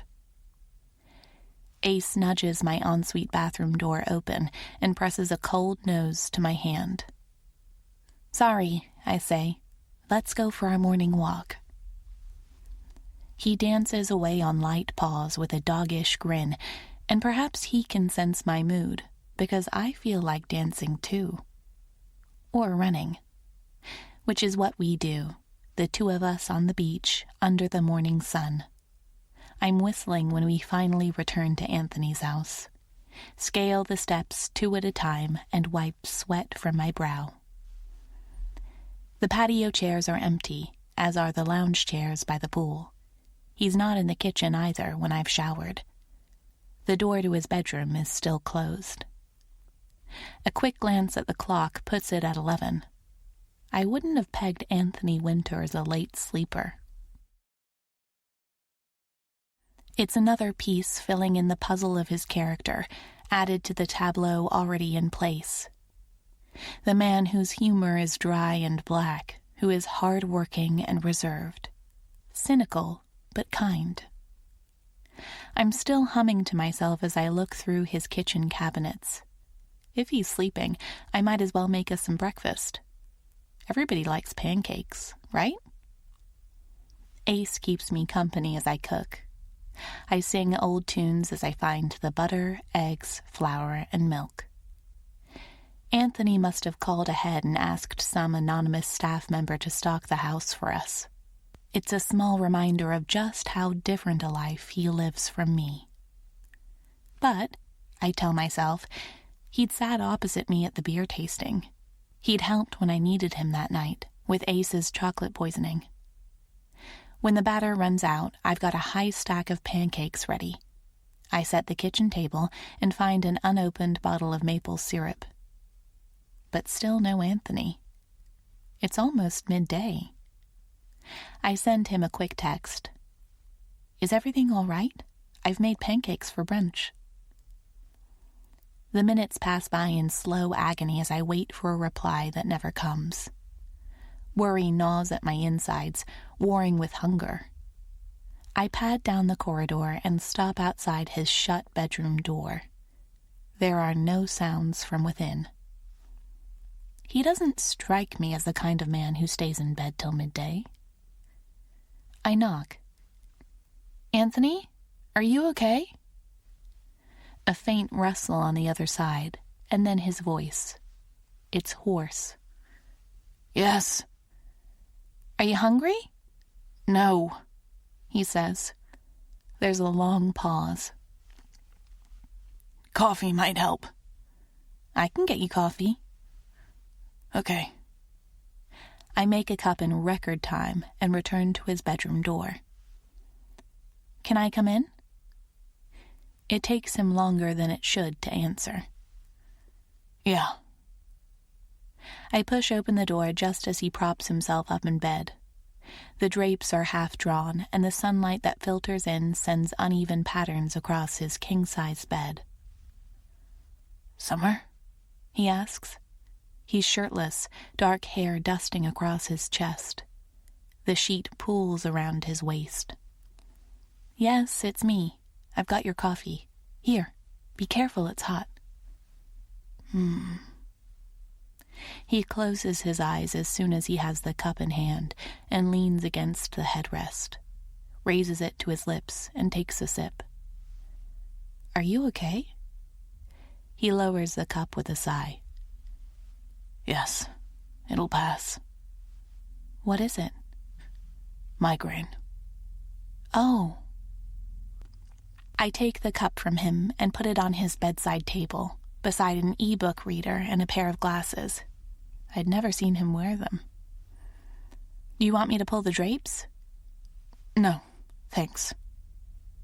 He sinks back down on the pillow, eyes closed. The lines of his face are drawn. My mother used to have migraines. Not this bad, perhaps, but I remember what she used to do. I'll be right back, I say. Anthony doesn't reply. But when I return and place a cold towel across his brow, he lets out a low groan. Is that nice?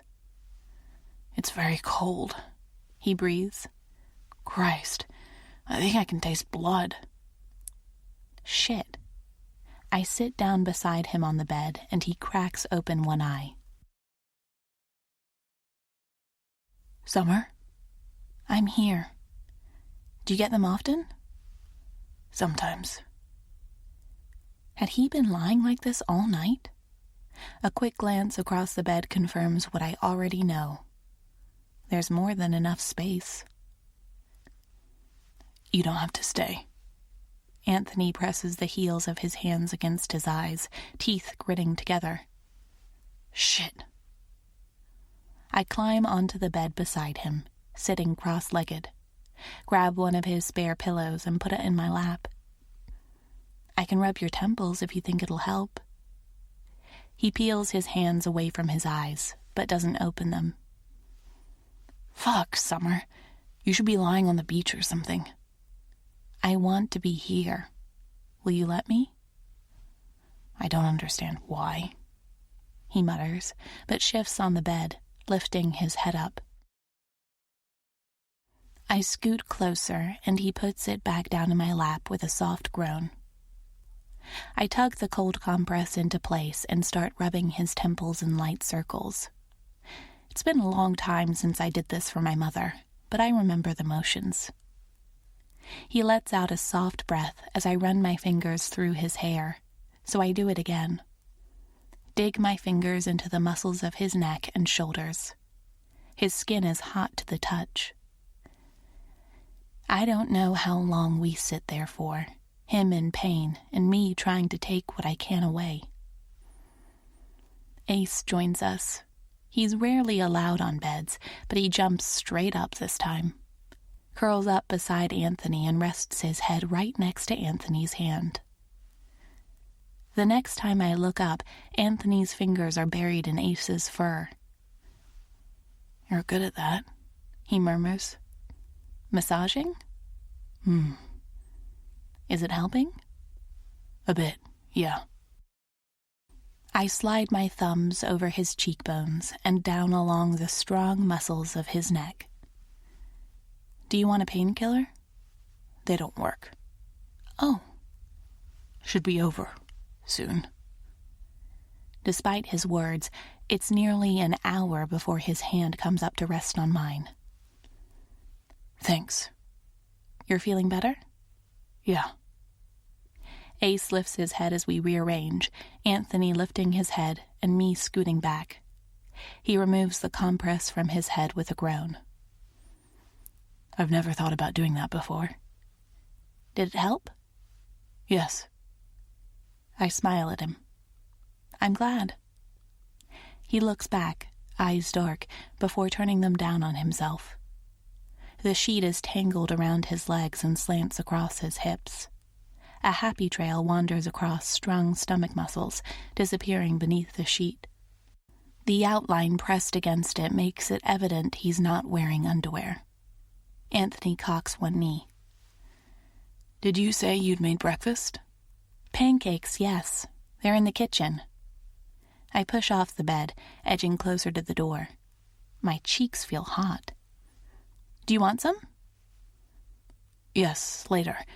I think I'll try sleeping some. Okay. You'll let me know if you need anything, right? I'm here if you want more coffee or head rubs. For a second, I worry he'll bite my head off. But then his mouth softens. Thanks. Absolutely. I open his bedroom door and motion for Ace. Are you in or are you out? Dark doggy eyes meet mine, and he tilts his head, like the answer is obvious. Right. Are you okay with him staying? Anthony's hand finds its way back into Ace's fur. Yeah. Then he's all yours. It's late afternoon by the time I hear footsteps from inside the house. I put my book down and get up from the lounge chair, double-checking my bikini is still in place. Anthony? Yeah, I'm here. He steps out onto the patio and raises a hand, shading his eyes from the harsh sunlight. Damn, I've practically missed the entire day. Not all of it, I say. Are you hungry? I just had some of your pancakes. You reheated them? Yes, he says dryly. I reheated them. I sit back down on the lounge chair and give a tail-wagging Ace a welcoming pat on the head. Do you want to join me? He looks from me to the calm blue waters of his infinity pool. I wonder how many times he's been in it. I wonder if he's ever been in it. Yes, he says. Once we're both settled, my eyes drift from the pages of my book to him. He's almost too tall for the lounge chair, and his feet hang off the edge. Dark waves of his hair fall over his brow, matted and disheveled. He opens his eyes. You're staring. I bite my lower lip to keep from smiling. I'm not. Yes, you are. I put down my book. Well, you're nice to look at. Are you feeling better? I am. Anthony looks down at my hands, a frown marring his face. You're too kind to me. There's no such thing. Yes, there is. Summer, I shouldn't have kissed you last night, or the night before. Why not? It was a mistake, and I'm sorry. The words don't hurt by themselves. No, it's the absolute sincerity in his voice that slides like needles beneath my nails.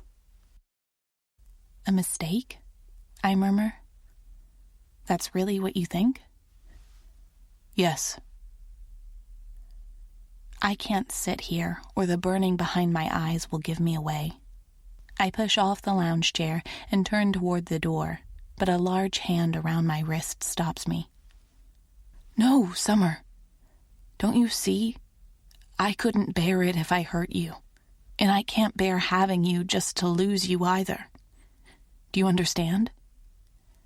I don't understand anything. The pain in his eyes is more than I'd seen this morning. Your friendship means a lot to me, more than I'd expected. So does yours, I whisper. I don't want to lose it, but God help me. I want you too much. You don't want to jeopardize our friendship? Help me understand, Anthony. He pulls his hand away from mine with aching slowness. I'm going blind, Summer. What do you mean? The words make no sense. I mean just that. I'm losing my eyesight. Oh. Is it connected to your migraines? He nods, jaw working. It's one of the symptoms, yes. I search his eyes for any indication that this is some twisted joke, but there's nothing but fierce focus in them. He's reading my expression as intently as I'm trying to read his. Anthony, I'm so sorry. He closes his eyes. Right, yeah. When did you find out? About 2 years ago.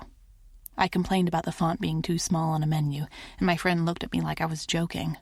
So I booked an appointment with an optician and figured I'd get glasses. he says with a snort.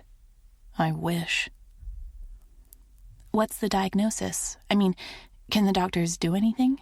Treatments or some kind of... what?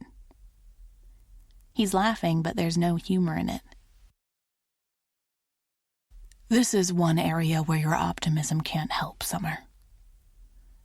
His words sink in with a kind of nauseating finality, and I bite my tongue to stop the well-meaning, well-intentioned sentences that hover. My gaze falls to his hand, resting on his knee. I grip it tight. I can't imagine how you feel, Anthony, or how difficult it must be to reveal this news. Thanks for sharing it with me. If you want to talk about it, I'm a good listener. And if you don't, then that's fine too. He nods once and looks down at our interwoven hands.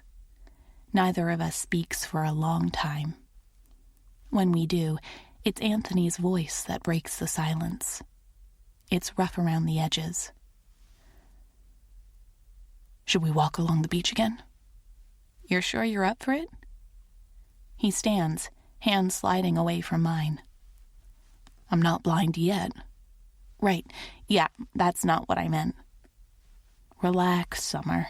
I know it wasn't, he says, aims a crooked smile my way. But he's wound tight by my side as he locks the patio door and takes the steps down to the beach. Ace trails behind us, his tail wagging muted. He's run on the beach enough this weekend to last him this summer.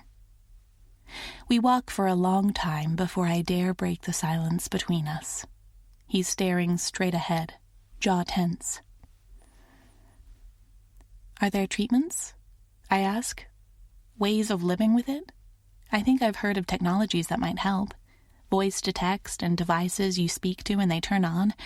Braille too, right? Anthony's voice drips with bitterness. Yes, all those things exist. My doctor keeps sending me documents about them. He likes to tell me I should familiarize myself with it while I still have most of my sight. The venom in his voice is a warning, but I know down to my bones that it's not directed at me this time. But you don't want to? Of course I don't want to, he says. If I do, it means I've accepted this fate. If I start doing that, I surrender. Oh. I know it doesn't make any sense. Some, I suppose.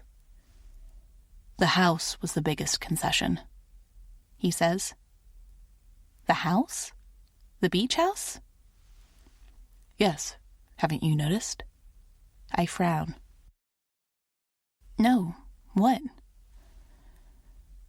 The interior designer worked with a specialist on blindness. There are no sharp corners on tables or kitchen counters, no high thresholds, no high-stemmed wine glasses. Each knob on the cabinets is shaped differently. The tone of his voice drips with self-hatred. Figured I might as well get a place ready for when it happens.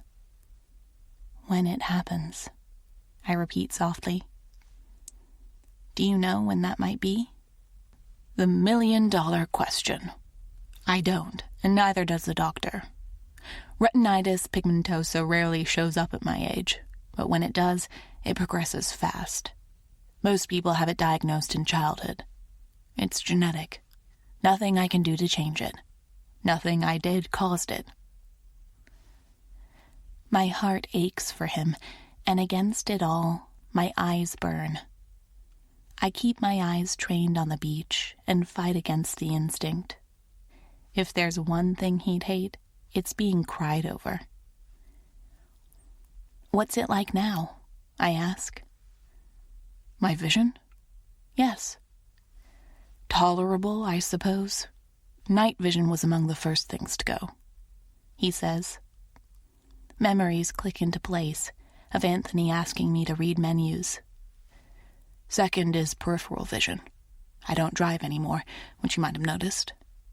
His gaze shifts to the horizon and the setting sun. The rays dance across the waves, setting the world ablaze in color. I thought you preferred drivers, I whisper.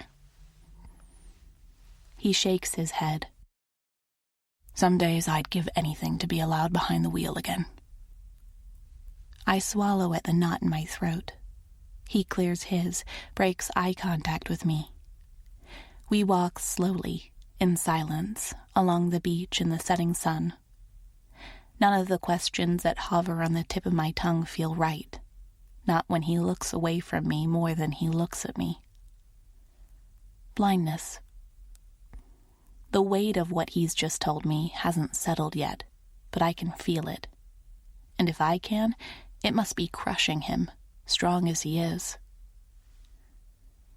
Don't think differently of me, he tells me. I don't.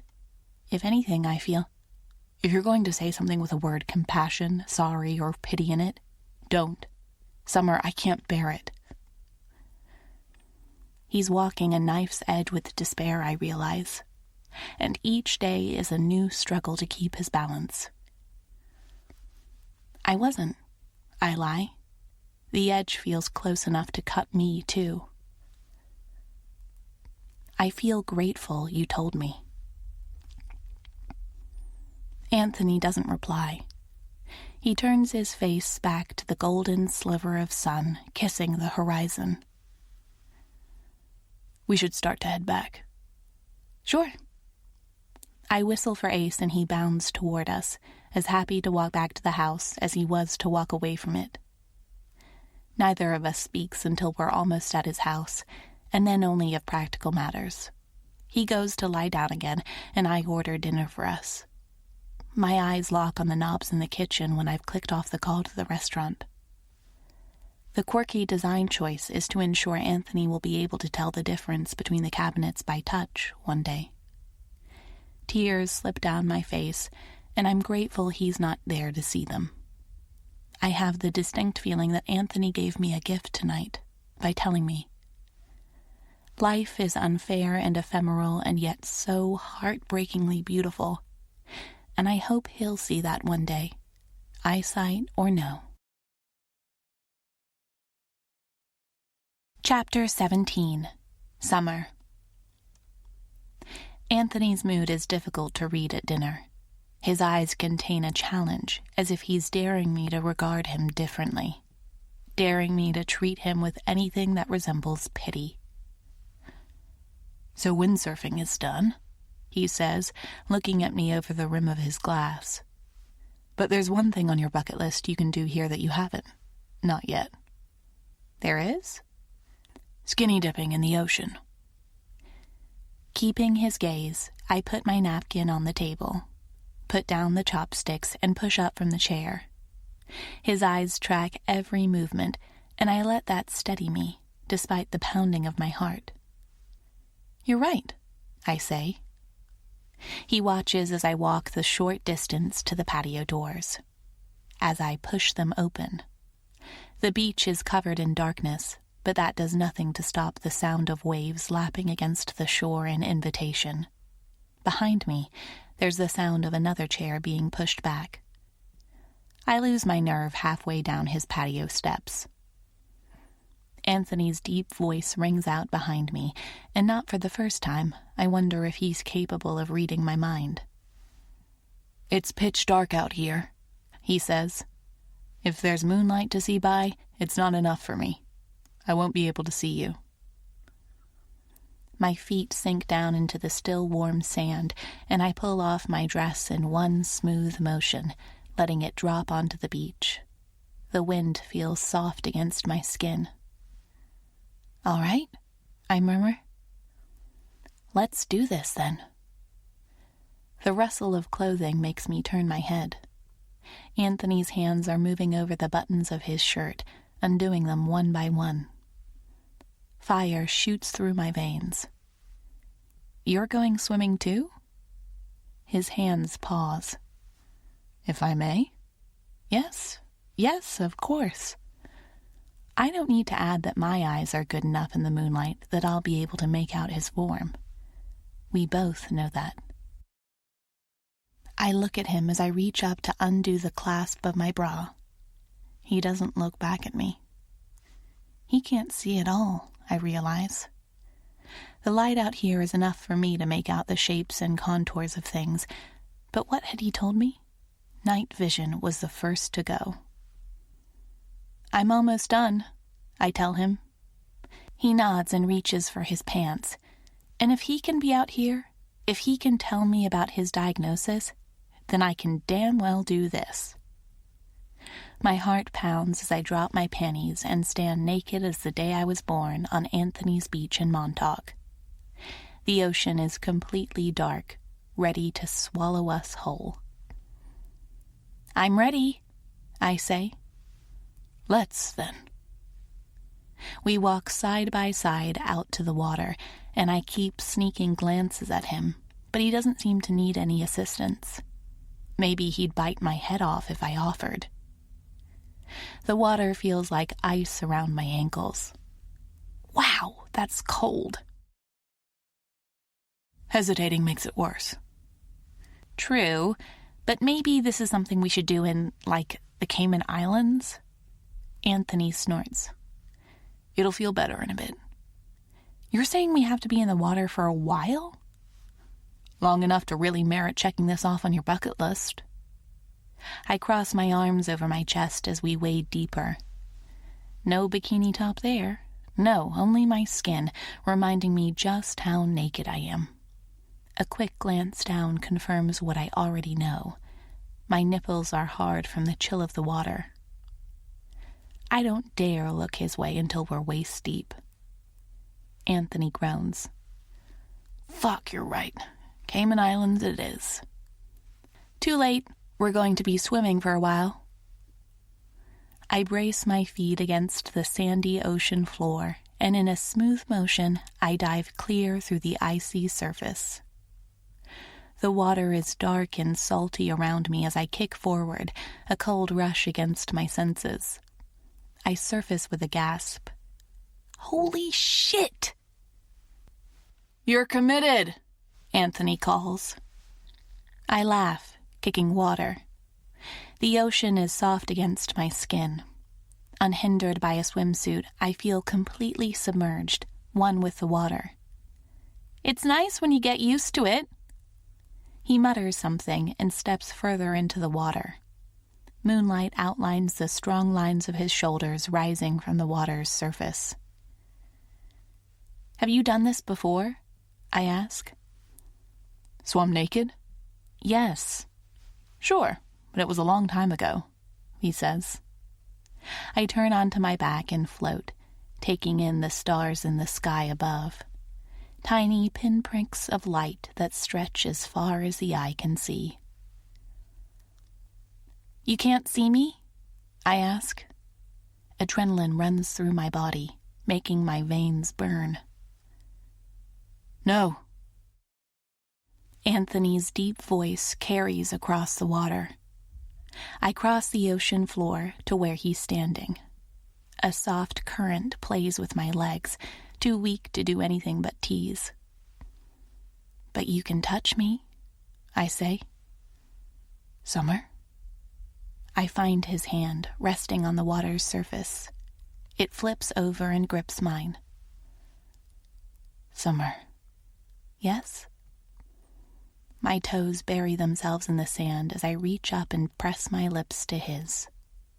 Anthony kisses me back, lips opening mine, his free hand slicing through the water to find the curve of my waist. He pulls me close. The length of his bare body against mine feels electric, a shot straight to my nervous system. His fingers dig into the skin of my waist, as if they're struggling to stay there.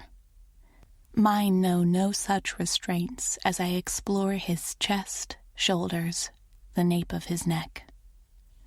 A groan escapes him as I rake my nails through his hair. Summer, I want you. He kisses me again, the force of it bending me backwards through the water.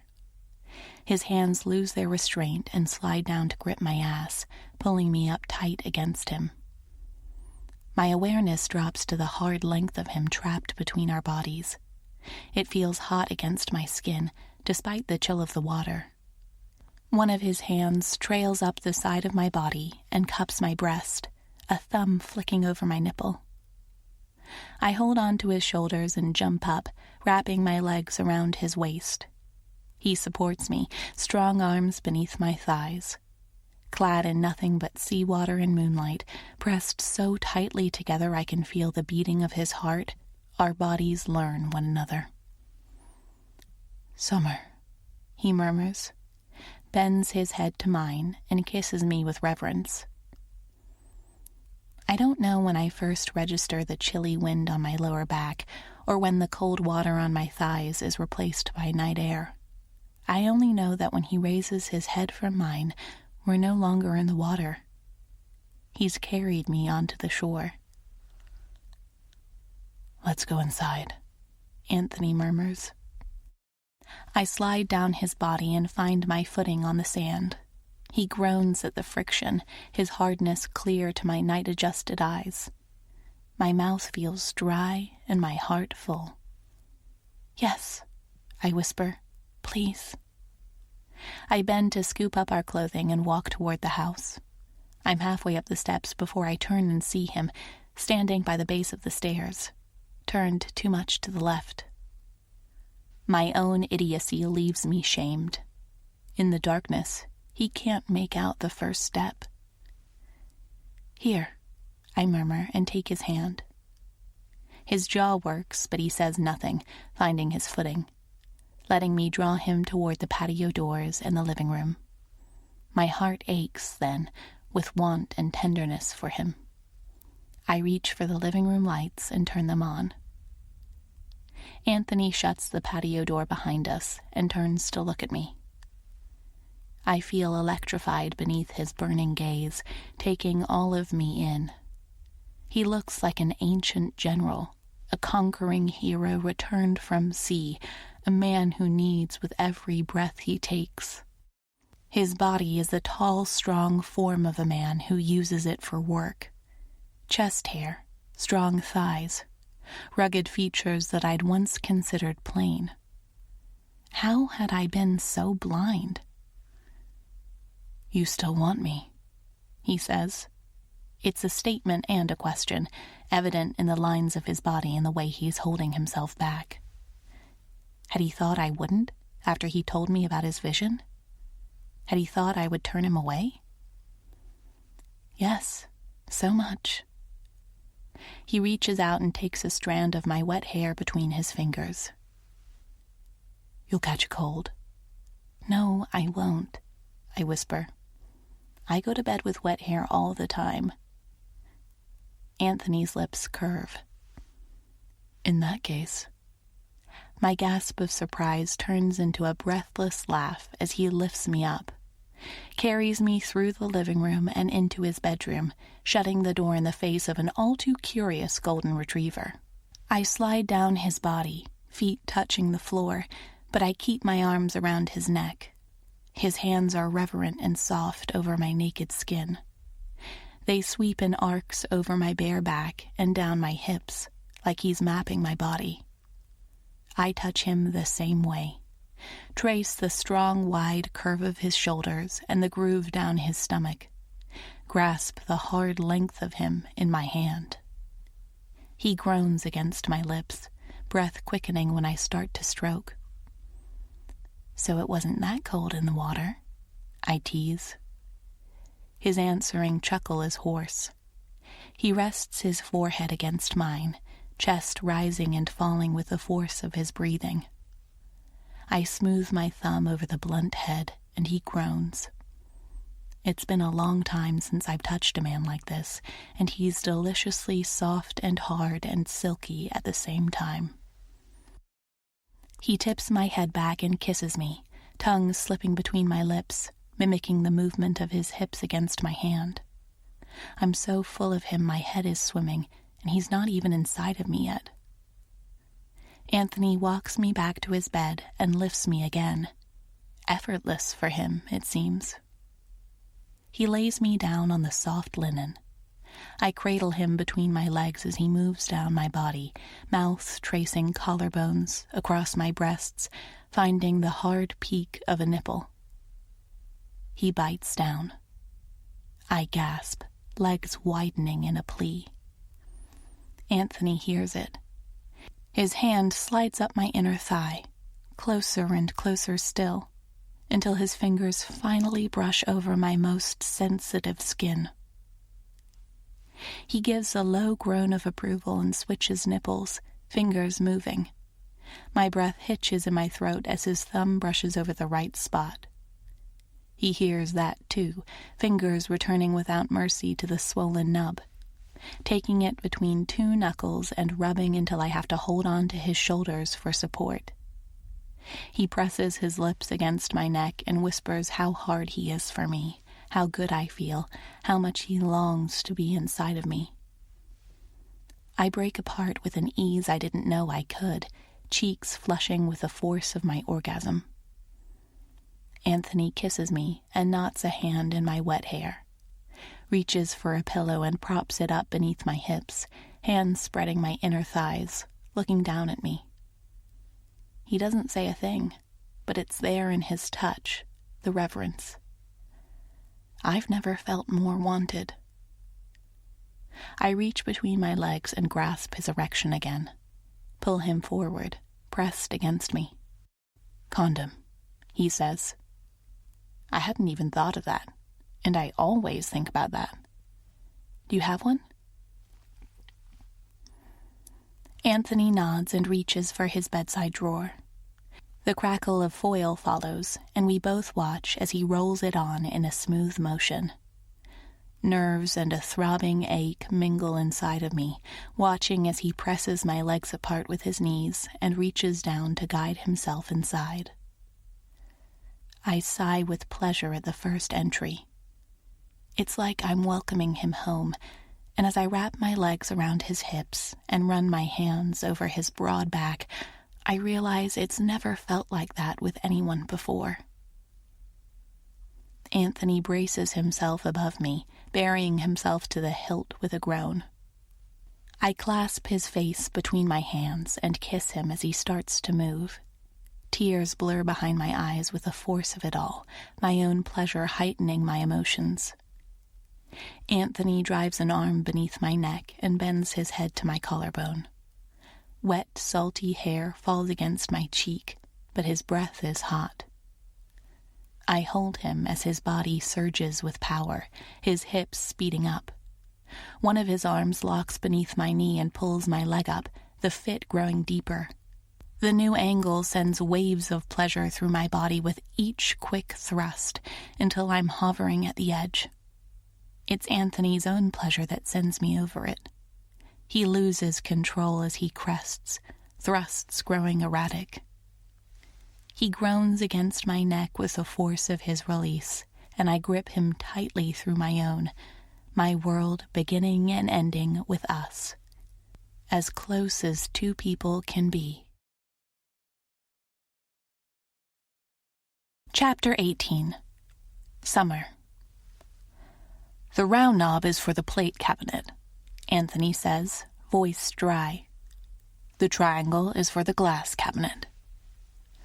I open both and take in the neatly organized plateware. Small beads are attached to the wooden cabinet dividers. I run my fingers along them. 2 beads for water glasses, 3 for bowls, 4 for plates. Did they give you instructions for this? There's a manual somewhere. I can't remember where I put it. He takes another bite of the omelet on his plate. Come eat your breakfast, Summer. This is interesting. It's fucking depressing. I don't let that stop me, though, not as I open the fridge. It had struck me as supremely well organized before. Drawers with large labels and plastic bins. Now I see it for what it is. A support system. You already took out the orange juice, he comments. That's right. I close it and sit down beside him at the kitchen counter, my bare legs against the leather seat. I fold up the shirt sleeves of his button-down and cut into my own omelet. We have 1 day left here, he says, reaching for his orange juice. When is your driver coming to pick us up? 4. What do you want to do? Anthony gives me a look that sends blood flooding to my cheeks. I know exactly what I want to do, he says, but I'll understand if you want to take in the scenery. I reach for my glass of OJ and take a deep sip. We'd fallen asleep together in his bed last night, woken up late, and gotten up later still after our decision to indulge in one another again. Anthony had entered me from the side, one of his hands on my breast and the other between my legs, until both of us were fully awake. The memory makes me blush. Let's stay in, I say. His lips curl. Let's. But we have to walk along the beach again, and we definitely have to swim in the pool. I'm starting to think you have an addiction. To pools? To swimming. I hit him with my elbow. Or I'm just trying to get you to swim. I still can't believe you've had this house for a year and never taken a dip in your pool. Well, I'm rarely here. He cuts into a piece of toast, the swell of his bicep flexing with the movement. I think this is the 4th time I've been in the house since I bought it. I put my fork and knife down. The 4th time? Yes, he says. I told you how much I hate this place. No, you said it was your biggest concession. It's a beautiful place. The beach, the pool. He makes a dismissive sound and polishes off the last of his breakfast. Reaches for his coffee. All of which I won't be able to see one day. This ocean view is a complete waste, and it probably accounts for more than half the value of this place.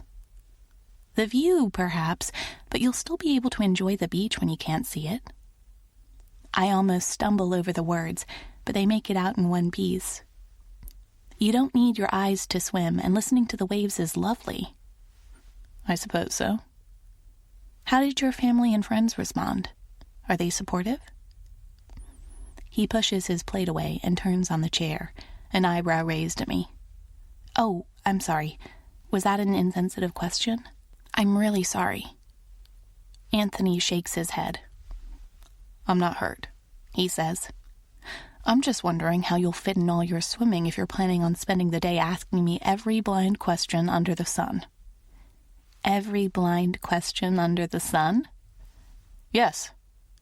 He picks up the last piece of toast from my plate and feeds it to me, his thumb grazing my bottom lip.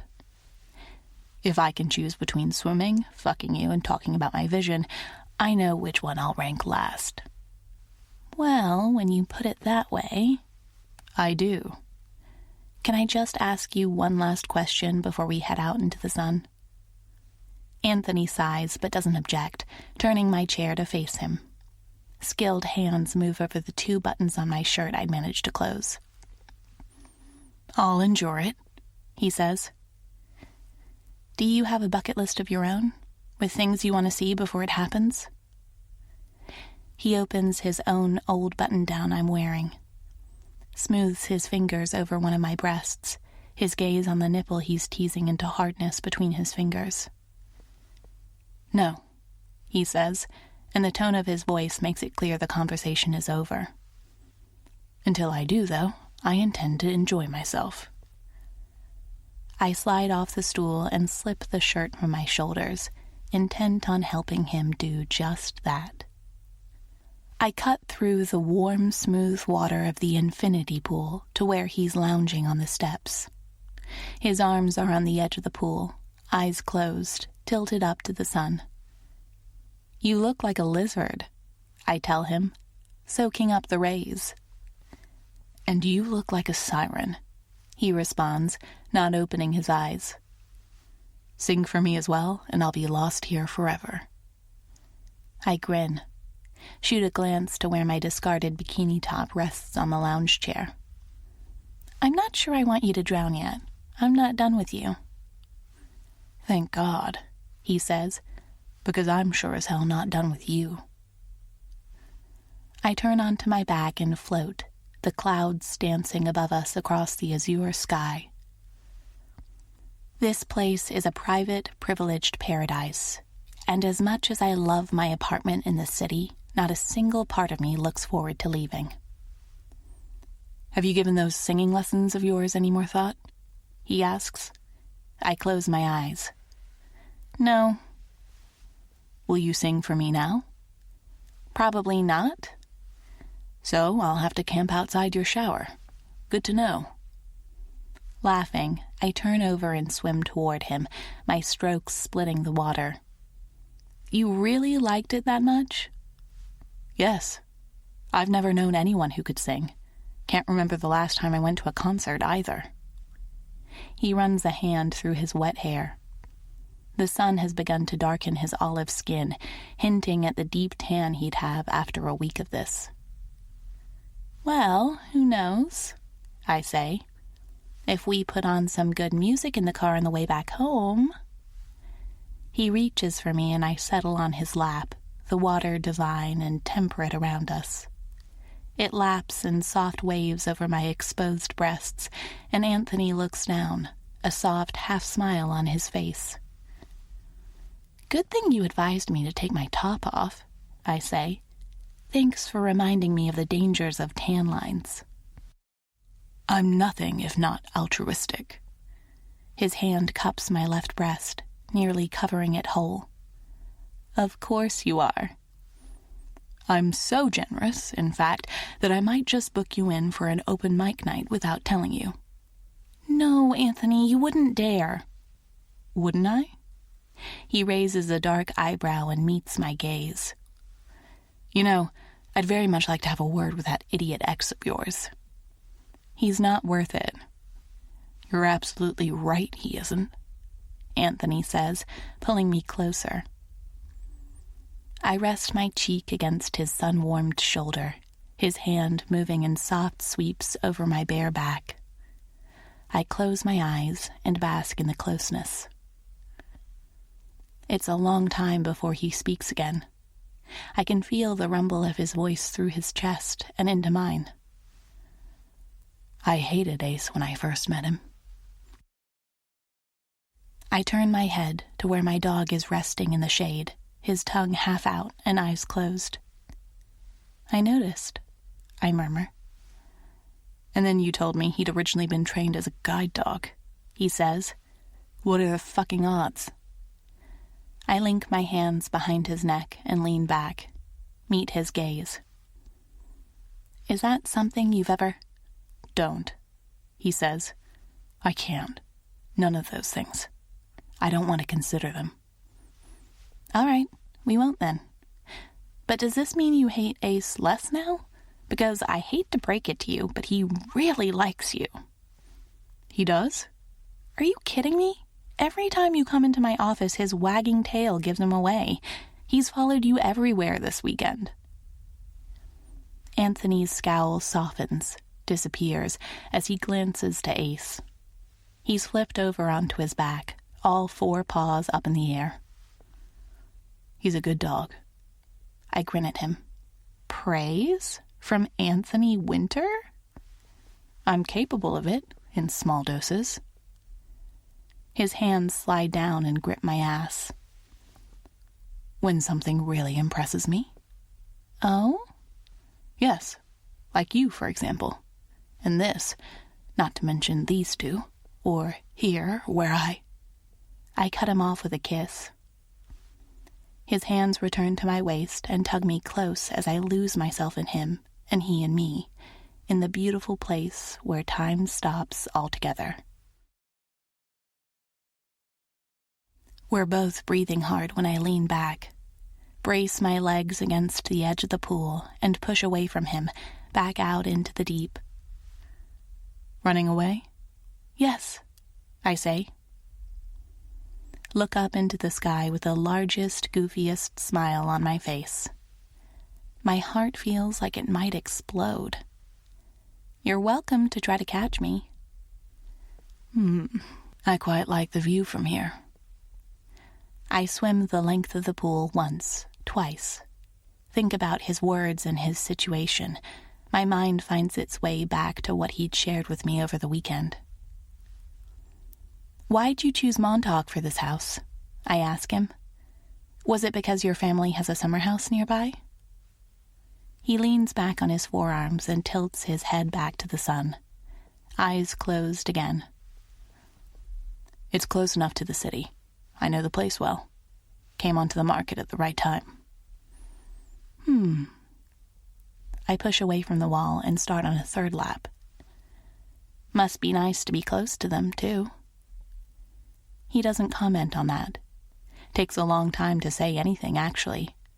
But when he does, it stops me mid-stroke in the pool. I haven't told them. About the diagnosis? No, and I'm not planning to until I absolutely have to. The sudden tautness in his form is enough to set me on edge. I swim toward him. I imagine it's difficult news to share.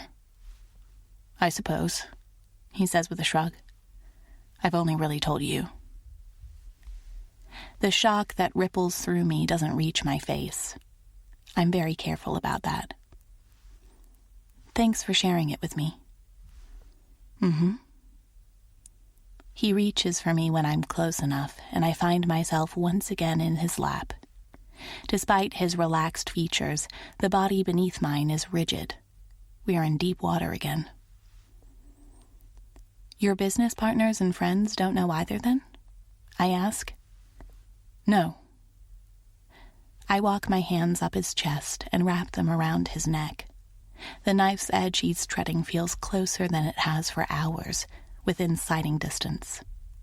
So I swallow my questions.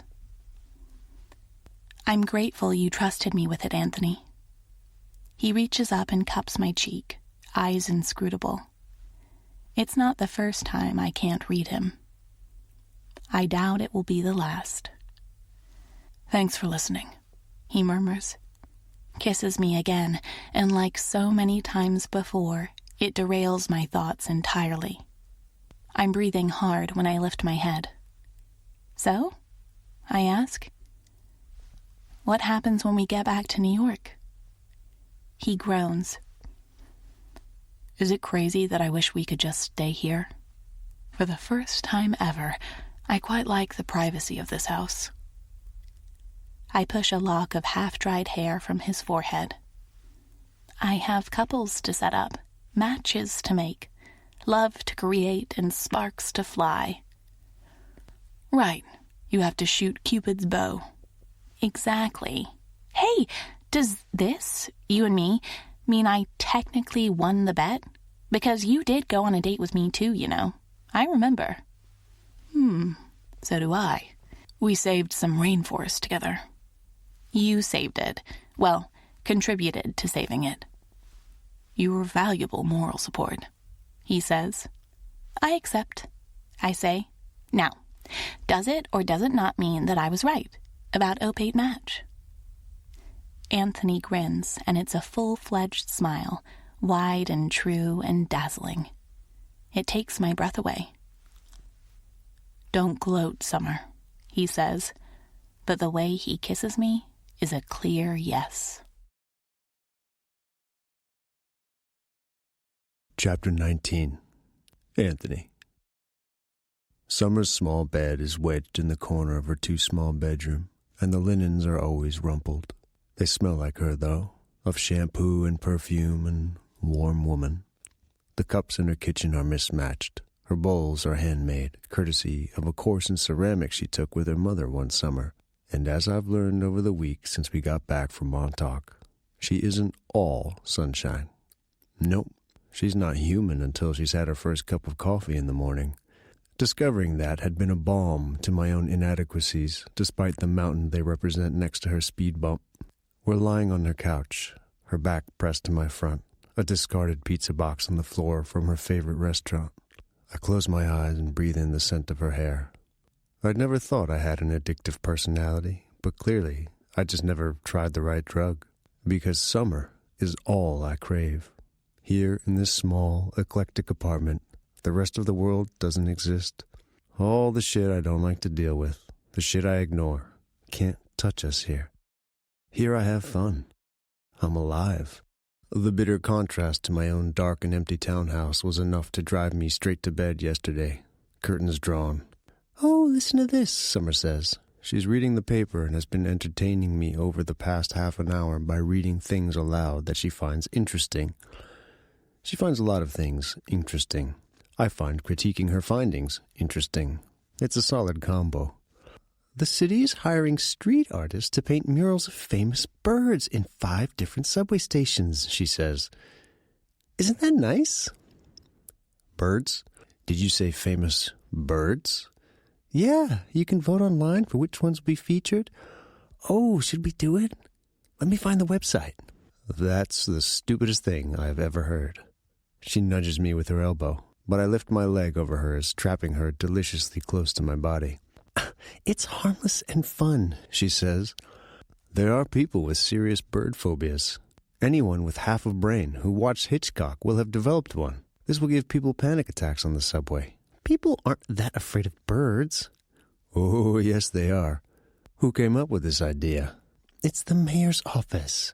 Apparently, it's in honor of Small Birds Awareness Week. It says here, domestic cats have decimated a lot of our small bird populations, and ornithologists are trying to get their numbers back up.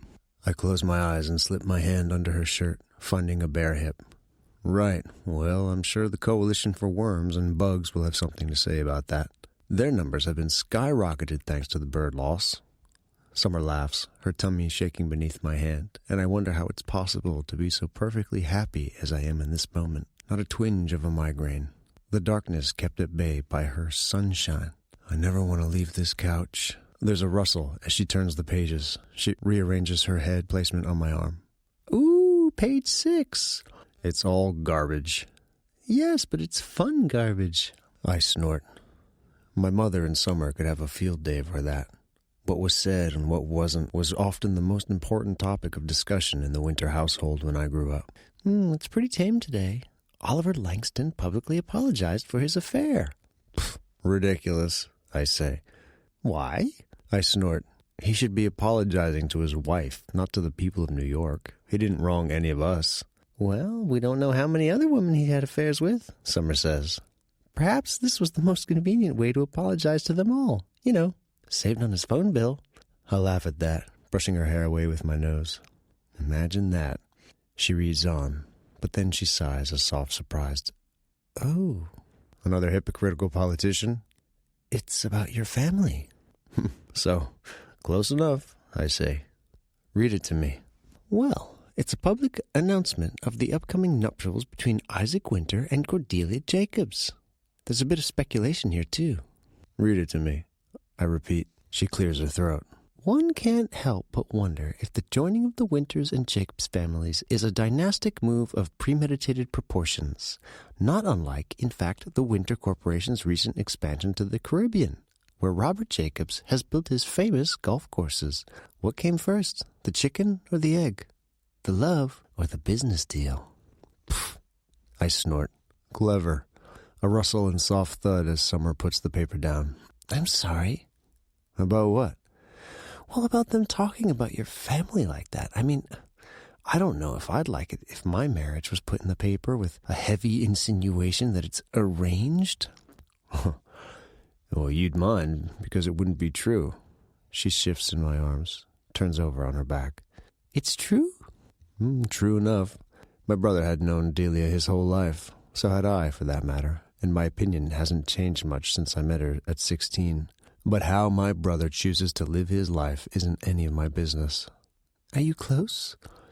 Isaac and I ask, as if there's a third brother she might be referring to, buying me some time. I look down at my hand, smoothing over her flat stomach, circling her navel. Yes, she says. We used to be close when we were younger. It was us against our parents. Now we live pretty different lives. Not to mention, I've been an ass around everyone who isn't Summer for the past 2 years. It's pitiful how unused I am to having these conversations. Any conversation, really, that requires me to respond in more than monosyllables. Are you going to the wedding? Yeah. She nods, looking down at my hand, covering it with her own and slipping her fingers through mine. Families can be tricky. Friendships, too. Does she have a sixth sense for when I need her to drop a subject? Because she manages every damn time. Well, not if you're Summer Davis, and your parents are the ideal representation of true love, raising puppies for a living. She bursts out laughing, and I prop up on my elbows, enjoying the show. Freckles decorate her nose, courtesy of the summer sun. You make me sound like I have little birds helping me dress in the morning. Well, don't you? I ask. No, don't tell me. You would have, if domestic cats hadn't decimated their populations. She bursts out laughing, and I move my hand up across her ribs, tickling. Summer doubles up, shrieking. Ace looks up from his sprawl on the couch opposite ours, cocks his head. I'm just teasing your owner, I tell him, trying to keep a grip on squirming Summer. No, he's not, she shrieks. He's torturing me! Help, Ace! The Golden puts his head down with a sigh. He's over our antics. No help is coming. Summer pleads for mercy, finding my lips with her own, my hand smooth out on her skin. Peace, she murmurs. Peace, I agree. But then she slips out of my grasp and bounces away across her living room, a triumphant smile in her face. Success! Damn your wiles, woman. She laughs and takes a few steps toward the kitchen, opens her fridge. Do you want a refill? Sure, thanks. I was actually thinking, she says, opening the half-drunk bottle of wine, about this weekend. Were you? Yeah. Should we go on a proper date? I turn onto my back and prop my hands behind my head, watching her pour the red. Do you mean sleeping together in your apartment all week doesn't constitute a date? Shocking. She sticks her tongue out at me. Her blonde curls are tousled around her face, and in her rumpled summer dress, she's the most beautiful thing I've ever seen. I was thinking we could go back to Montauk, I say. Summer raises her eyebrows. Really? I thought you hated that house. Yes, well, it grew on me last weekend. There's something about seeing you swim naked through my pool that's really made it come alive for me. You were the missing furniture piece. She laughs again, setting out wine glasses on the table. You make a compelling argument. Well, I was in debate club in high school. You were? Why do you sound so shocked?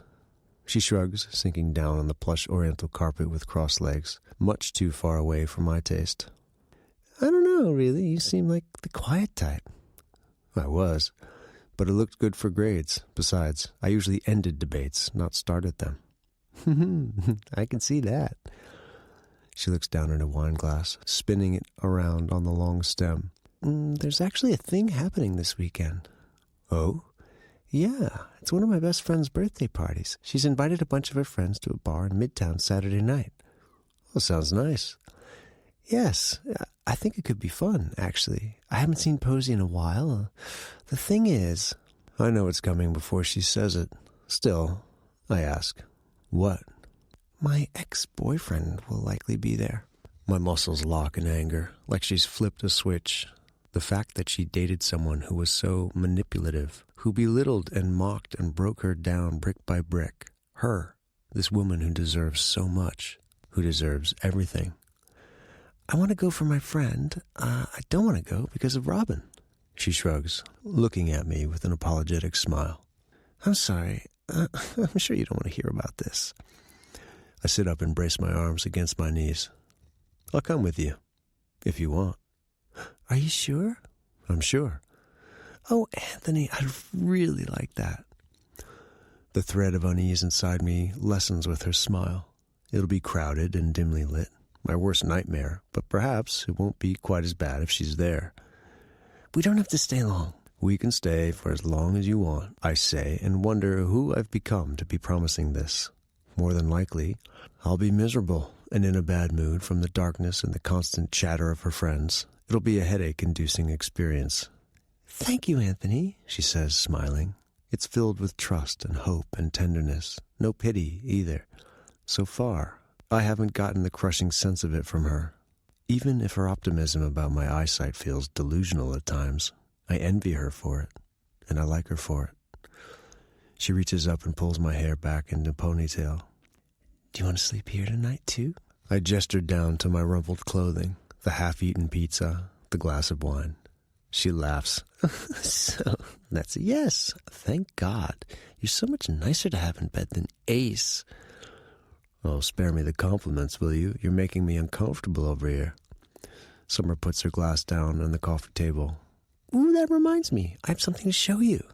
You do?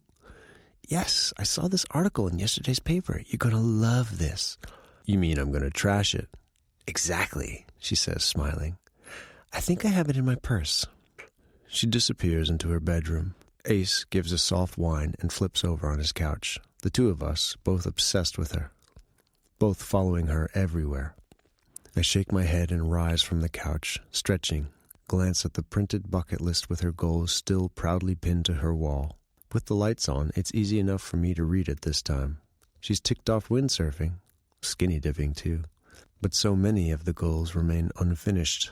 My eyes scan down the list, at the plans for a full, rich life, one with travel and experiences.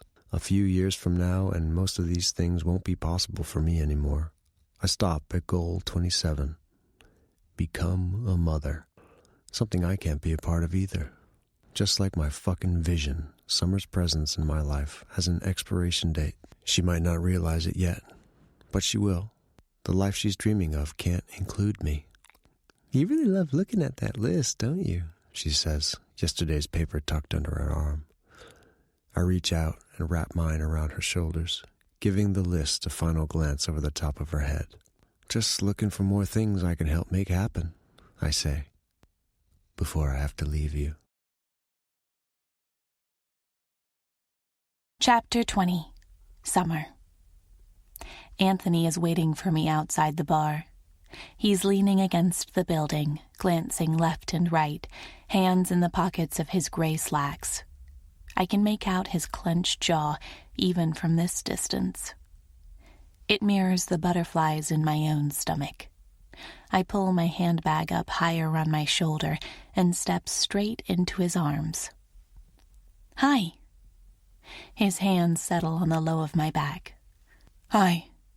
Did you have to wait long? No. You worked from home today? He nods, tipping my head back. Yes. Will I ever get to see your place? One day, perhaps, if you behave. What if I misbehave in the way you like? Then we'll go there first thing tomorrow. He bends his head and kisses me, a greeting and a promise. How was work? It was great. I met with 2 new clients all day, and I'm really excited about these 2. They'd probably work well together. His lip curls. Romantic? Oh, yes, definitely. Should we go inside? Yeah. We won't stay long. I promise again. We can stay for as long as you want, he reminds me. I don't doubt he means it, but I also suspect he won't enjoy himself very much. But he's here, for me. The warmth in my chest as I slide my hand into his threatens to consume me. I want to be back in my apartment, have him lying beside me in bed or on my couch, and run my fingers through his hair, or kiss him until he groans beneath me and begs, in that raspy voice, to touch me. I'm so head over heels with this man. He presses a kiss to my temple. You look unbelievable in this dress, by the way. Thank you, I murmur. A waitress leads us to the table Posey's booked, or more accurately, tables. Raucous laughter rises from the group of people crowded around them. My gaze snags on Posey's willowy shape. Her red hair is up in a messy bun, the same shade she's dyed it since college, the one that wouldn't look good on anyone else. Summer, she says, eyes lighting up. You made it. Of course I did. Happy birthday. I pull her in for a hug. Oh, thank you. I'm half tempted to stop counting, really, but it might be too early. Is that when we hit 30? Yes, we're not quite there yet. Her arm drops to my waist effortlessly, the way it's always been with her. And who's this? She asks. This is Anthony. He extends a hand. A pleasure. A friend of Summer's is a friend of mine, Posey says, with a not-so-subtle glance in my direction. It says, "Tell me everything." I give a little shrug. It's new, but yeah, he's amazing. Anthony sees it too. There's a curl to his lips as he tells us he's getting us something to drink. Glass of white? He asks me. I nod and watch him disappear toward the bar. Posey wiggles her eyebrows. Who is this, Summer? I didn't know you'd met someone. It's new. Really new, actually. But it's going great. She glances toward the bar. He looks intense. I chuckle. Yeah, he can be intense. In a good way, though. How'd you meet him? At work. I shake my head before she can finish the thought. He wasn't one of my clients. He's more on the business side of things. Which is certainly true. He owns the business. You look happy, Posey says, her hands sliding down to clasp mine. That's the most important part. I'm really happy. I'm head over heels, really. I laugh. But how are you? How's Ben? Is he here? Yes, he's over there, Posey says with a nod to where her long-term boyfriend is mingling. Her voice drops, tugging me closer. I didn't invite Robin, Summer, but someone dragged him along anyway. You know how it is. I nod. Yeah, I figured. Anthony chooses that moment to return, and my hands slide out of Posey's to accept the glass he hands me. Happy birthday, he says to Posey. I heard you went to college with Summer. I did, yes. We had a lot of music theory classes together.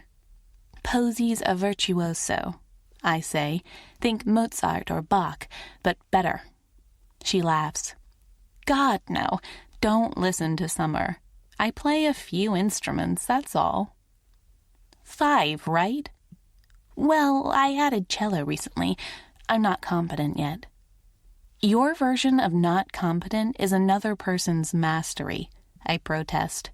So 6 instruments. I'm impressed, Anthony says. She plays at the New York Philharmonic. All right, now I'm even more impressed. Posey laughs. Summer, you've always been better at selling me than I do myself. Anthony lowers his glass, glancing from me to Posey. How was she in college? Summer? Yes. Posey shoots me a wide grin. Oh, she was popular. Great at managing her dual subjects of business and music. Charmed everyone with that voice of hers. I shake my head. Now you're overselling me here. Not in the least. Posey leans closer to Anthony, lowering her voice. This girl right here used to sell out the student cafe when she was performing. She'd write mashups of the most popular songs on the radio and sing them, harmonies and all. She did? Oh, yes. I'd play guitar and she'd sing, sitting on a bar stool with a single microphone, and bring down the house. That was a long time ago, I say. Yes, it was. Posey agrees. Far too long. We should do it again, Summer. Find an open mic in the city and bring the place down for old time's sake. This time I can comp you on cello. I'll help, Anthony adds, voice serious. I'm passable at playing the triangle. We both laugh at that, and Anthony smiles, even if the look he gives me is full of speculation. He only knows me as the non-singing post-Robin Summer. Posey is soon swept along on the tide of more friends come to celebrate her, so Anthony and I chat with some of my other college friends. Well, I chat. Anthony chimes in on occasion, but he's mainly a quiet, stable presence beside me. It's at least 20 minutes until I see Robin for the first time. His hair is pushed back, disheveled flannel shirt front tucked into a pair of jeans. I know they both cost more than they look. My fingers tighten around my glass of wine. Anthony shifts, bending down so his mouth rests against my ear. "What's happened?" he murmurs. "My ex is here." His hand slides to my low back. "The asshole." The heartfelt epitaph falls naturally from his lips, and I laugh, looking away from Robin to meet Anthony's dark gaze. "Yep, that very one." "How do you feel?" "Happy." His eyebrows knit. "Happy?" "Yes, happy I'm not with him anymore. Happy I'm with you." Anthony's thumb rubs a small caress through my dress. "Ah," he says. "That's it?" His lip curls, but as he bends and brushes my hair back, the heat in his voice is unmistakable. "Yes, Summer, that's it. Unless you want me to show you how happy I am in front of all your college friends." I sway a little on my wedge heels. "Let's go home," I tell him. His eyes dance as he lifts his head. "Anything you want, but we can stay if you'd like." I glance to where Posey is sitting, Ben's arm around her waist and a colleague from the Philharmonic beside her. There are more than enough people here to celebrate her, and we have a dinner scheduled in a few days, just the two of us. "Let's go," I repeat, standing on my tiptoes to get closer to him. Besides, Ace can't be alone for too long. "Oh, yes," he agrees. "Let's go home for Ace's sake." I kiss him, loving the pleased surprise in his eyes. "Come on then, Winter." We don't make it far before Robin intercepts us. He's holding a whiskey sour in one hand. I remember once drinking them reluctantly with him, because he so often ordered for me. How had I ever been with someone like that? The me I'd been with him feels like the memory of a dream, and not a good one at that. "Summer," he says. His gaze slides to Anthony, and the calculating gleam in it is obvious to me now. "Hi, Robin," I say. "You weren't planning on leaving without saying hello to me, were you?" His smile doesn't show in his eyes. "I was, actually." He blinks, looks back at me from his perusal of Anthony, and for the first time I remember, it actually seems like he's seeing me. "Ah," he says. "Well, that's sneaky of you, some." Anthony clears his throat and extends a hand to Robin. "Anthony Winter." Well, that's not fair. He's breaking out his full name, knowing exactly what that thing does. I cheer him on silently. Robin's eyes narrow. "Robin Whitlock," he replies. "A pleasure," Anthony says in a bored drawl. "No, we were leaving, so if you'll please." The hint of a flush rises in Robin's cheeks. Oh, I haven't forgotten how quick he is to anger when he feels shamed. I give him a brilliant smile. "Take care of yourself, Robin." We step past him toward the exit. If he responds, it's not something I hear. It's not something I want to either. Anthony doesn't put his arm around my shoulders or tug me against his side. He just brushes the back of his hand against mine in a subtle invitation, and I know him well enough to know it's not accidental. I curl my fingers around his in answer. We walk hand in hand through the crowded bar, like we walk this way all the time. Like we're a confirmed item.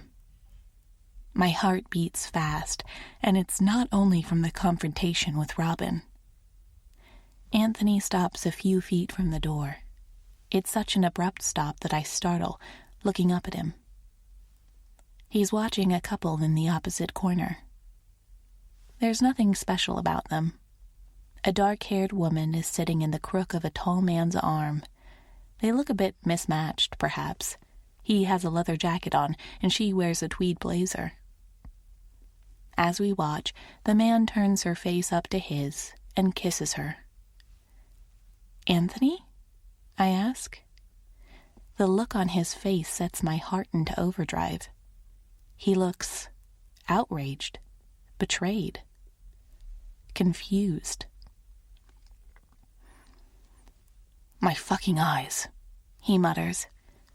"I can't be sure. I have to be sure, Summer." Sure about what? Barely taking his eyes off the couple, he pulls out his phone. A few seconds later, and there's an image of a pristine young brunette on the screen. "Is this her, sitting over there?" I look from the image of a smiling woman with pearl earrings to the couple across the bar. "Yes," I whisper. "It's her. Who is she, Anthony?" "Cordelia Jacobs," he says. "My brother's fiancée." Chapter 21. Anthony. I walk through the lobby of the Winter Hotel with quick strides. It won't be long until one or more of the concierges recognize me, and once they do, there will be no end to the helloing and highing I'll have to endure. Worse, because they're people I'd once spent a lot of time with.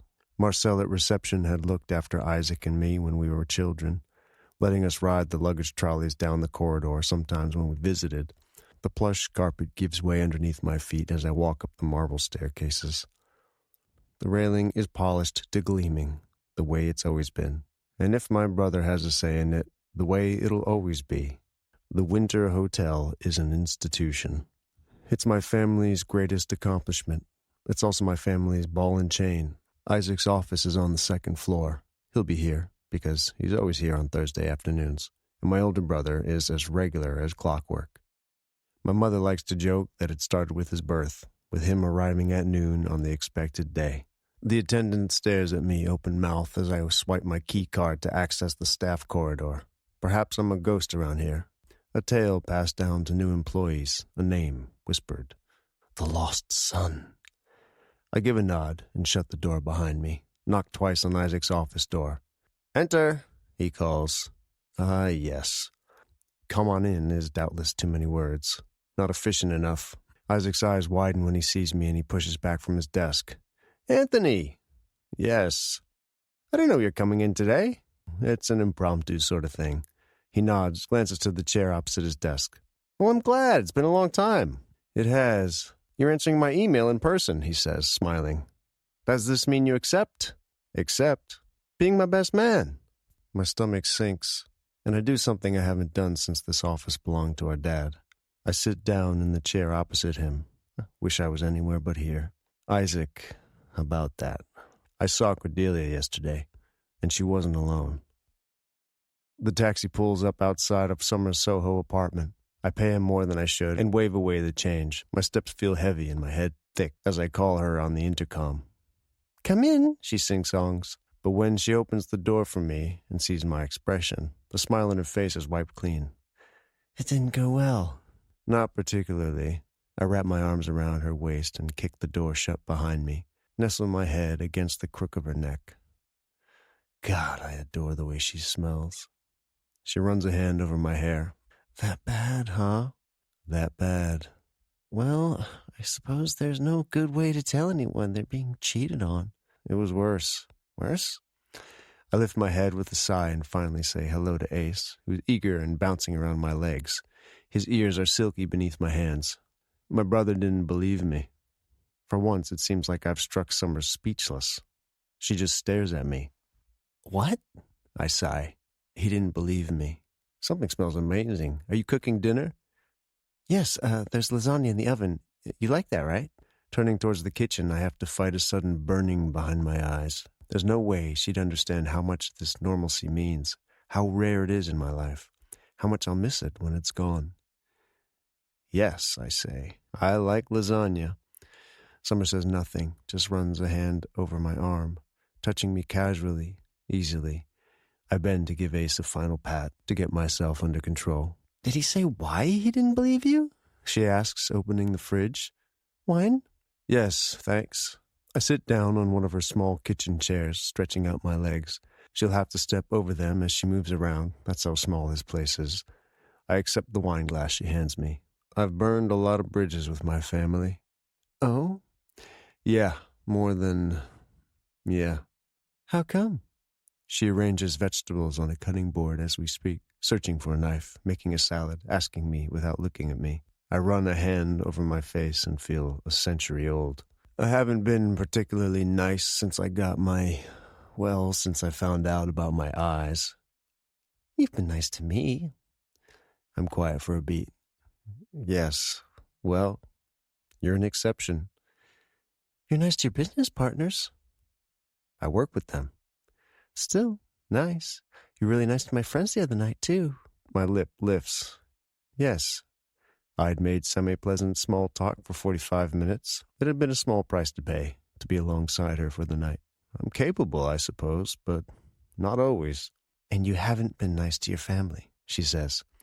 A year ago, I say carefully, I was at a family dinner with my parents, my brother, and Cordelia.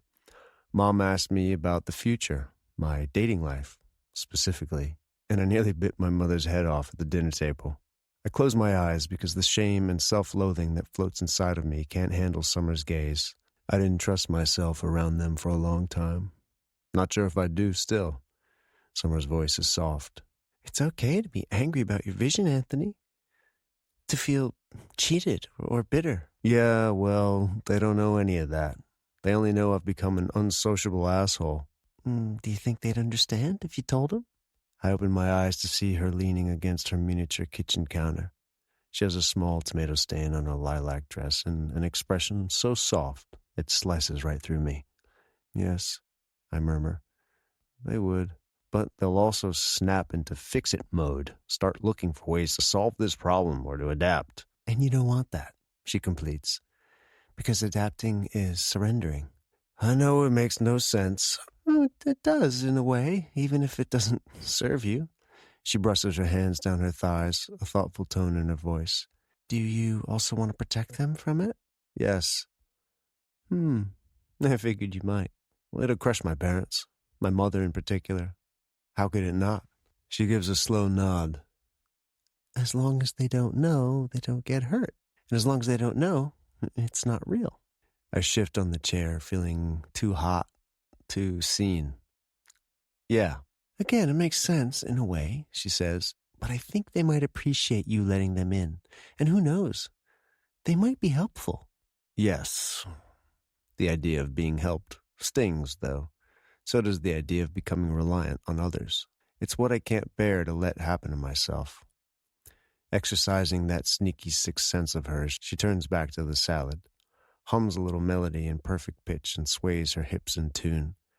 I lean back against the wall and watch her, drinking my wine, pushing away the words my brother had said, the accusations.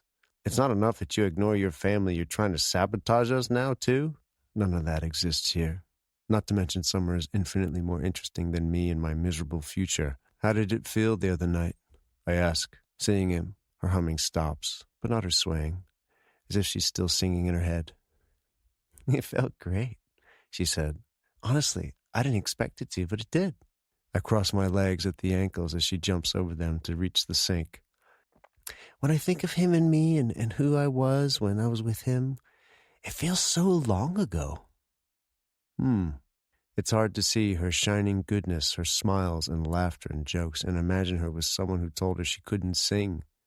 Makes my blood boil. Why were you together with him? You're gonna laugh, she says, but doesn't sound the least bit concerned that I might. But I think I was more in love with the idea of us being in love than actually with him. I was so in love with the idea of being in a relationship that I didn't care about the red flags. Figured I could change him or he'd change because of me. She shakes her head, reaching up on her tiptoes to reach the bowl. It was stupid. I'm silent, absorbing that, reminded of her love, of true love. You know what? I really like that about you, she says. This time there's a clear smile in her voice. Like what? I haven't said anything. Yes. Exactly. The look she throws me over her shoulder is warm, You didn't rush in to tell me it wasn't stupid, because I know you think it was, and that's okay. I clear my throat. I wouldn't have called it stupid. Hopeful, maybe. Even beautiful in a way, but no, I don't think believing love will change someone's shitty behavior is a solid strategy. I don't either. Not anymore. So I suppose I should say thank you to him, really.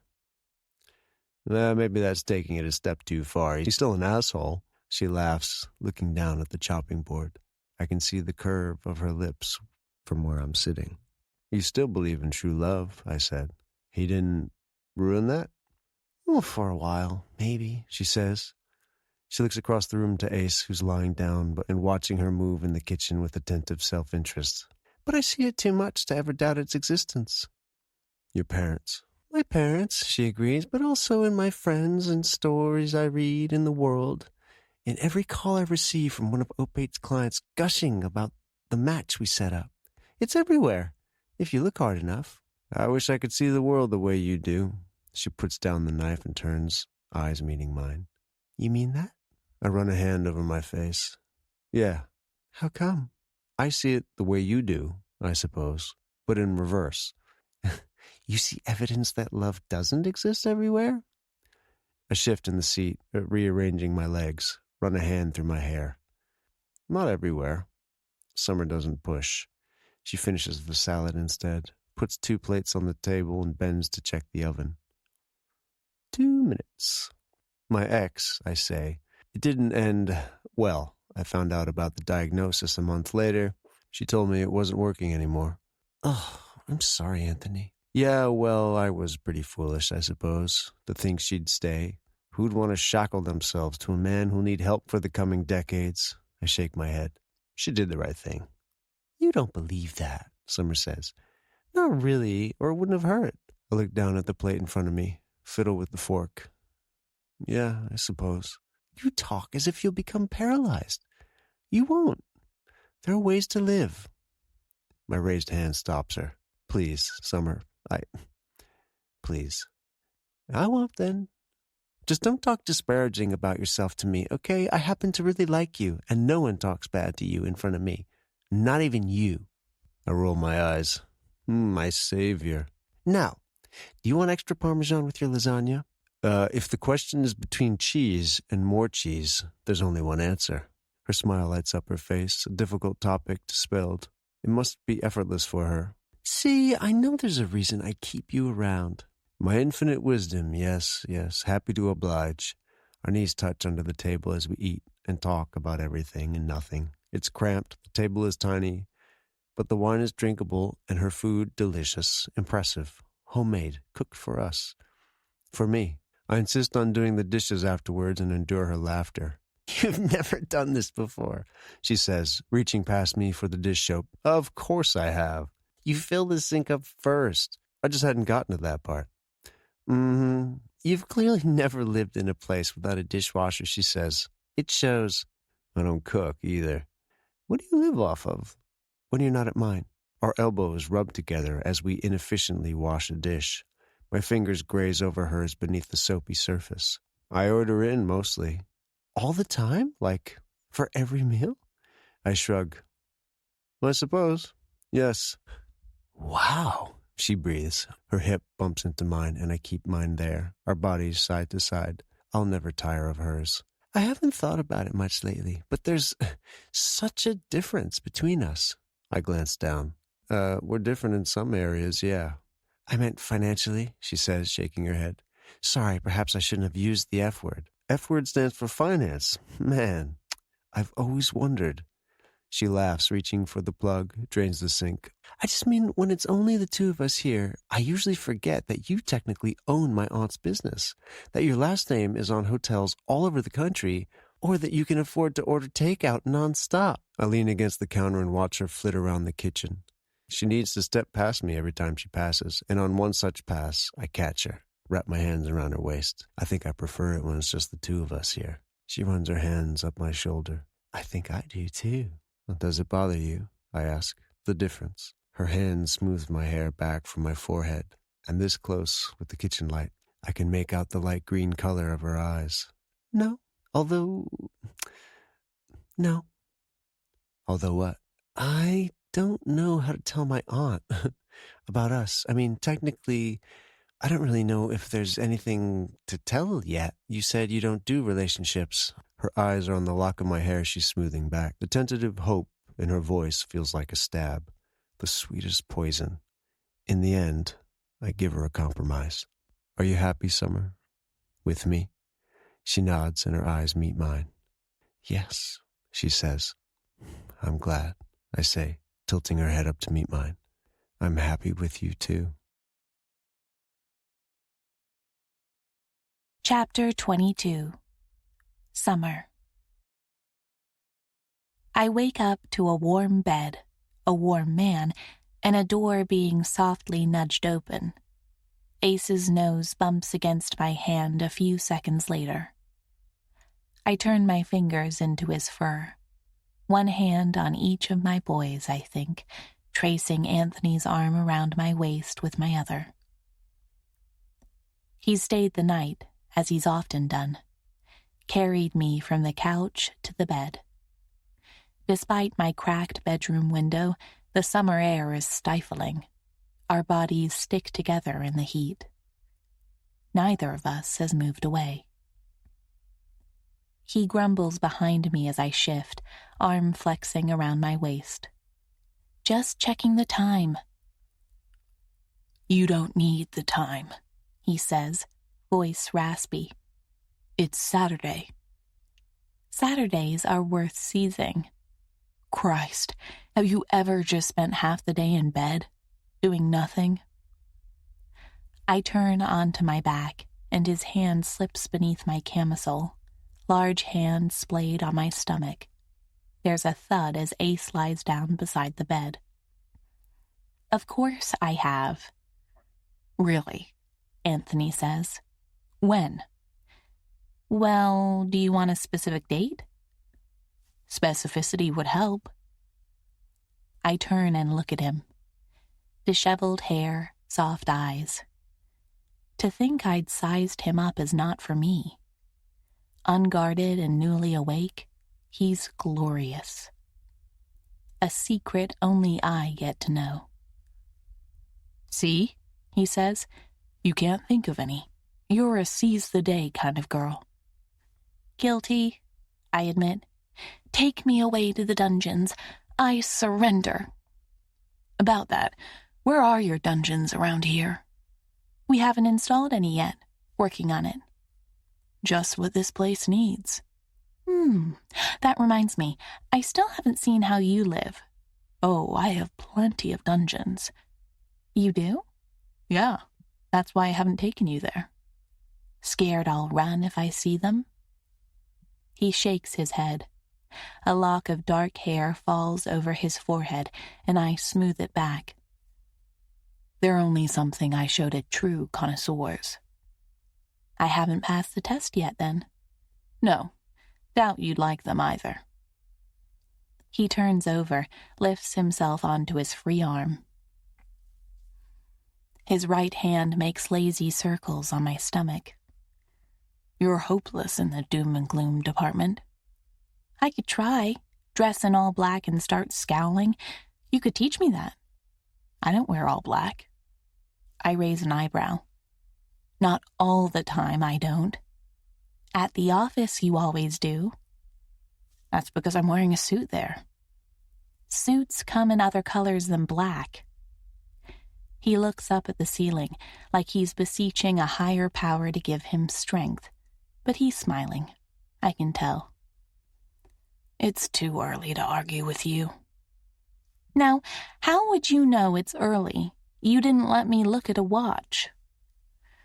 Outsmarted, he says morosely, bends his head to kiss my neck.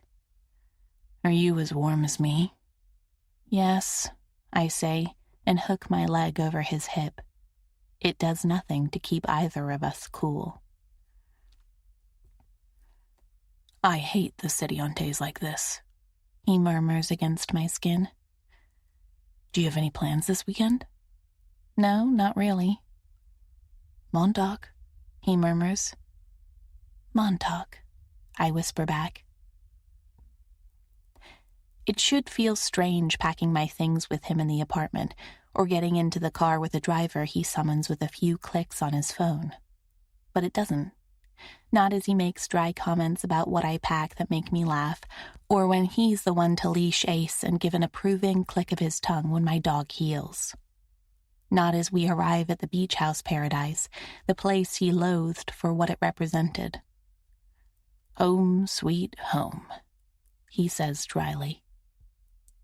I step past him into the kitchen, set down the bag of groceries we'd stopped for on the kitchen counter. "Don't you think there's a way to still live in New York, after?" "I can't imagine a more deadly situation than walking blind through the city," he says. I watch his back as he strides to the double doors and opens them up to the patio and the white sand beyond. The ocean is a glittering blue in the distance. Ace weaves around his legs, tail wagging faster than I've seen it before, and Anthony bends down. He's too far away, but I think I make out the words, "You like it here, don't you, boy? That's a good dog." I smile down at the chicken fillets we'd bought. My heart feels like it's doubling in size and constricting at the same time. "I've seen people who were blind in the city before," I say instead. "On the subway." "With a cane," he responds, tugs off his jacket and throws it over the back of the sofa. The tone of his voice makes it clear that's not an option for him. "Come on, I want us to take a walk on the beach." "You do?" "Yes," he says. "What?" "No, nothing. I'm down. I'm just surprised you're the one suggesting it." He looks at me for a long moment, but then his lip curls. "Yeah, well, I guess some of your seize-the-day nonsense has rubbed off on me." I shut the fridge door with my foot. "Then let's squeeze all the juice out of this one." The day doesn't complain, despite my brutal phrasing. We're both sweaty when we return with a sandy dog in tow. "Pool," I say, reaching for the hem of my t-shirt. "Now." Anthony grins and reaches for his own. Here, beneath the sun, it's like he's a different person. The man I'd once seen sitting opposite me in the darkness feels a million miles away. But I know he's not. He's here too, when he thinks I don't see him. The darkened eyes and scowl. Or sometimes the long looks when he's sure I won't notice. I wish he'd share what he's feeling with me. To have a diagnosis like that, hanging like the sword of Damocles over one's future. My heart aches. I wish he would let me tell him that too. That he's worth staying with, fighting for. But most of all, I wish he'd believe that himself. Anthony looks at me with those inscrutable eyes from the pool, his head slicked along the skull. I won't be surprised if he knows where my mind's gone.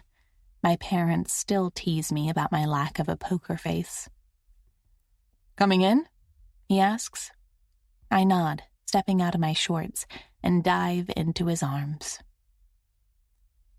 It's late that night when I pull out the pièce de résistance, the thing I'd seen in the grocery store and been unable to resist. Somehow Anthony hadn't seen it in the checkout line. "Marshmallows?" he asks. "And graham crackers. Are you making some sort of dessert?" "S'mores," I say. "We're making s'mores. How could you have not guessed that?"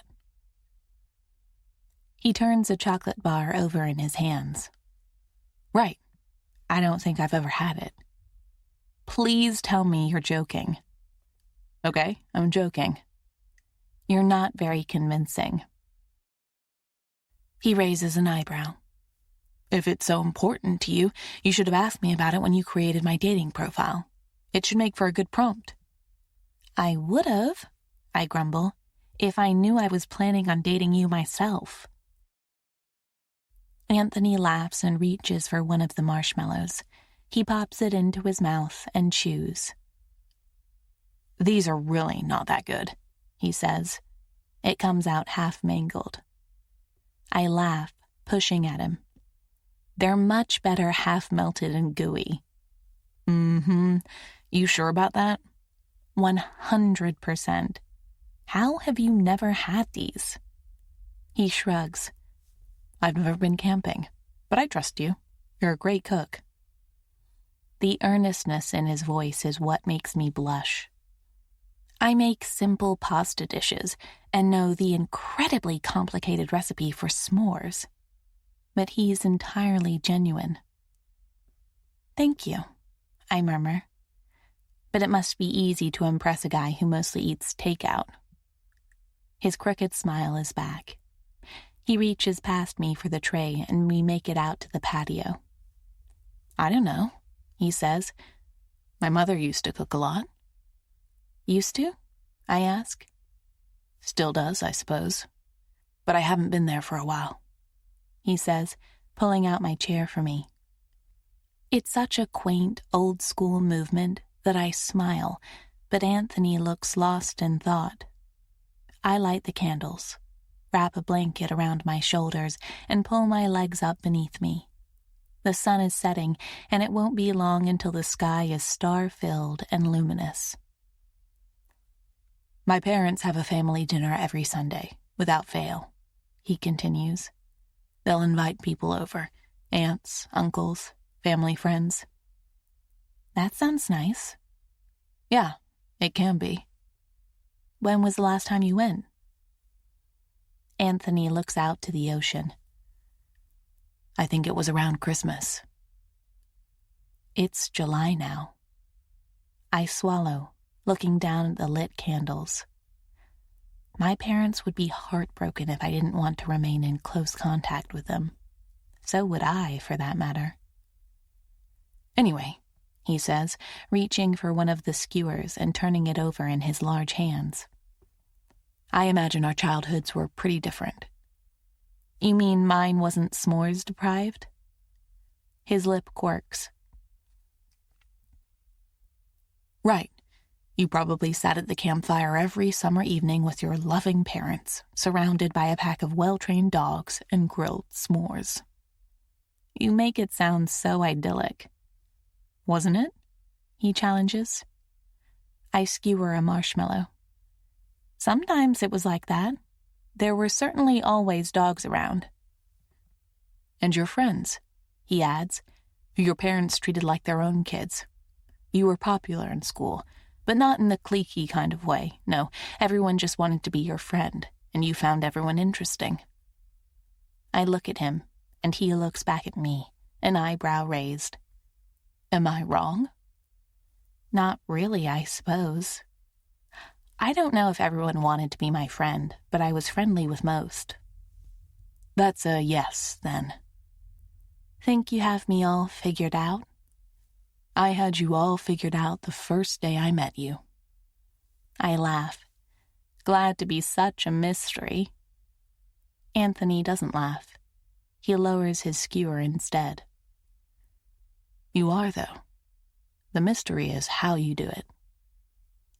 How I do what? How you manage to stay happy and optimistic and willing to see the best in everyone. Right, I murmur, looking down. And birds help me dress in the morning. He knocks my marshmallow with his own.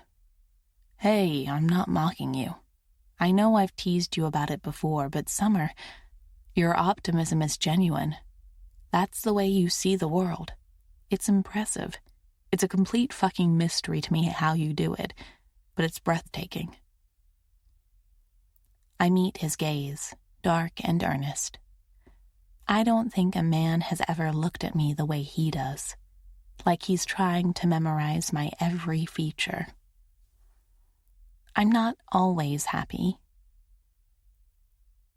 "I know," he says, "but you're always genuine."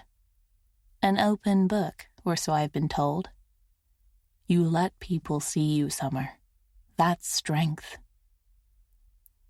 This time, I reach out and take his hand. He flips his over, and long fingers tighten around mine. You should let people see you too, I murmur, because you're amazing. Anthony looks down at our intertwined hands. His thumb makes a slow, sweeping arc over my palm. When he speaks, his voice has dropped. The more time passes, the more difficult it feels to... Well, I know I have to tell people in my life about my vision. Fuck, of course I know that, Summer. But that will make it real. As long as I'm the only one who knows, I can pretend it's not happening. My heart aches with the need to reach out and hug him, to say that everything will be okay. I sit still instead, listening, bearing witness to his pain. I think he needs to be listened to. We talk as we eat s'mores, slow and haltingly. Anthony swears when molten chocolate escapes down his fingers, and I can't keep from laughing. They're good, he admits. Messy and simple, but good. They're a summer thing, like watermelon and mosquito bites. You have to have them at least once. He grimaces and pushes away the half-empty bag of marshmallows. I can live without the mosquito bites. Come here, join me on this side. I shift over to his side of the patio and sit next to him. There's a soft sweep of fur against my bare leg, and I glance down. Ace is splayed over Anthony's feet, his face tucked against Anthony's ankle. Thick as thieves. He loves you, I murmur. Anthony looks down at my dog. A smile plays around his lips. He's a good dog. They really are a man's best friend.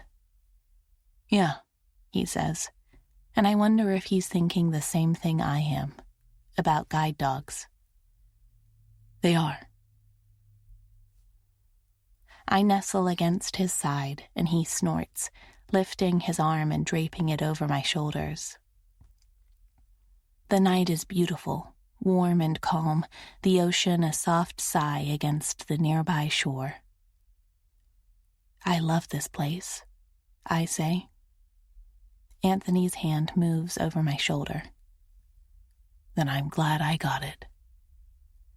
My heart feels full of love for more than just his house, but I don't say it. Not yet. The knowledge settles like warm honey in my stomach. I rest my head against his shoulder and look up. The moon is a barely there slice in the sky, surrounded by friends, their faraway light shining down on us in tiny pinpricks. Do you know any constellations? I ask.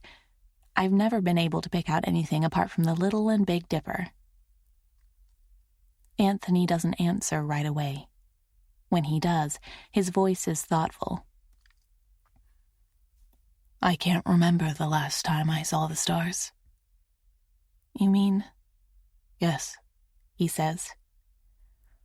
One night, the stars went out for me, and they'll never return. The night sky has gone dark. I'm glad for the darkness now, hiding the emotion on my face. My heart feels like it's breaking for him. I'm thankful I saw you, at any rate, he murmurs, before it all goes black. My eyes overfill. I don't know how he knows, but he does, his free hand smoothing the tears away from my cheeks. Don't cry, Summer, he whispers. Not for me. I do anyway. How can you bear it? How do you keep from despairing? He kisses my temple and pulls me close. I don't, he says, the sound like a confession against my hair. You just haven't seen it yet. Chapter 23. Anthony. I reach for the glass of scotch on my coffee table and nearly knock it over. The slippery thing has moved since I put it down last. It's safer to keep it clutched tight in my hand. It burns going down my throat as I drain it. It's been a while since I last sat here in this chair in my own living room, downing booze. Racking my brain through the splitting headache is hard, but not impossible. It's been a few weeks before I met Summer. Not terribly surprising that she'd been bright enough to drown out the darkness. Concentrating on anything else, including my own misery, was difficult with her around. But she's not around now. No elephant lamp in the corner of her apartment. No thick oriental rugs or the chamomile tea she makes. Tea. I'd bought that for myself. I look toward the kitchen, but making it feels like too much effort. It would help me sleep, but so will the scotch, and it's closer at hand. Perhaps it'll also help me forget. Accelerating. That was Dr. Johnson's word this morning. Accelerating.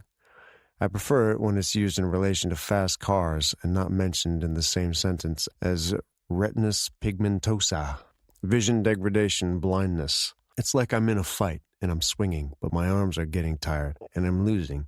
And I know I'm losing. No failure is the only outcome, but I can't for the life of me give up the fight. Not yet. I pour myself 2 more knuckles worth of scotch and lean back in my chair. Close my eyes. Blackness behind my lids. Will I see that, then, one day? The doctor doesn't know. There's a ton he doesn't know, as it so happens. Not how quickly I'll lose my eyesight, not how much of it I'll lose, if I'll retain the ability to differentiate between light or darkness, if I'll maintain tunnel vision, or if I'll be blind as a bat before the year is out. But he does know that it's accelerating. Oh, yes, he was very sure of that. You've noticed the deterioration in your night vision? Yes. How is reading for you these days? It works if I increase the size of text and have a very bright light. Up the contrast. And printed text? I shifted my seat. If it's big enough, I'd said. Dr. Johnson had done what he always did. Looked into my worthless eyes, taken notes on his computer, returned to my eyes, gone through the series of tests, all of them already confirming what we both know. I'd made a joke to the good old doctor. You know, I told him, as he peered at an enlarged photograph of my eye, all of my worst memories include you. He'd laughed, because he meets people like me daily, sorry fuckers who are losing life one day at a time. I drained half of my glass. Going too fast, both the drink and my eyes, too fast. I'm supposed to have more time with Summer, more time to tell people, to fucking adjust, as Dr. Johnson keeps telling me. Adjust, as if anyone could. Summer is out with friends tonight, and I'm glad she is. Mostly. Jealous, too, if I'm being honest. I push up from the armchair and make my way to the ensuite by my bedroom in search of a little white bottle with pills, painkillers, blessed relief bearers. They help with the migraines. I get the twist cap open and pour out 2 into my empty hand. Look at the glass of scotch in my right. I know this is a bad idea, but the part of my brain that cares is locked away. I can see it, but I can't feel it, and it sure can't reach me. So I swallow the pills and drain them with alcohol, set the glass down on the marble, make my way to my bed, and stretch out on the linens. They don't smell like Summer, because she's never been here. They smell like laundry. The cleaning lady must have been here recently. It's off, the smell, like I'm in a hotel or a rental. I twist over on my back and close my eyes, decide to see how long I'll last in the blackness before the crushing sense in my chest gets too much. It's not a fun game. But it is preparation, and wasn't that what Dr. Johnson wanted me to do? Adjust. Oh, look at me trying, Doc. I wake up to a room cast in sharp, painful light. The curtains. I hadn't drawn the curtains last night. The pressure grip around the crown of my head feels like a steel vice, the alcohol, probably. Its wondrous effects are always short-term. The sound of a doorbell being insistently pressed rings through the house. Was that what woke me up? Summer. I'd invited Summer here today. It's Saturday. I'm supposed to show her my place, walk around the neighborhood. I push myself out of bed and run a hand through my hair, stop in the bathroom to brush my teeth, close the door to my bedroom on the way out. I hadn't forgotten, but it had been pushed to the back, too painful to touch, along with the realization that I have less time with her than I thought. Accelerating, fucking accelerating. I reach the front door, try and fail to take a deep breath before I open. "Good morning," Summer says. Her wheat-color hair falls in waves around her face, bouncing as she holds up a paper bag. "I brought us bagels." "Right, nice." Her smile shrinks, eyes zeroing in on mine, seeing too much by far. "Are you okay, Anthony?" You want to come in?" Yes, if that's okay." "Of course." I push open the door to illustrate just how okay it is. Ace is a tail-wagging, excited storm of a dog at my feet, pushing his nose against my leg. I bend down to give him a solid pat hello. Good dog," I murmur and shut the door behind them. Summer stands in the middle of my living room and takes it all in. I feel my stomach sink as I look at the place through her eyes. I distinctly remember planning to tidy up yesterday. Dr. Johnson had derailed all those plans. His words had lured me back to a dark place with no way out. I shove my hands into the pockets of my crumpled slacks and watch as she walks around the living room. The old marble mantelpiece, the leather sofas, the box of takeout on my coffee table, and the half-empty bottle of scotch. It's clean, at least, thanks to the house cleaners, but evidence of my life is everywhere. "This townhouse is old," she says. Not what I expected. I clear my throat. "Yeah, late 19th century, I think." "Have you lived here long?" "Yes, my grandparents lived here for a time when I was a child. We visited a lot. They moved to a different property a while back, and neither my parents nor my brother wanted this place." I shrug. My mouth is running. With the headache and the darkness hanging over me like a cloud, the filter is gone. "I've always liked the street." "It's a lovely area of New York. Very quiet." It is." "You've got 3 stories for yourself?" "Yep." She turns, smiling at me from across the room. The sunlight through the windows gilds her, the tan of her skin a beautiful contrast against her yellow sundress. "Doesn't that get lonely?" I clear my throat. Yeah, well, sometimes, I suppose. But I like my privacy." "You sure do." She crosses the space and reaches for me, her arms wrapping around my waist. "You sure you're okay?" "Don't I look it?" I ask, take a tendril of her hair between my fingers. "No," she says. "I'm here to listen if you want to talk." I step out of her arms and head towards the kitchen. Turning my back on her hurts, but spilling out the truth hurts more. It feels like a flood inside me, and the gates are already weak. "You want something to drink?" "Yes, sure." I open the fridge, close it again, and hope she didn't see. It's pitiful. I can't remember the last time I ate anything in this place that wasn't takeout, and for the past 2 weeks I've spent more time at hers than mine. Her place. I wish I was there now. Pizza and that stupid elephant lamp, and Ace watching us from his sprawl on the opposite couch. Water's okay?" I ask. Stupid, Anthony. "Of course." There's a rustling sound as she sits down by my kitchen table. "The weather's beautiful outside. It's ridiculously warm, really. We could go by the park later." "A good idea." I hand her a glass of water, retreat to the kitchen counter and lean against it. To think there'll be a time when I won't be able to see her, sitting right there in front of me. So beautiful it feels like my heart is being torn out of my body. The world creates beauty like this and then takes my eyes away from me. The cruelty of it is ripping me apart. She puts her glass down. "Anthony?" My eyes are getting worse. "Oh, it's progressing?" Quicker than the doctor had thought. It's there, then, the look of pity and sorrow in her eyes. I can see it, and it hurts like a freight train. That I'm the one causing her this. That I'm someone to be pitied. Both and neither. All wrapped up in one. "Do they have a timeline?" she asks. I shake my head and look past her to the beckoning sunlight beyond. "Nothing concrete, but he said a couple of years, most likely. Could be 2, could be 8, but it's not decades, at least." "I'm so sorry, Anthony." The soft-spoken words grate. I don't want to be someone she's sorry for. I want to be someone she can trust, someone she can turn to, a man she can see a future with. Fuck. I haven't let myself think of a future in a long time, but I want it now. With her, I want it so bad it's like acid on my tongue, and I can't have it. It might be easier for you if we end this now. What do you mean? She asks.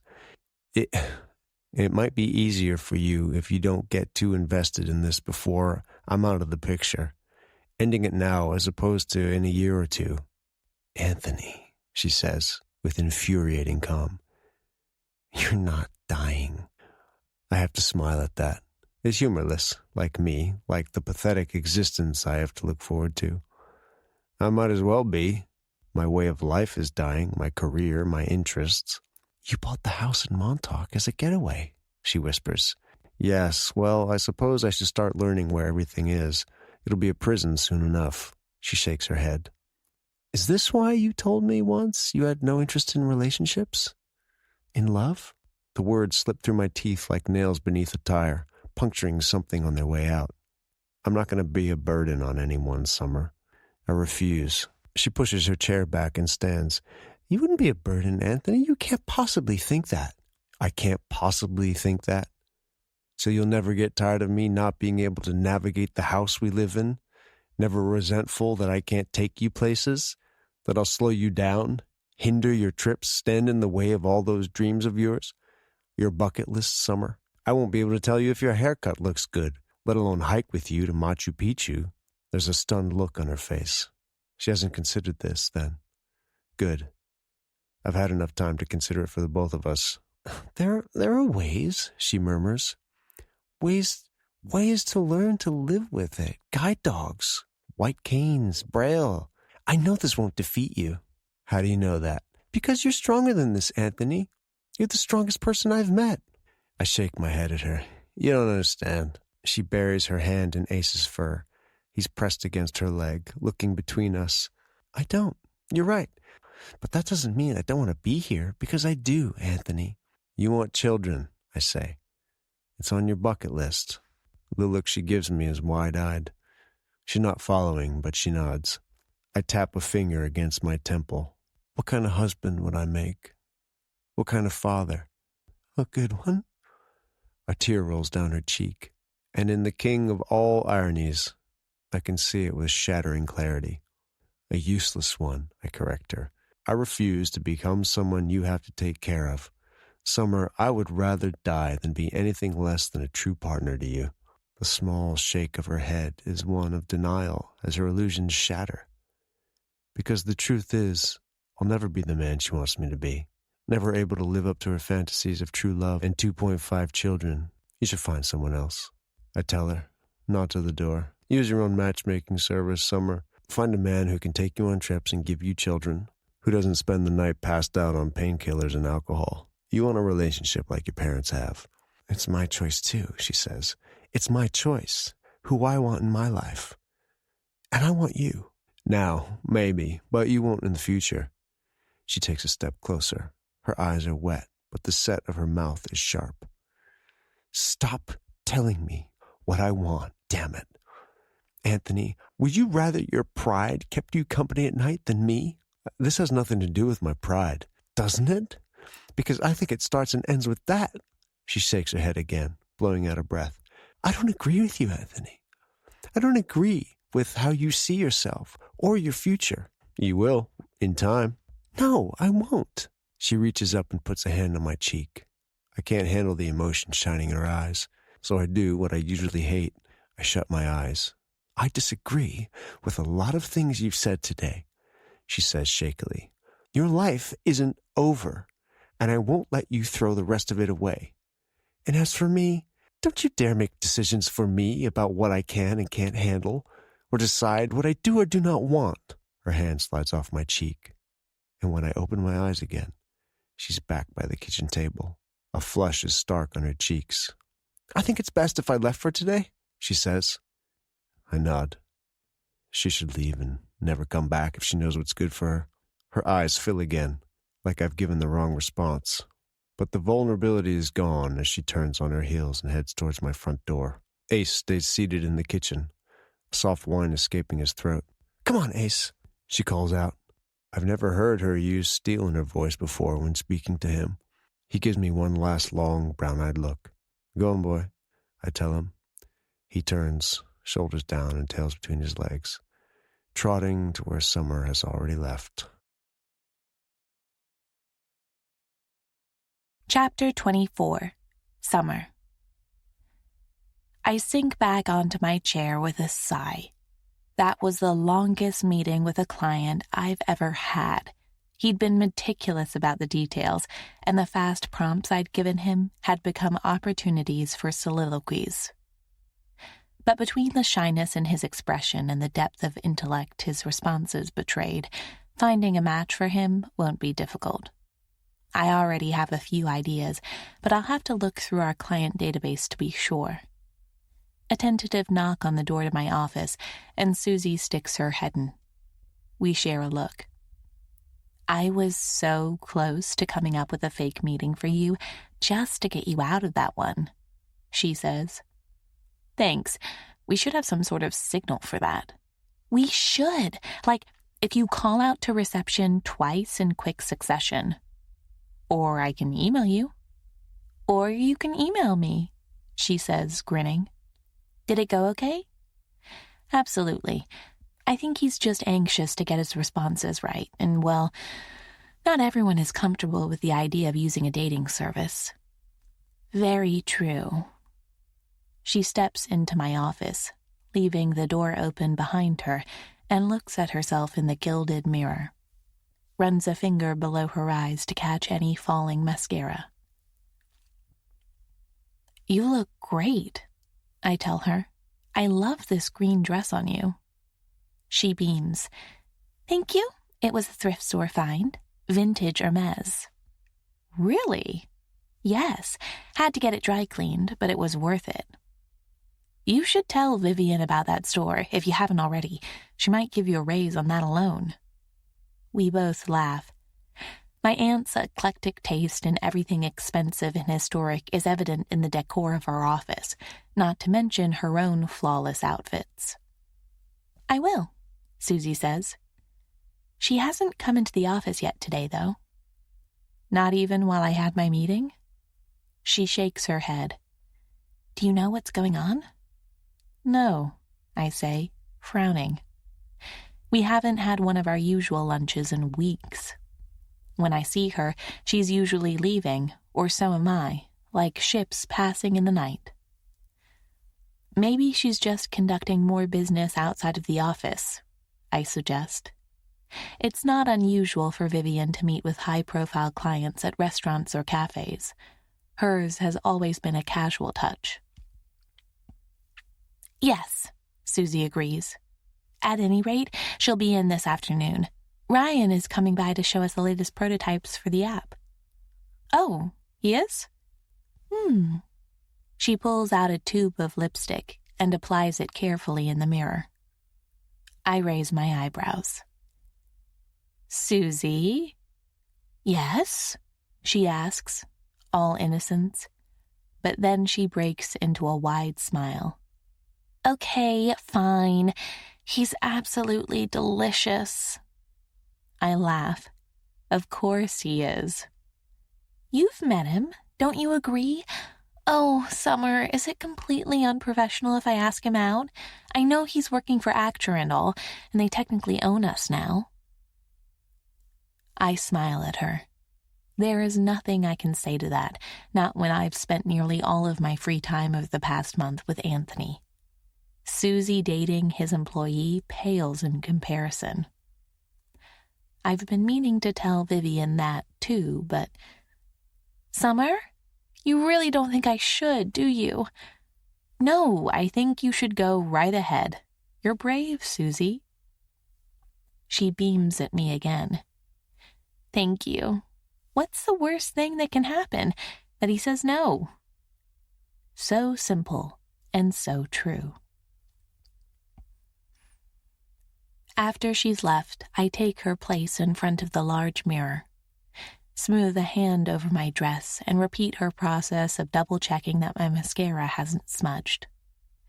Anthony might come by together with his app developer. Not that he's texted or called since we'd last spoken, that day at his townhouse. The argument has felt like a lead weight in my stomach ever since.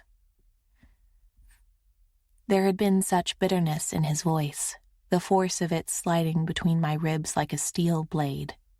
And truth, too. There had been truth in his words, in the way he looked at himself. But it's not a truth I can accept. Not when I've seen him at his best, at his truest, his freest. When he forgets to mourn what he hasn't yet lost. When he lives in the moment. I sit back down in my chair and call Ace over with a soft whistle.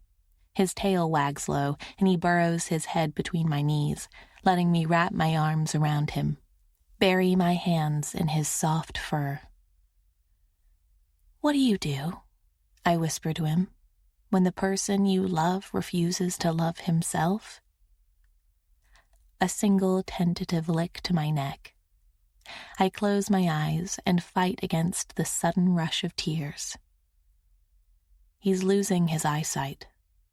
The man I love, the one who is complex and layered and sarcastic, who makes me feel safe and cherished and understood, is fighting against the weight of that diagnosis.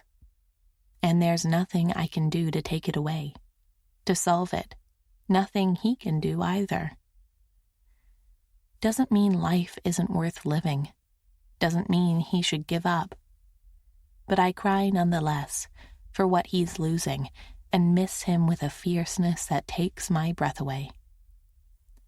I'm still sniffling when I hear the sound of voices in the reception. 2 voices, Susie's and Ryan's. Anthony's not coming to the office then. I'm reaching for a tissue when my phone chimes. It's him, and my eyes soak up the words, greedy for every piece. Anthony. "I'm sorry about the other day, Summer. Can I come to yours tonight to talk?" "Yes," I think. Yes, yes, yes. Doesn't matter if the word talk is intimidating. If I have him in front of me, I have a shot at least. A chance to convince him that we're worth betting on. That I'm worth betting on. I don't know why his ex didn't choose to stay when she learned about his eyesight, but I know I won't make the same decision. "Summer. Yes, please. I've missed you." The last 3 words are impulsive, but true. He knows I'm an open book. Read me, I think. The response is instant. Anthony. "So have I, Summer."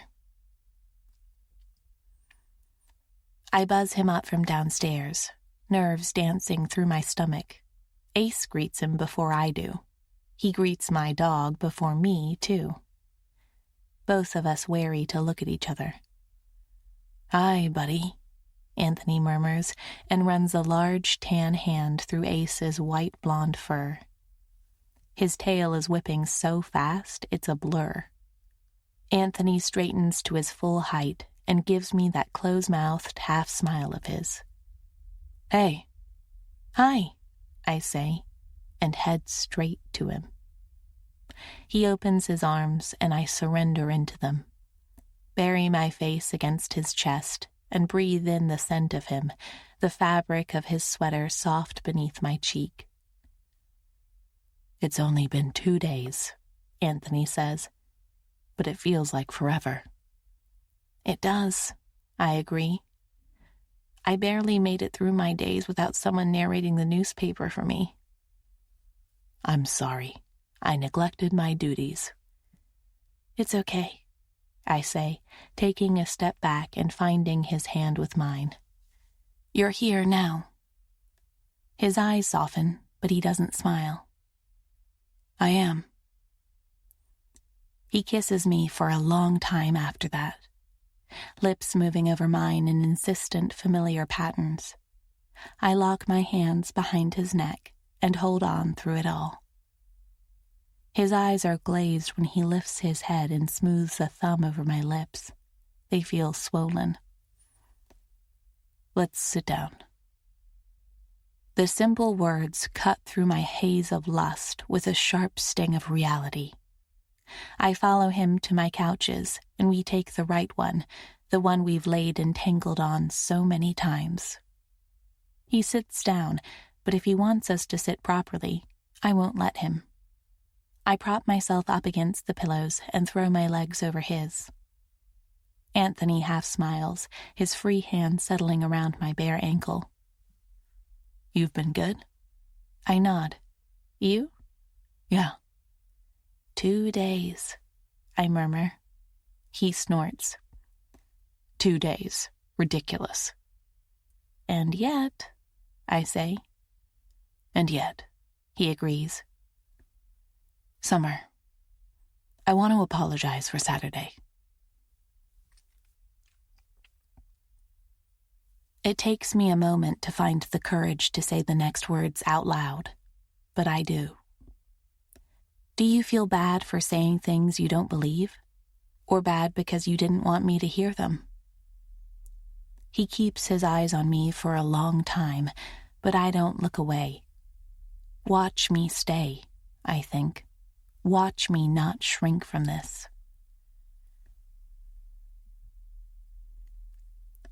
"I still believe in everything I said," he finally says. "I can't see how it could be otherwise." My eyes close on their own, like I can't stand to let him see the expression in them. "Summer, while I don't see how it could be otherwise, I want to. Very, very badly. I was standing in line at the dry cleaners yesterday, and out of nowhere I heard your voice. I don't even think it's something you've said to me, but I heard it so clearly you might as well have been standing beside me. Why the fuck are you wasting your time on this? That's what you asked me." He chuckles. "That's why I knew it wasn't actually you, by the way. You'd never curse." "I do," I whisper. "Sometimes." His fingers tighten around my ankle. "But you wouldn't in that situation. And I realized you were right. I've wasted so much time of however long I have left being pissed off. At the universe, at my eyes, at injustice. When I should have been living, preparing, seizing the fucking day, as you do." My mouth feels dry, but I nod, watching as an animated flush creeps up on Anthony's olive cheeks. There are dark circles under his eyes, but his gaze is fierce. "I don't know," he says, "if I can be the man you deserve. If I can fight this the way you think I can. It's very likely that I won't be as good of a boyfriend to you as someone else would, someone who won't have my limitations. But by God, Summer, I'm going to try." I reach over and cup his face between my palms. "I know you can. I know you will. Anthony, He kisses me, swallowing my words, and I fall onto the sofa. Pull him over me. His lips move with quiet urgency, pressing against my mouth like he's memorizing its shape. Like he's saying goodbye. I knot my fingers into his shirt, but he breaks the hold easily, lifting both of us up again. This time, I slide onto his lap. Any space between us is too much. "Summer," he murmurs. "I have to straighten myself out first, though." "What do you mean?" His answering smile is wry. "I have to go away for a little while. Summer, what you saw on Saturday, you haven't seen it all. How bad it can get. There have been days where He shakes his head. "I have to face it." My fingers slip into the collar of his sweater and grip tight. "I want to face it with you." "I know, baby." "And I won't leave you because you'll one day lose your eyesight," I vow. "I know now, and I'm not about to run for the hills." "I know," he murmurs, runs a thumb over my cheek. "I have to fight this, Summer. You deserve someone who fights." Can't we do it together? Not yet. He looks past me toward the windows, like he's embarrassed, the sharp cut of his jaw working. It's like I have this darkness inside of me, this bottomless abyss, and sometimes it swallows me whole. I'll be having a normal conversation with someone and want to scream until my voice gives out. I can't fucking stand listening to someone complain. About anything. You lost your keys? Great, I'm going blind. It's self-pitying, and I can't stop it. He shakes his head in a quick motion. I don't like myself like this. It's not about the diagnosis, and you helped me see that. It's still the worst thing that's ever happened to me. It's still a fucking tragedy. But this darkness inside of me, that's what's choking me, Summer. I don't like who I am when it's in charge, and it's in charge too often. My fingers tighten around his neck. I feel like crying, and I try not to, but he sees it. He gives me a soft smile. You've helped so much, Summer. I have? Yes. He rests his forehead against mine, and I hold on, thinking about the bleak look in his eyes on Saturday, the half-drunk bottle of scotch and scent of despair in the stuffy townhouse. There's something worth fighting for now. What are you planning? Everything, he murmurs. And nothing. One step at a time. I'm going to tell my business partners, I think. Maybe call my doctor back and tell him I'm ready to start investigating AIDS. AIDS? Canes, he says. Dogs. Braille. The words tear at him. I can see it, and yet he says them, eyes locked with mine. And you want to do it alone, I whisper. I need to, Summer. Until I know I have control of myself. I know that I lash out when I'm hurting, I fill in. Will you keep me updated? Come back to me when you're ready? God, yes, he says, hands tightening around my waist. Summer, this isn't a goodbye. It's not me walking away. Good. It's me saying I have to sort my life out. I can't hide in this apartment with you forever, however much I might want to. I know.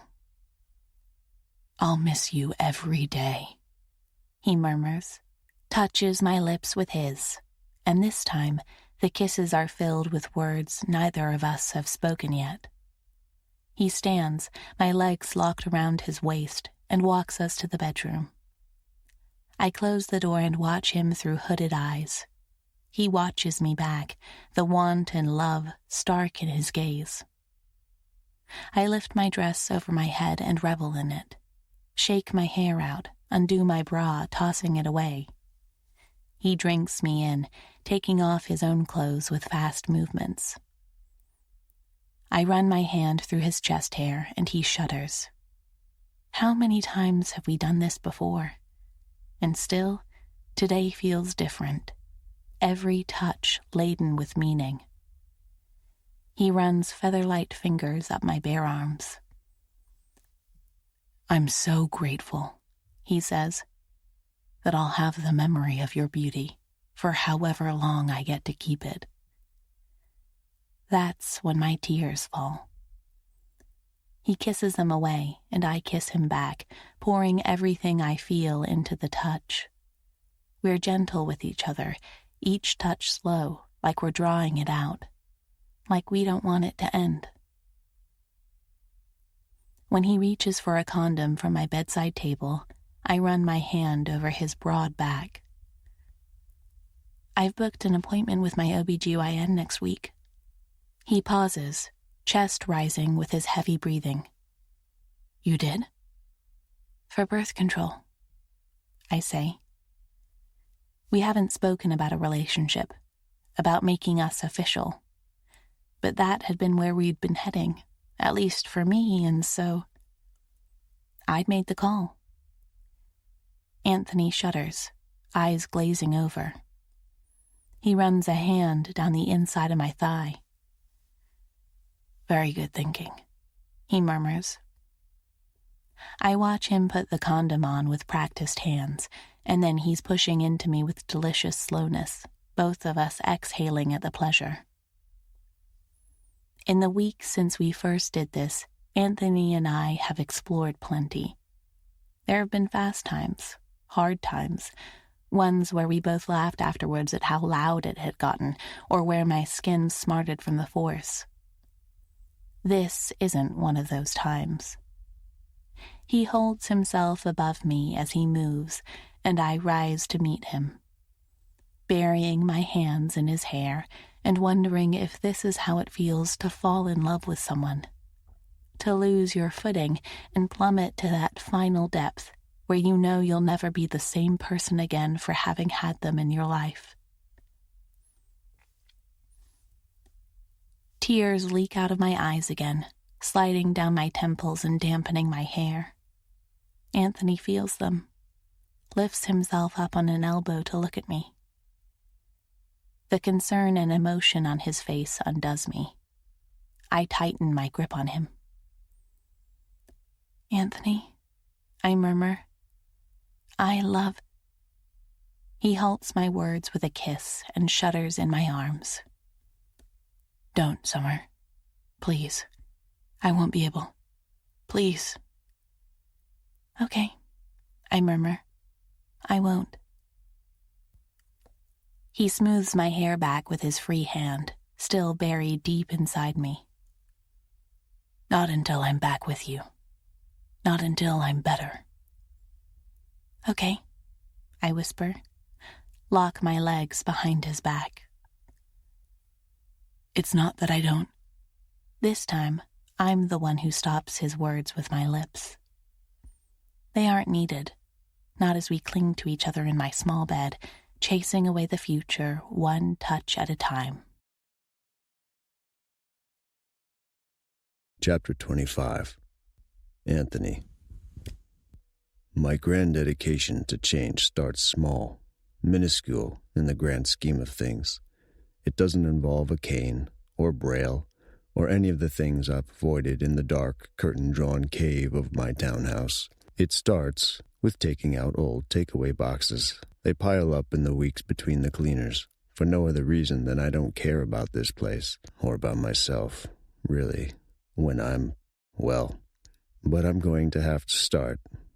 Summer gave me permission to leave my baggage and failing eyesight at the door, to forget about the accommodations and timelines entirely, for 5 minutes, for an hour, for an evening. She was brilliant escapism, a reminder of the goodness all around us, and a few of those rays landed on me.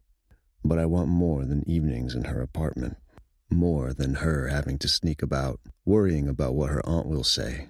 I want her to do all the things on her bucket list, and I want to be there for some of them, most of them, all of them, damn it. So I take out the trash. The futility of it, in comparison to what I have left to do, almost undoes me, takes the wind out of my sails, and leads me back to my computer or my bed, to the oblivion of work or sleep. But I resist. I throw the curtains open in the old townhouse instead. This place that had once been filled with life. I used to have friends over, friends I'd neglected. Family, I'd neglected them too.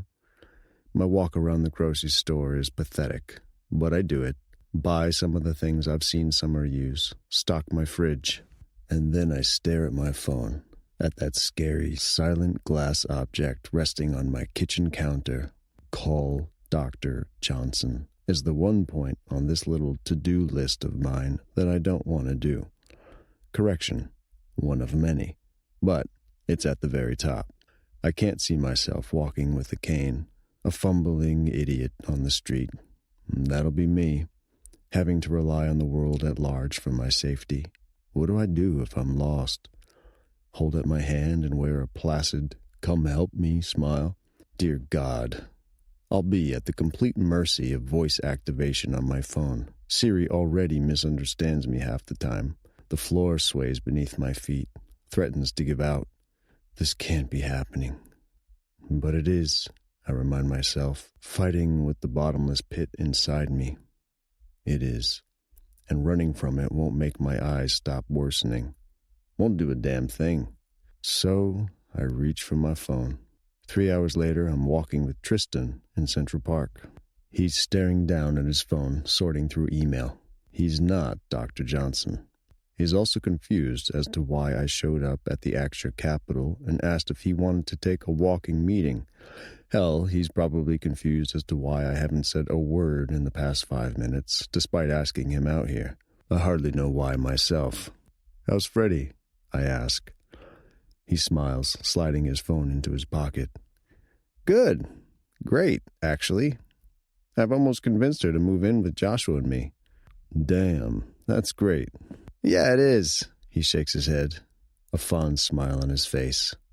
"You know, I always thought the idea of sharing my life with someone would be difficult, impossible even. With her, though, it's been seamless. Sure, we've had to compromise on things, but on the whole, seamless." "I'm happy for you," I say. "Thanks, man." He looks over and gives a chagrined shrug. "I was at a jewelry store the other day." "A ring," I say. "You're thinking of proposing?" "Yes. It's too soon, I know that, and she does too. Hell, she'll tell me off for proposing to her if I do it now. But I will. Sooner rather than later." I put a hand on his shoulder. "That's fantastic. Truly. You know she'll say yes." "Yes," Tristan says, smiling. "I do know that."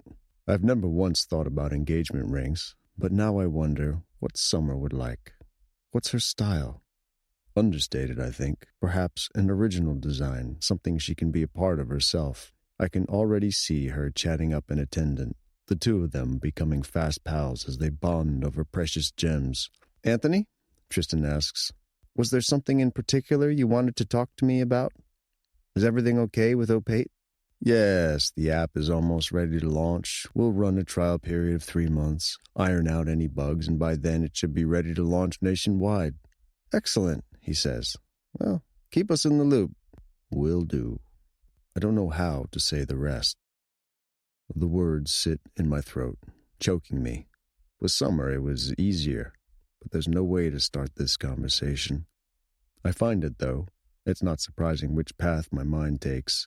There is something, actually. "About Opate Match?" "In a way, I suppose," I say. "I'm dating Summer Davis, the owner's niece." Tristan's look is one of bafflement. Then he laughs, smile widening. "Anthony," he says, "I did not expect that at all." Honestly, neither did I. "How did this happen?" I rub a hand over the back of my neck. "Oh, it's unprofessional." "I dated an intern at the company I was CEO of," Tristan replies. "I'm not about to judge." Turned out great for you, though." "Best mistake I ever made," he agrees. "So, is this serious?" "Well, it could be, yes. I think it will be." "But you're not sure," he guesses. I look at the pond in the distance, the tall summer green trees that line it. It's been a long time since I've simply walked in the park for the joy of it. It's been a long time since I've done anything simply for the joy of it. Long before summer. "There's something I haven't told you," I say. 2 years ago, I had to go to the doctor's for my eyes. "Oh?" "Yes. As it turned out, I'm losing my eyesight, and it's been deteriorating ever since." He's quiet for a long time, but so am I. Both of us staring at the park, teeming with life. A group of children run shrieking down a hill, one being chased, the others following suit. When Tristan finally speaks, it's with such startling sincerity that it makes me laugh. "Well, fuck." Yes, I agree. That was my immediate reaction, too. "There's nothing that can be done to stop it?" I shake my head, just monitoring it regularly. They don't know how long it'll take, but in all likelihood, I'll be completely blind sooner or later. I'm sorry. I wish there was something else I could say, but that's just... I'm sorry. "Yeah," I say. "Thanks. Anyway, it'll have some consequences for the company." "The company?" he repeats. Action capital. I won't be able to continue when it gets to that stage. He's quiet for a beat. Then Tristan does something we haven't done in forever. He pulls me in for a one-arm hug. I return it, thumping against his back and swallowing thickly. You're part of the company, he tells me. Hell, you and I were the ones who started it. Of course you'll still be part of it, if you want to. Perhaps your role will have to change, but there's technology for that, right? I don't know shit about what it's like to live blind. Neither do I say. He returns my grin, and we stand there, a hand on each other's shoulders, smiling fiercely. 2 years, he says. 2 years, I confirm. You should have told me. It took me a long time before I could bear to hear those words spoken out loud. He nods once and lets his hand fall from my shoulder. Well, he says, I know now. You want to talk about it? I find, to my surprise, that I do. His advice has steered me right on countless business decisions, just as mine has done for him. I remember sitting next to him, devastated, when he told me about the news of his sister's death, on his decision to adopt Joshua. I hadn't run away then, and he won't now. I crawl into bed that night, exhaustion like a thick fog around me. The headache is back. I'd succumbed to takeout for dinner, but I fall asleep without a glass of scotch, without a painkiller, and without Summer beside me in bed. Small signs of progress. It gives me a false confidence. After working for a few hours the next day, I surf the web for resources on how to live blind. It's the first time I've voluntarily sought out the information, the first time I haven't run from my fate. It starts good, confidence building even. Ways to color coordinate your clothes. Testimonials from people who lost their vision later in life and learned to compensate, to prosper, to evolve. There's a quote about how blindness can be a gift that makes me laugh. Yeah, no matter how you try to make lemonade from these lemons, it'll always taste bitter. There's a link to a documentary about a man who lost his vision later in life, went completely blind without the bright pinpricks of light I might expect, to use Dr. Johnson's optimistic view on things. My finger hovers over the play button for the trailer, but I hit play. It's a mistake. The trailer is beautifully shot, but as his raspy voice starts to speak, and as he narrates his descent into depression upon waking up blind, my blood turns cold. He describes forgetting what people look like. Visual memories start to fade, until they become memories of photographs, memories of having once had visual memories. And as the years passed, he could no longer remember what his wife looked like, his parents, his children, himself. I barely make it to my bed before the floor gives out beneath me and despair washes in, the taste of fear like ash in my mouth. I reach for my bedside table, not sure what I'm looking for. My phone to call Summer, my painkillers for the headache. I choose neither, but I don't get out of bed for the rest of the day either. My self-imposed exile from Summer lasts for 3 more days. I call her after an hour of deliberation, lie back on my bed and close my eyes, ready for the wonder of her voice on the other end. Hey, she says. Hi, I murmur. How are you? Good. Working? On Aksher? She asks. Opate? On myself, I say, and a bit on Aksher. We're quiet for a beat, both of us breathing. It feels like the first relaxing moment I've had all week. I saw the prototype for the app for Opate, she says. There's a rustle in the background, and I picture her lying on one of her sofas. What'd you think? It's good, Anthony. You created an app where Vivian and I are still needed, where we chat with the new signups and vet the candidates. Of course I did. She'd convinced me, after all. The human touch is necessary for Opate's magic to work. Candidates need to be vetted, interviewed, nudged. If this works, you'll need to hire more personnel. Expanding, she murmurs. Vivian will be... Thank you, Anthony. Well, I should thank you. You're the one who showed me how Opate truly works. By setting you up on dates that didn't work? I'm very glad none of them worked. So am I. she says and sighs. I miss not seeing you. I know, baby. Me too. Are you sure this is necessary? The bleakness of the last few days hangs over me like a cloak, still visible despite the warmth in her voice. I still haven't called Dr. Johnson. Yes, I say, but things are getting better. That's good, Anthony. I'm here if you need me. That's why I'm doing this in the first place, Summer. To get back to you. We hang up shortly after, and I carry her voice with me into sleep, waking refreshed for the first time since I'd made the decision to adjust. Dr. Johnson's silence is incredulous on the other end.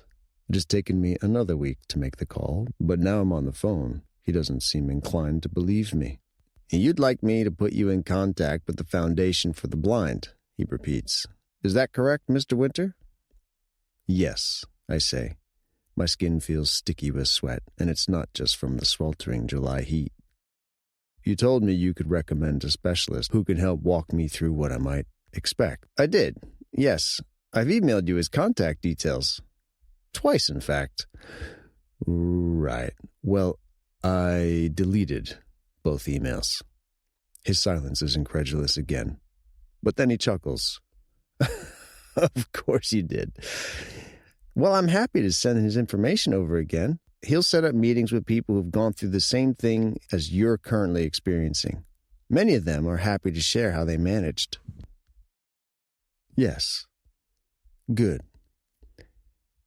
You're too early for cane training, but a guide dog might be a good idea. It takes a while getting used to, and the bond is a great thing to establish. That's the first time you've said I'm too early for something. Usually you like to say I'm advancing rapidly. Dr. Johnson laughs again. You got plenty of time yet, Mr. Winter. But most importantly, you got plenty of time after as well. Yes, I say. I'm starting to realize that. Chapter 26. Summer. I'm really glad we could do this, Vivian says. It feels like it was forever ago we last had lunch. A pair of oversized vintage sunglasses sits on her nose, at odds with the wide smile beneath them. I nod and reach for one of the breadsticks. Olive's, next to the office, has been our standard lunch spot for years. It does, I agree. I think it was back in May, actually. Can't have been that long ago, can it, Summer? She shakes her head. I suppose I've been in and out of the office a lot this summer. I nod and make my voice casual. Ever since Actra Capital bought us, actually. Perhaps a bit earlier than that. My aunt reaches across the table and puts her hand on top of mine. Her thick gold rings rest against my thin ones, an interest I'd gotten from her. I'm sorry about that, dear. It's been a stressful time for Opaid, and I know you've been the one to step up.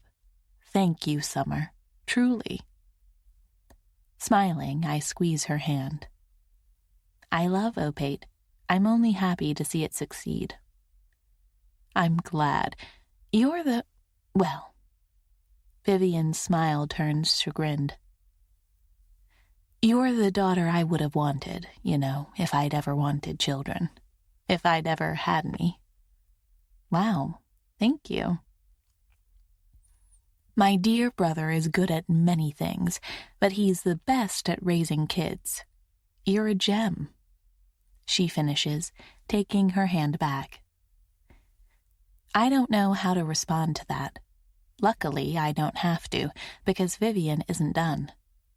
She pushes her sunglasses up on her head. Well, I can't keep this to myself any longer. I've met someone. You have? Yes, in April. It's been a whirlwind summer, all of it. His name is Jerome. Jerome, I repeat. Yes, he's French, a widower. He didn't understand Opaid at all in the beginning, let me tell you, Apparently, he thought I worked in the escort industry when we first spoke. I told him that was a compliment at my age. She laughs, an excited blush coloring the apples of her cheeks. He's retired himself, actually, and now mostly works in philanthropy.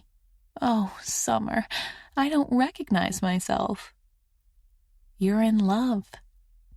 Yes, she says, pressing her hands to her cheeks. Yes, that's it. It's the first time I felt like this after Patrick, to tell you the truth. I smile, my throat closing up. My aunt is the most stylish, hopeless romantic I know. That's what makes her so good at her job. Like me, she genuinely believes in love. But her own divorce had left scars. I'm so happy for you, I say. Is that why you've been out of the office then? Yes. Jerome keeps telling me to work less, to enjoy the time we have together. Me, working less. Can you picture it? Yes, I say. I think I can, actually. I'd be climbing the walls after a month, or painting them, perhaps. Do you think I could learn how to paint? I think you can do anything you want, I say, and it's the truth. Vivian gives me another broad smile. The best niece ever, she repeats. What about you? What about me? Don't think I haven't noticed, Summer, just because I haven't been in the office as often. You look happy. Well, I say. Grab another breadstick and flip it over in my hands, as if it can tell me the right thing to say. I have met someone. I knew it. He's amazing. Unexpected. Not the type I thought I'd be attracted to.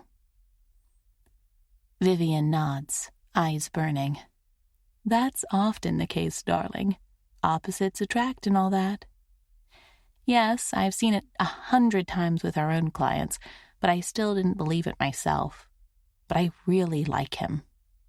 How'd you meet him? She reaches for her glass of white wine, eyes curious over the rim. Well, that's the thing. One of the things, at any rate. I'm not sure you'd approve. I think you will, but I'm not sure. She smiles. Oh, Summer, to be 27 again and dating. Is he in a relationship with someone else? Definitely not, I say. All right. Is he more than 20 years your senior? I snort. No. And not underage? Of course not.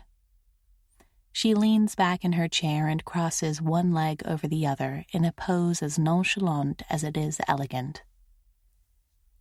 Then there's absolutely no reason why I wouldn't approve, not if he genuinely makes you happy, and not like the weasel you dated before.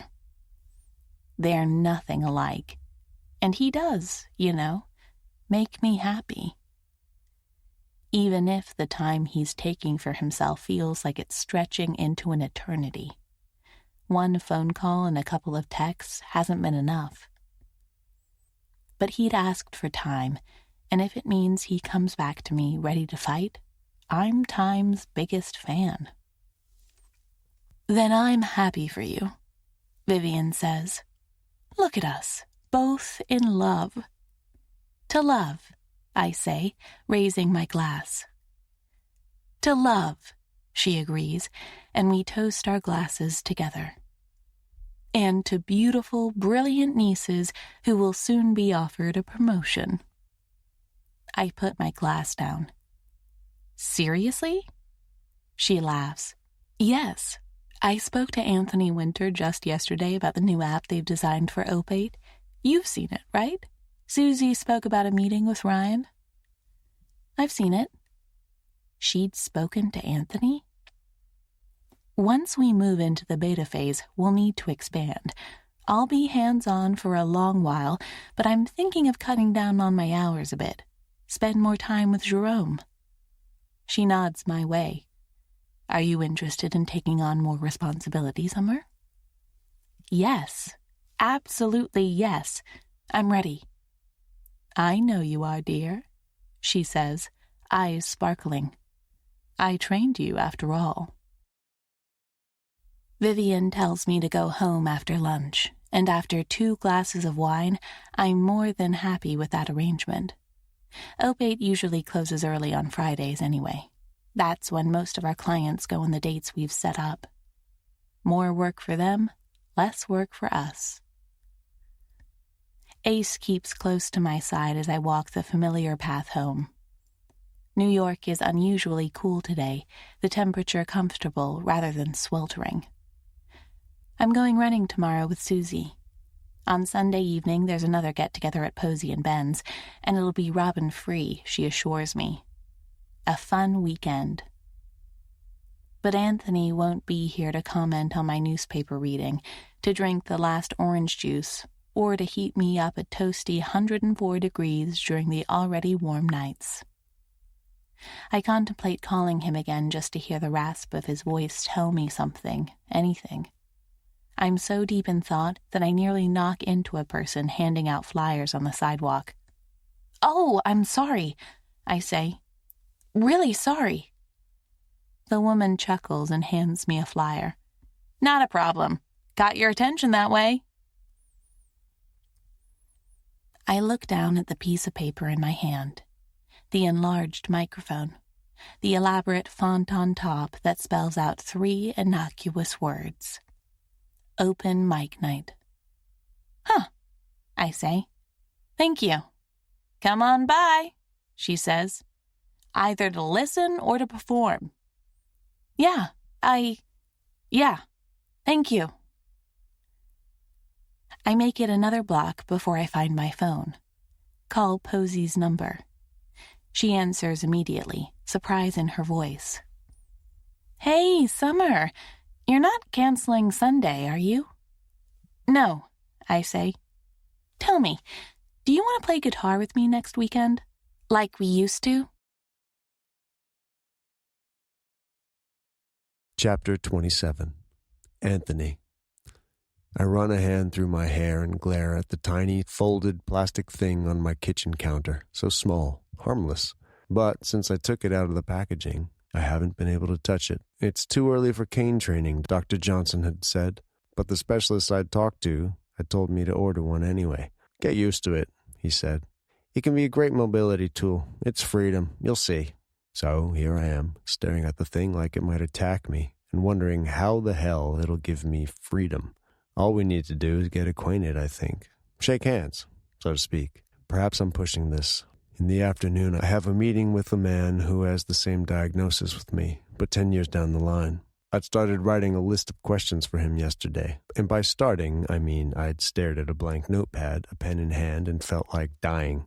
So yeah, no questions prepared. But I'm going. That's the goal for today. Touch a cane and talk to a blind man. I wonder if I'm similar to the guide dogs for the blind Summer's mother fosters. "You sat down? Here's a treat. Oh, you can shake a paw? Here's a treat." There's only one treat I want for doing all this.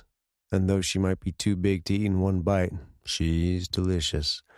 I reach out and grip the folded cane. Nothing happens. It's cold, hard plastic. It's almost as if all of my combined fears aren't imbued in this one inanimate object. Who would have thought? The doorbell rings, and I drop the cane like it might burn me. But halfway to the door, I change my mind and toss it in the cupboard, just in case she's here. I don't want her to see it, but it's not somewhere on my doorstep. It's my brother, and the scowl on his face mirrors my own.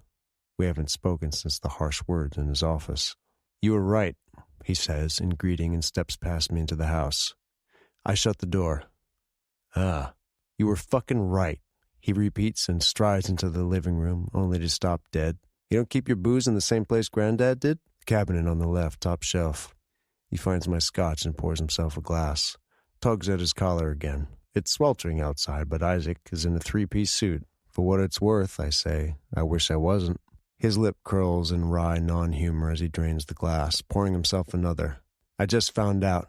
Came here straight after. You confronted her? He looks at me like I'm an idiot. I asked Cordelia about it right after you told me. She denied it. Mm-hmm. But once I knew enough to suspect it was easy to look for the signs. I pushed her on it just now, right after she dragged me to a meeting with a bakery to taste cakes. Why is it so warm in here? Anthony, you still have the heat on? It's July. It's August 1st, I say. And the heat's off. You know what really gets me? I thought she loved me. Not in the exuberant, infatuated kind of way. We've never been like that, but I thought she loved the life we were committing to, enough to stay faithful. I've made the same sacrifice. Right. I'm sorry, by the way, Isaac says, gets up from the couch and pours me a glass of scotch, handing it to me. Even distressed, his manners are impeccable. You came to me and you told it to me straight, and I didn't believe you. Well, I can see why you might not. I haven't been the best brother for the past 2 years. His eyes meet mine.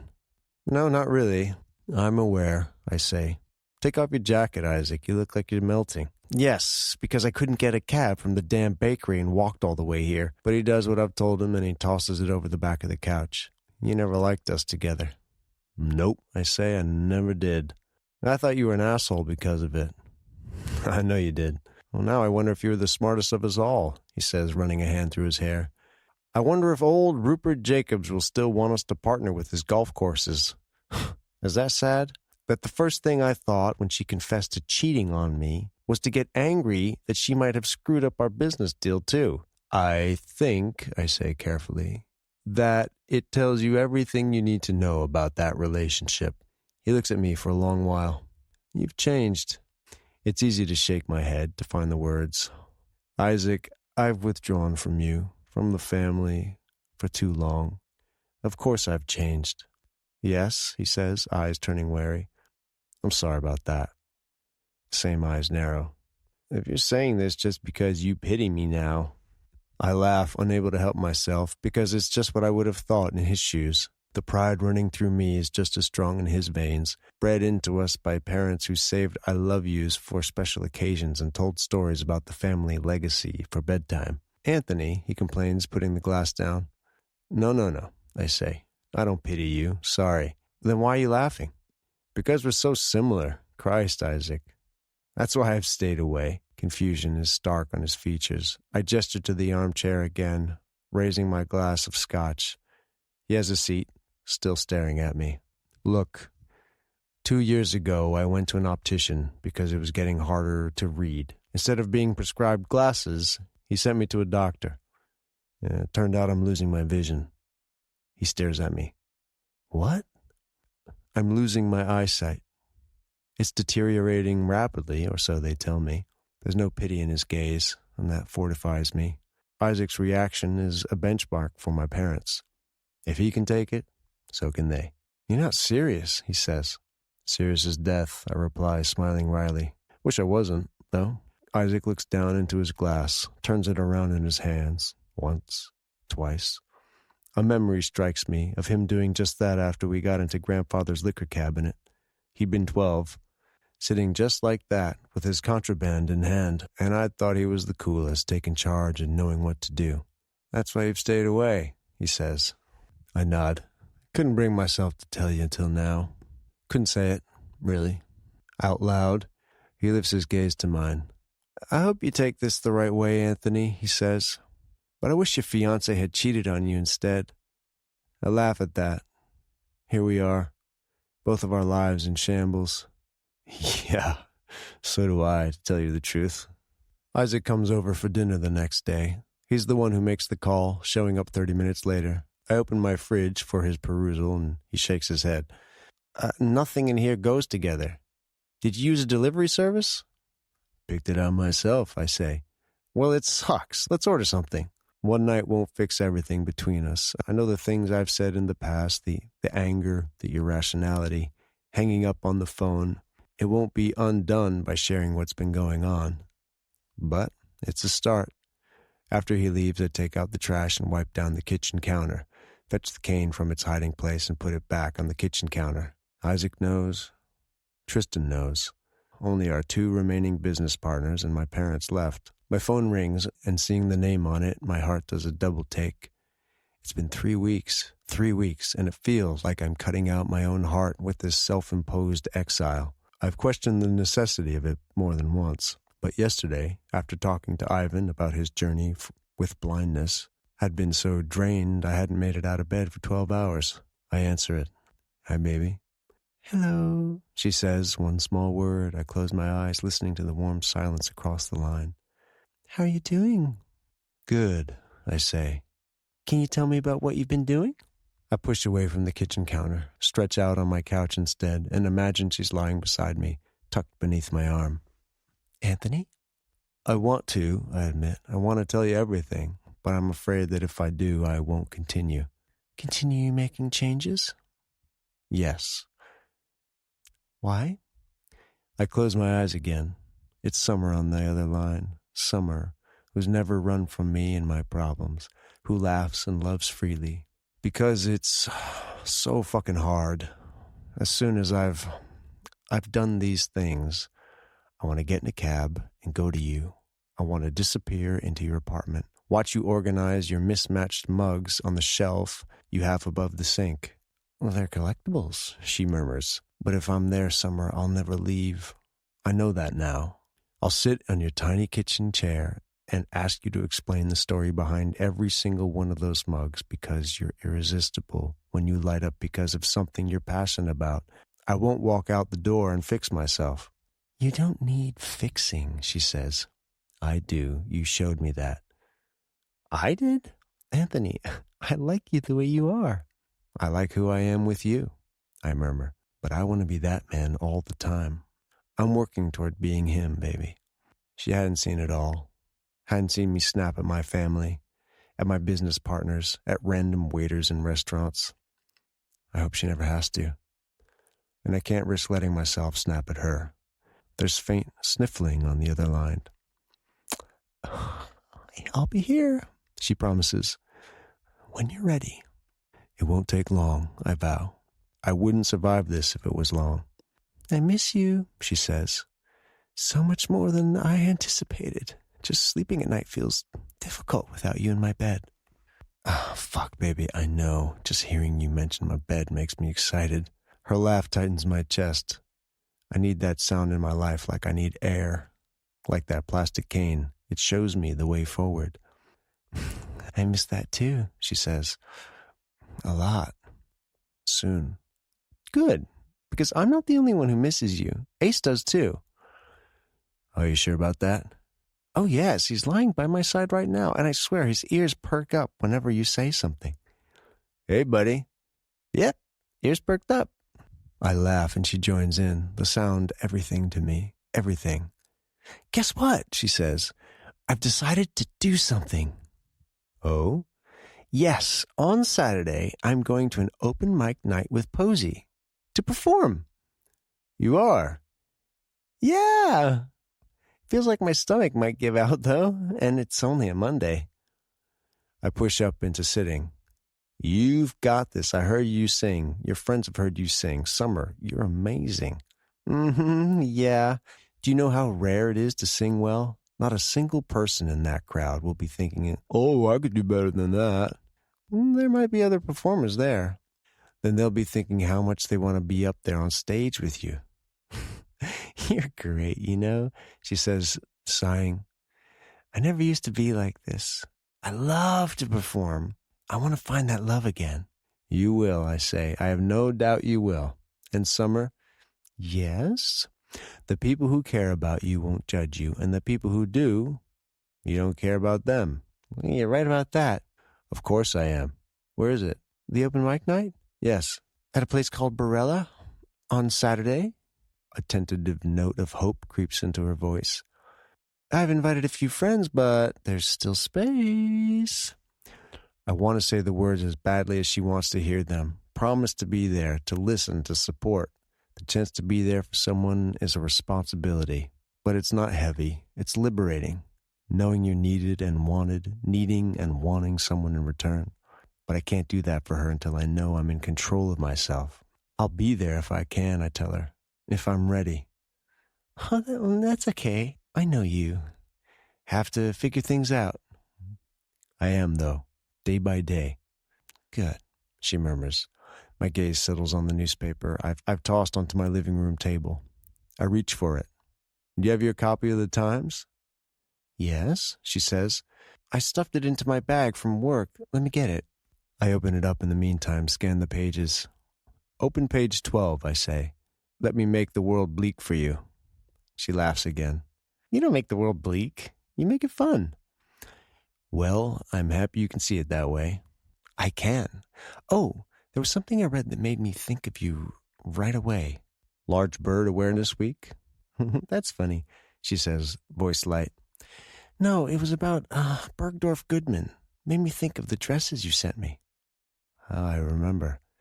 Anthony, do you really do that with a lot of dates? You made it seem so commonplace. I run a hand over the back of my neck. I've done it before, yes, but not with many women. So you don't have a personal shopper there ready to whip up the latest styles for your dates on short notice, she says. She's teasing, effortless warmth in her voice. I soften my own voice. Summer, I picked them out myself. You didn't ask someone to do it for you? No, I went there myself. It should have been a first warning flag, really. Warning flag? That I was falling for you, I say. Instead, I told myself it was good use of an afternoon, standing there imagining a woman I'd just met in a cocktail dress. She laughs. Oh, Anthony, if only I'd known. Perhaps it was better that you didn't. You weren't interested in me at the time. I don't know about that, she says. I was intrigued by you from day one. Intrigued, huh? Yes. I just had to figure you out. And have you? I'm getting there, she murmurs. But I think I'll need to spend a lot more time with you in order to do that. Well, then I'd better make sure you never figure me out, I say. When we hang up, I'm tempted to call it a day. To go to bed with all the memory of her words and voice in my ear. To let it soothe me like it has so many times before. But there's one more thing to do. I don't let myself consider what I'm doing as I make the call. The woman's voice is surprised on the other side. Anthony Winter, Layla asks. Yes, it's me. Hello, I say. I understand if you're surprised to hear from me. I am, she admits. Not to mention curious. Something tells me you're not calling about our date from 2 months ago? No. I'm actually calling about something you said, something you, well, I clear my throat. Do you have time to take on a new patient? Her silence is stunned, but then a professional note bleeds through her voice. You want to see me as a therapist? I do, yes, if you'd be comfortable with that. I would, she says. I have space. The last thing I do that night surprises even myself. But as I dig out the discarded notepad and find a pen, I sit down by my kitchen table and think of Summer, of her words and her view on life, on the infectious optimism that colors her world. I stare at the blank piece of paper and let it all wash over me. And then I write the heading. Bucket list. Chapter 28. Summer. My mind is absolutely blank, and beneath my blouse, cold sweat coats my skin. It's a wonder if I'll remember any of the lyrics. Posey leans against my shoulder. He's really good, she whispers. He is, I think, though I haven't paid much attention to the singer on the makeshift stage. He's playing an acoustic guitar, and while his voice sounds like he's had 4 whiskeys too many, it gives more gravitas to his words. The entire bar is rocking along. Your voices would sound great together, Posey murmurs. I nod and force out a thoughtful, On my other side, Brittany is whispering to Ella, and if I had to guess, they're wondering if the singer is single. It's all normal. This is a situation Posey and I put ourselves in often, once, sometimes on a weekly basis. We couldn't get enough of performing. The voice of doubt in my head isn't my own. It's Robin's manipulative, derisive comments. And they need to be drowned out.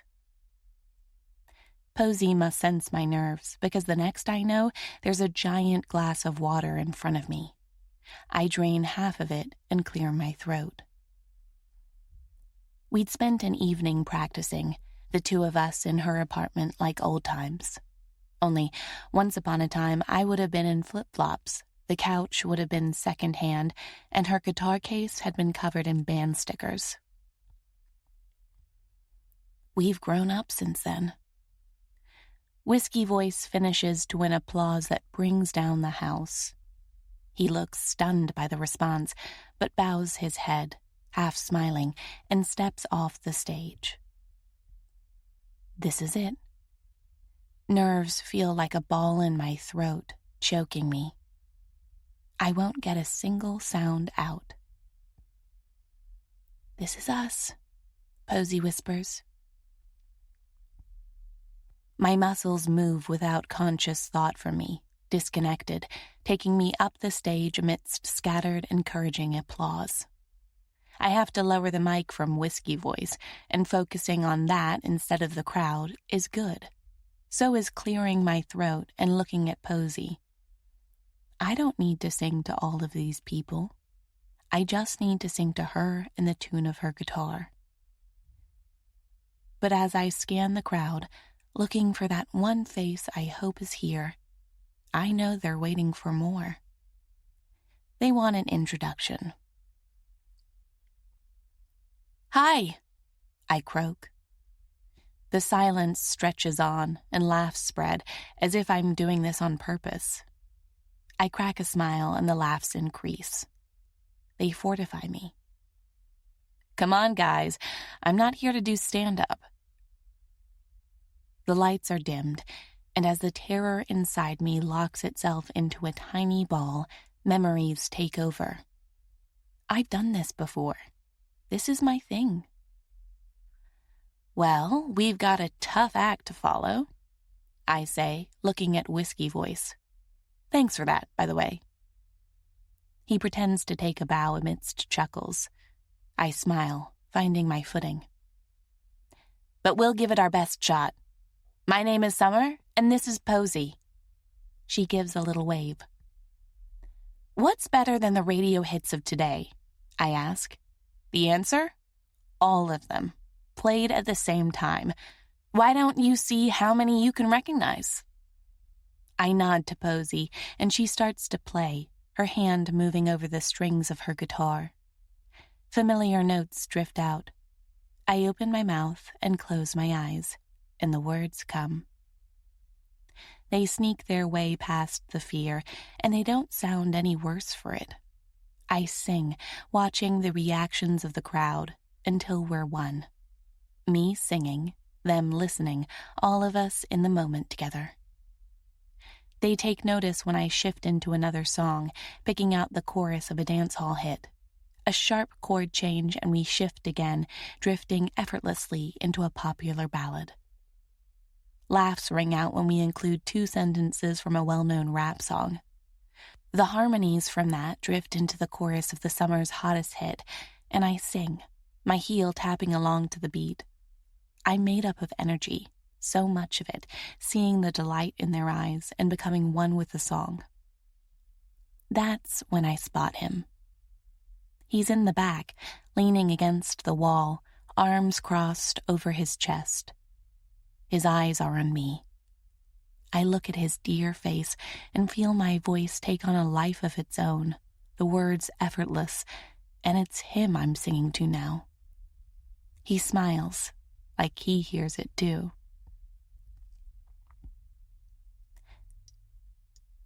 The performance ends sooner than I'm prepared for.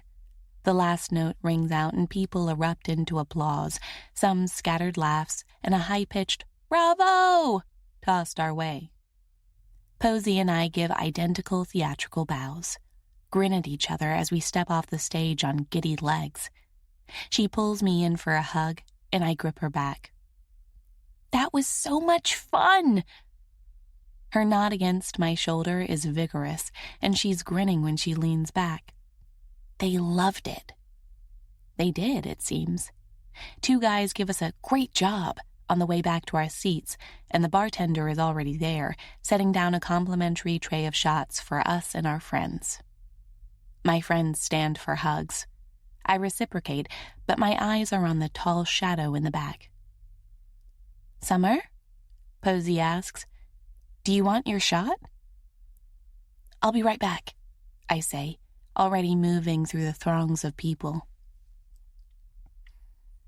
Someone murmurs that I have a great voice, and I beam at them in thanks. Finally, there's no one between us.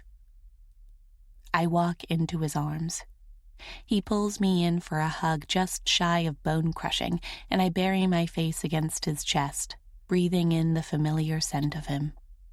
His hand curves around the nape of my neck, the 2 of us trying to become one person. "You were fantastic," Anthony murmurs into my hair. "Absolutely breathtaking."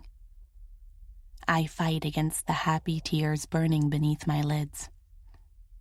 "You came." "I couldn't stay away, not when you were singing, and not when I missed you this much." "I was counting days," I admit. "I was counting hours." He releases me slowly, but doesn't let me go. His dark eyes are warm with emotion. An open face, even here amongst all these people. "Thank you." "For what?" "For being you, Summer. For waiting on me to figure myself out." I would have waited even longer. His lip curls and his gaze travels over my face. I know he's trying to memorize it again. He does that a lot, soaking up the details. "How have you been?" I ask. Honestly. "Honestly?" he repeats. "It's been awful. The most difficult thing I've ever done." I want to hear about it. The places he's gone to, the people he's told, the doctors he's spoken to. But not now, not here, not when he's looking at me with such happiness. Not when my heart feels like it's soaring. "You're here now," I whisper. "Yes, and I'm never leaving again. Not as long as you want me." "Forever," I say. He reaches into his pocket and pulls out a piece of paper, pressing it into my hand. "You told me to write a list of my own," he says. "Things I want to do in life." My eyes swim as I look down at the neatly folded paper, unable to say a single thing. Anthony's voice softens. "You reminded me of who I used to be, and of who I want to be again in the future, vision or no vision." I unfold the paper. In his sharp-edged handwriting is a short list. The first line is already struck. "Tell the woman I love how I feel." "I got ahead of myself with crossing the first one off," he murmurs. "Haven't done it quite yet." I can't breathe as he cups my cheek, running a thumb over my lower lip. "I love you, Summer, for so many reasons. For who you are, for your goodness and sweetness and smiles, for your optimism, but also for your bad days and your insecurities, and when you lost your temper at that delivery guy one time." I frown at the memory, and he smiles wider. "Yes, especially that. I love that you find a silver lining everywhere, even when it's infuriating as hell. I love that you don't need me. You want me. There's a difference. I can't promise I'll be the man you deserve every day, all the time. One day I won't see anymore, and that terrifies me, Summer. I won't always handle that well. But I'm going to try. I'm going to live this life to the best of my ability. You were the one to tell me I'm not dying, that I need to stop acting like I am. You were right, because even blind, I'll have 2 hands to hold you with, and a mouth to kiss you with, and fingers to touch you, and that's enough. It'll always be enough. My eyes blur until I can't make out his features. It doesn't stop me from seeking his mouth. I love you too. He kisses me with a low, harsh sound in his throat, arms tightening around me. The rest of his list crumples in my hand, and I laugh, kissing him, trying to push back at the same time. He shakes his head and kisses me again and again. Public displays of affection weren't his thing, but here we are. I have to read the rest of this list, I say. His hands dig into my hips, his mouth at my ear. You can read it later tonight, he murmurs, and there's a promise in those words. For now, you want to introduce me to your friends? Yes, he says, eyes bright. As your boyfriend. I find his hand with my own, and I lead him through the bar, feeling like I'm floating. Chapter 29. Summer. I hang up the phone with my aunt, my heart pounding. Even during her vacation, she can't stop working. I can't blame her, not when things are going this well. Anthony? I call. Out here. I leave my phone on his kitchen counter and pad barefoot out onto the patio. He's lying on a lounge chair by the pool, his reading tablet in hand. Ace is a furry golden snake beside him on the shaded terrace. The sun has darkened Anthony's skin to a deep brown tan, and his hair is mussed with salt water and wind. There's a tiny furrow in the center of his brow. I love it. It always appears when he's concentrating, working, or reading. How did it go? He asks. Amazing, I say. Fantastic. Perfect. He puts the tablet down. Okay, now I'm curious. She might have asked me to be in charge of training the new people we're hiring ahead of the app launch. Anthony sits up and motions for me. I step closer, his strong arms catching me around the waist.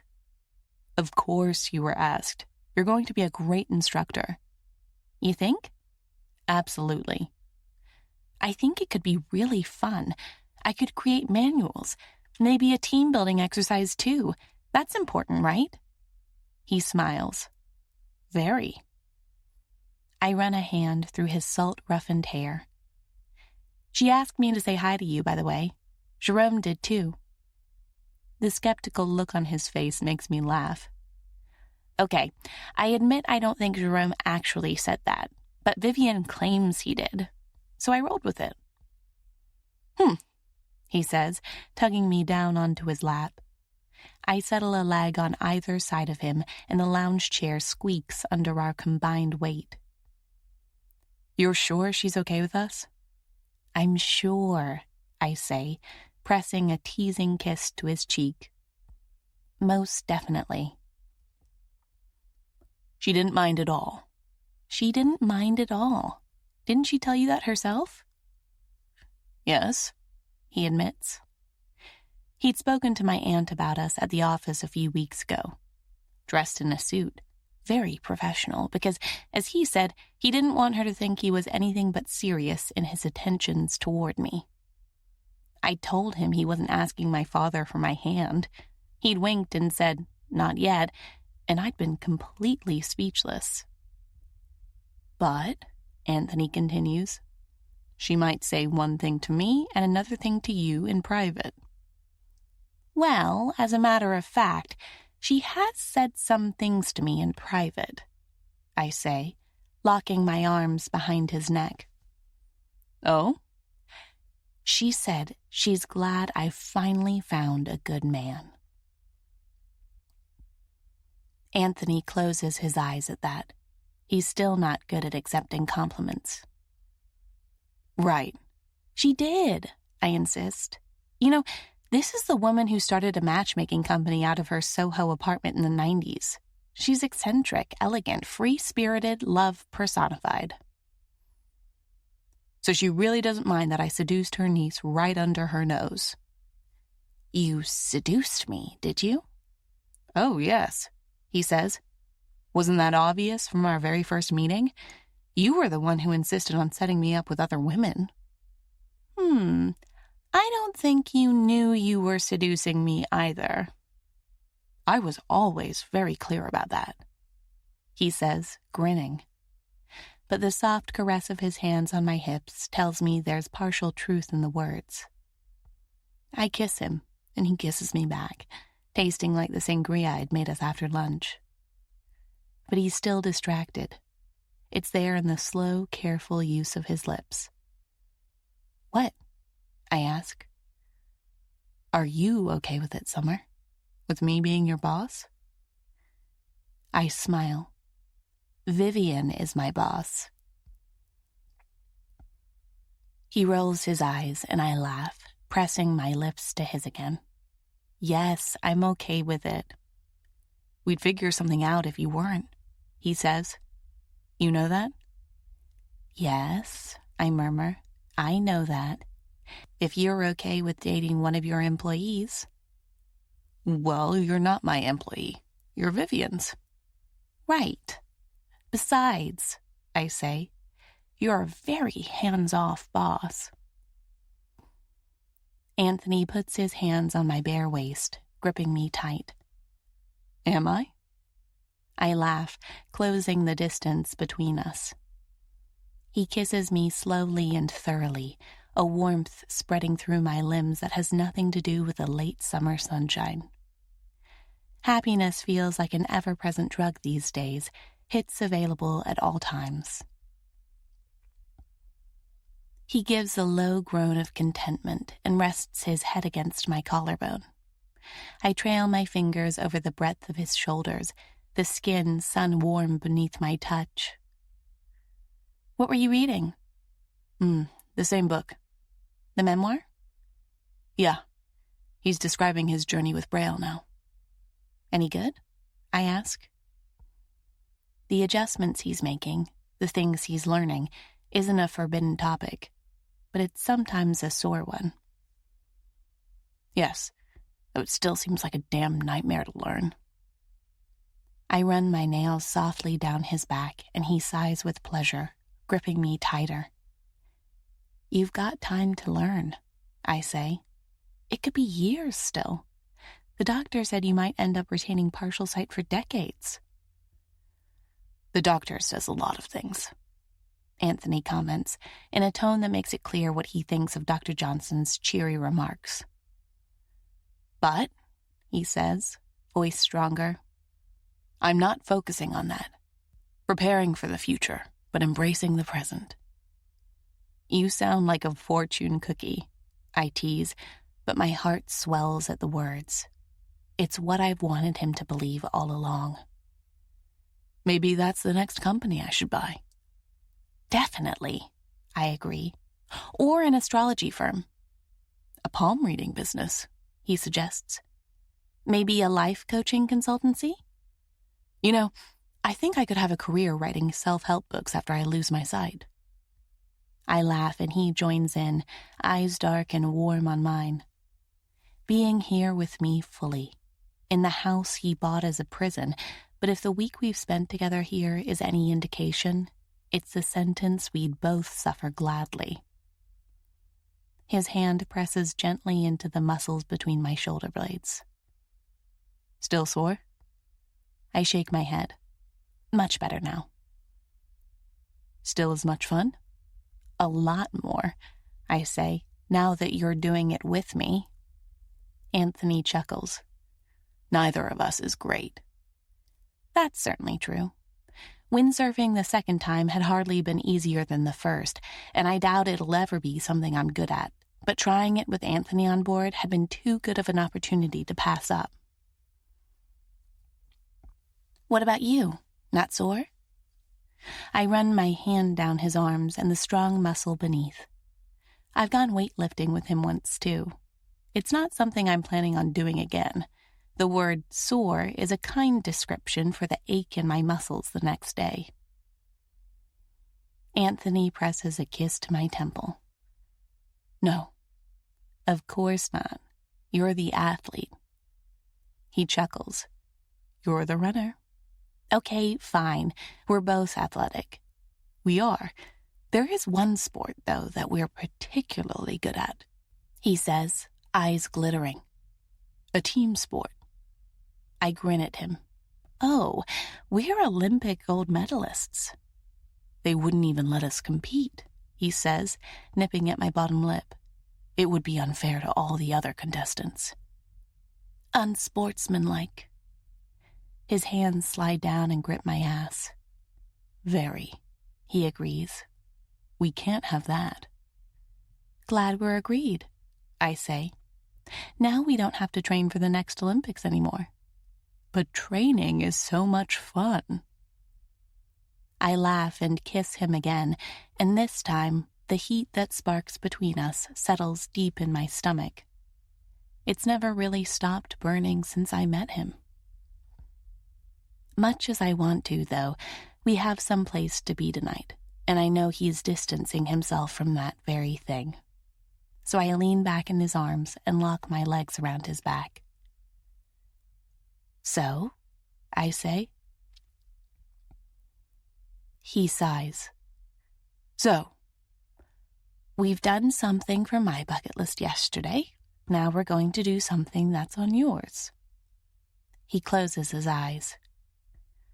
I know. 2 of them, actually. You're sure you want to do both at the same time? I'm okay if you want to go alone. His hands tighten on my hips. No, I want you there. Then I'm there, I say. You know that. Yeah. Christ, Summer, there's going to be crying. My mother's going to burst into tears. I rest my head against his shoulder. That's not your fault, Anthony. You're not responsible for their reaction. He gives a low humming sound that makes it clear he disagrees. You're not, I say. You didn't choose this. They'll be sad for you because they love you and don't want to see you suffer, but you're not responsible for the cause of the suffering itself. Yeah, he breathes. You're right. I know I am. But the one time I'd met his brother, briefly and over drinks a week ago, I'd seen just how deep the need not to disappoint their elders ran in the Winter family. It led one brother to work himself to ruin and commit to marrying a woman he didn't love. It had led Anthony to strike out on his own in an effort to compete, and then to hurt his family rather than admit to being diagnosed with permanent vision loss. I think of my own parents and their hope that I'd one day move back home and marry a nice man. Perhaps the dentist's son, as my mother had hinted at a few months ago. But being happy was really their only wish for me. If we're not going to be gone too long, we can leave Ace here, I say. He's fine being on his own for a few hours. Anthony shakes his head. Let's bring him. I'm already introducing my parents to my girlfriend and telling them about my eyesight. They can handle an inquisitive golden and some fur on the rugs. All right, Ace is coming. He nods again, a wealth of emotions in his eyes. Beneath it all is a fear I recognize now, remnants of what he told me months ago. Once he tells people, it becomes real. It becomes immediate. I ran from this for a long time, he murmurs. Running can be a lifesaver when things get difficult. I nod. I think it had saved his life for the past 2 years. But it's not a long-term strategy. No, it's not, he says. Isaac will be there too. He already knows. Right. Didn't your business partners take it well last week too? Carter told me how sorry he was 3 separate times. Then he said it would make no difference to the company. Both he and Tristan seem to have caught on to the idea that I can somehow become a blind mastermind behind a computer. If anyone could, it would be you. Anthony snorts. You think too highly of me. Impossible, I say. What did St. Clair say? He was just silent the whole time. He didn't say a word? The most aggressive business partner among the four was rarely quiet when he had an opinion to express, and when he did, it seemed it was always in the harshest of terms. Not until the end. Then he just shook my hand, said he was sorry for my loss. Your loss? Yes, Anthony says with a shrug. Weird thing is, I think he actually meant it. Huh, I say. I've only met St. Clair twice, but he hadn't struck me as sympathetic. With some people, you can tell there's a human beneath a stressed, overworked facade. With Victor, the coldness in his gaze seemed bone deep. Did it feel good afterwards, telling them? It felt nauseating, Anthony admits. I don't think you would have just a few weeks ago. But it's done now. They know. They know, I agree. He shifts me in his lap, holds me with one arm, and looks down at his watch. We should shower. There's a heaviness in his voice despite the resolution. But what he's going to do is necessary. It's also the second thing on the bucket list he'd written, right below telling me he loved me. Tell the people in my life about my diagnosis. Beneath that had been one that made my heart warm.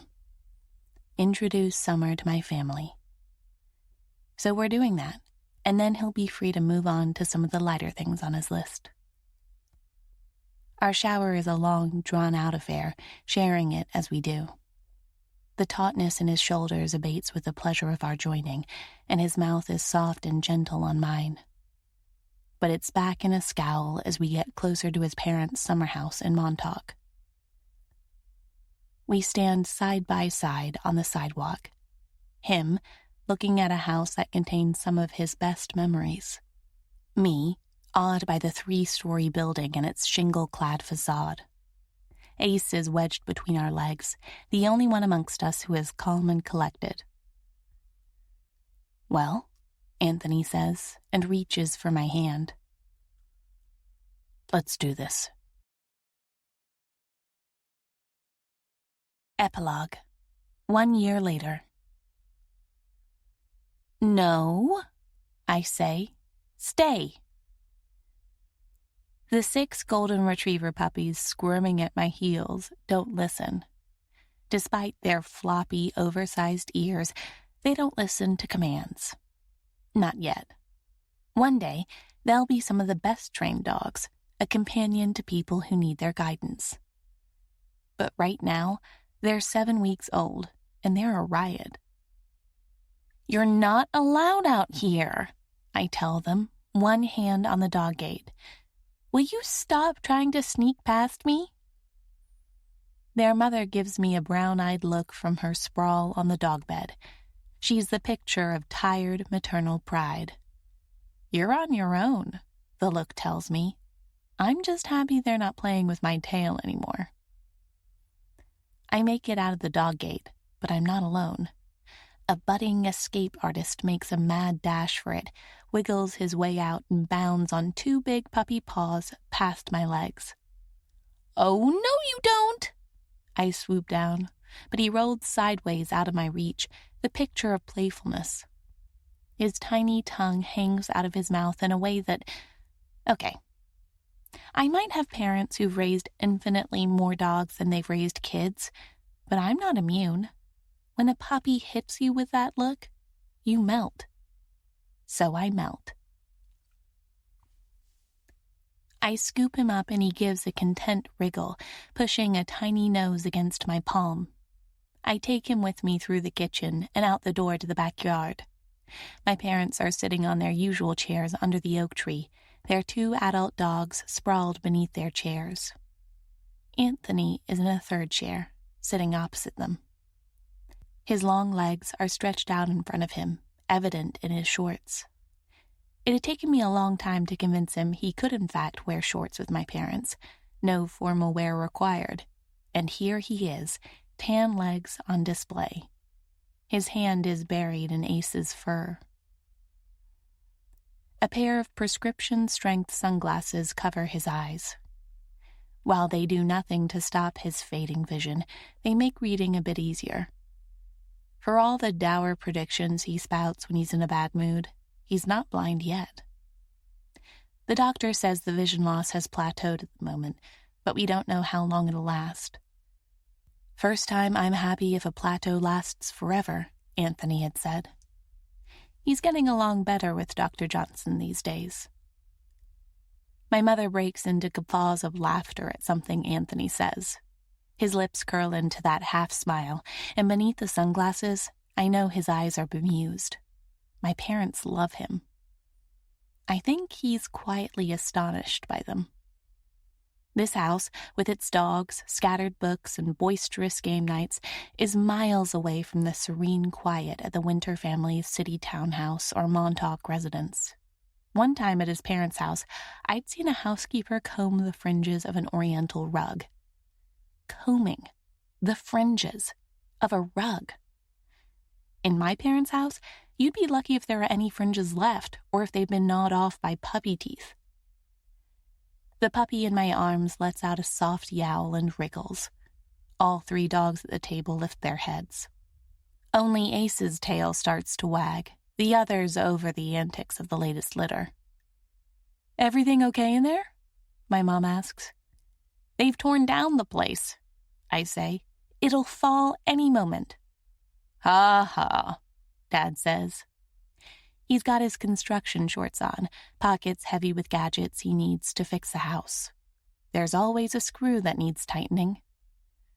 "You couldn't resist bringing someone out with you?" I run my fingers over the puppy's soft head, and he snuggles into the crook of my arm. "Have you ever noticed how often I visit when you have a new litter?" "Summer," Mom says, "are you implying what I think you're implying?" I sink down on the chair next to Anthony and give her a wide smile. "Maybe." She laughs. "That's my girl." "Good thing you like dogs," Dad tells Anthony. "Would have been difficult to fit in with Summer if you didn't." Anthony leans over my arm and runs a single finger over the soft fur on the puppy's head. He receives a soft lick in return. "I met Summer and Ace at the same time," he says. "I always knew it was a package deal." "2 for the price of 1, I say. "Mm-hmm, both golden." The puppy in my arms wriggles, legs pushing against my arm. He crawls over to Anthony. "Abandoned," I say. Anthony chuckles and watches the puppy settle against him, putting a hand over the dog's back. It's nearly the size of his curled-up body. "She likes you," Mom says. "It's a she?" Anthony asks. "Mom can always tell," I say. "Don't ask me how she does it." She laughs. "Comes with the territory, I think. Not to mention seeing the puppies so often during their first few weeks. They look the same, but only in the way siblings look the same. There are little quirks that make it easy to pick them apart." Dad shakes his head. "She's the only one who ever manages, by the way. To me, all Goldens look alike until they're adults, and even then they're similar." "How do you decide?" Anthony asks, still looking down at the puppy. "Which ones get adopted to loving families, and which ones will be trained by the foundation?" Mom's voice is matter-of-fact, even if she glances my way. "Well, guide dogs need to have a particular temperament. Attentive, eager to learn, willing to work, and thriving on praise. After a few weeks with the pups, it's easy to spot the 2 or 3 who exhibit those traits the most."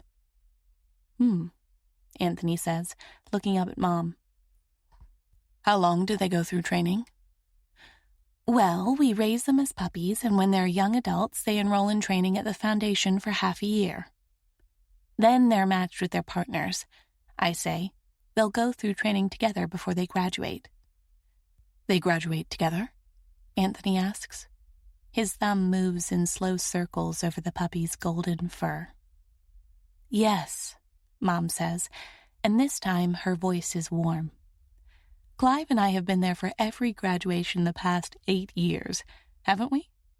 We sure have, Dad says. 11 of our dogs have become guide dogs.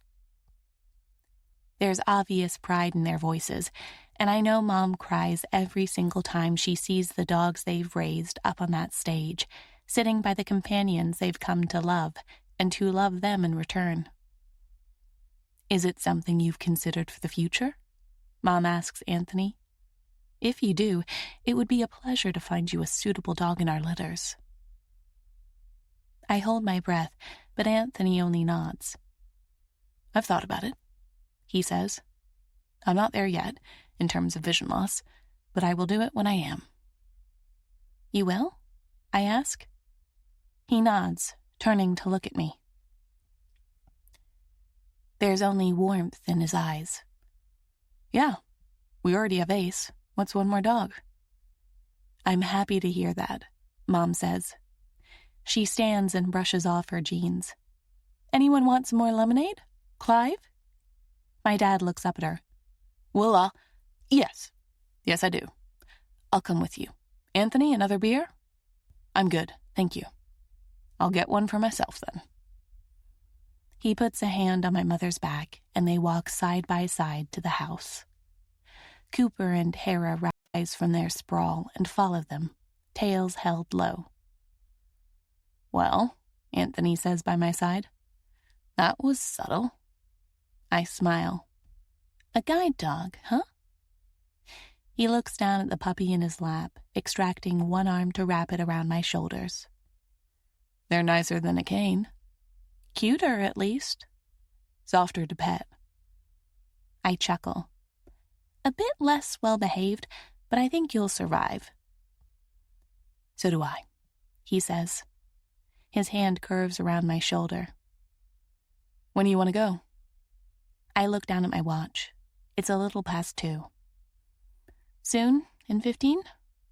Sounds good. Do you know when Tristan and Freddie are driving up? We've rented adjacent cabins in the Catskills for the weekend, and I can't wait to breathe the fresh mountain air. Neither can Ace, though he doesn't know it yet. The last time he met Tristan's son, he received more cuddles and playtime than he knew what to do with. They've already made it, I think. They wanted to take Joshua hiking this afternoon, Anthony says. I bump his chest with my shoulder, softly, not to jostle the dozing puppy in his lap. See? Hiking is a perfectly acceptable activity in the Catskills. No life risking involved. We're not risking our lives by going white water rafting. I can see the headline now. 2 of New York's most successful billionaires lost to the waters as grieving girlfriends watch helplessly from the shoreline. New York State mounts huge rescue effort. That headline is too long, Anthony says. If you were reading it to me from the Times, I'd say they need to hire a new editor. Anthony, I protest. He laughs, the sound deep and free. I'll be careful, he says.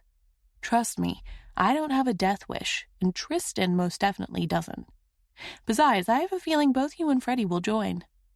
What? This is your bucket list wish, not mine. Yes, he says, grinning, but you've never been one to back down from a challenge. I settle against his side. You know just how to appeal to my pride. Just as you know how to appeal to mine. He presses a kiss to my head, his hand sliding down my arm. He lifts it up and I gaze down at the diamond Cartier watch on my wrist. I'm glad you finally accepted wearing this, by the way. You are? Yes. Means you're getting used to outrageously expensive gifts. Besides, I bought it for you. You did not buy it for me. Yes, I did. It was the one thing you looked at in that brochure. When we were saving the rainforest? Yes, think about it that way, he says. You wearing that watch is making a real difference in the world. I laugh, unable to help myself at the dryness in his tone. His lip curls, and he looks back down at the watch. Besides, he says, One day, I'll give you something expensive for this finger, right here. The watch is good practice. Anthony, Summer, he says, turns my head up and presses a single kiss to my lips, one that spreads through my chest and warms my heart. But don't worry, I'll involve you in the process. Involve me in the process? Yes, I think you'd prefer a vintage ring, if I know you as well as I think you do. You do know me very well, I murmur, looking down at my bare ring finger. I'd love to wear your ring. He's hinted before, but here it is, spoken out loud. My throat feels thick with emotions. And Anthony knows, because he always does, and presses me closer against him. His lips brush my temple. I look down at the puppy in his lap and wonder how he can make us feel so comfortable just by being him. Summer, he murmurs. I press a kiss to his jawline. It's funny. When you bought Opate, I wasn't too happy about it. I knew you were saving us, but I was afraid you'd change things. I did change things, he says. Yes, but for the better. He chuckles. I had to change it for the better. You gave me no choice. For the record, he says, brushing a tendril of my hair back, I wasn't too happy about it either. You made that clear. Have I ever told you how I ended up being the actor partner who ran point on Opate? No? Is there a story here? The puppy in his lap yawns, and he looks down, smiling. There is, actually. We played poker for it. You played poker? The winner got Opate? He gives me a look. No, I say, bumping his shoulder with mine. Don't you dare tell me it was the loser. It was, and I lost. We were at Tristan's, and the lighting wasn't very good. I mistook the suits. Oh. I was bitter, he says. I'll admit that. But the thing is, I might have lost that game, but I still won in the end. Opate is doing better than ever, and here I am, sitting with a future guide dog in my lap, and you beside me. I saved Opate, but you saved me. I can't tear my eyes away. He's never been more handsome to me than he is right now. You saved yourself, I murmur, by embracing the future. Embracing the future, he echoes, for however long we have and whatever comes our way.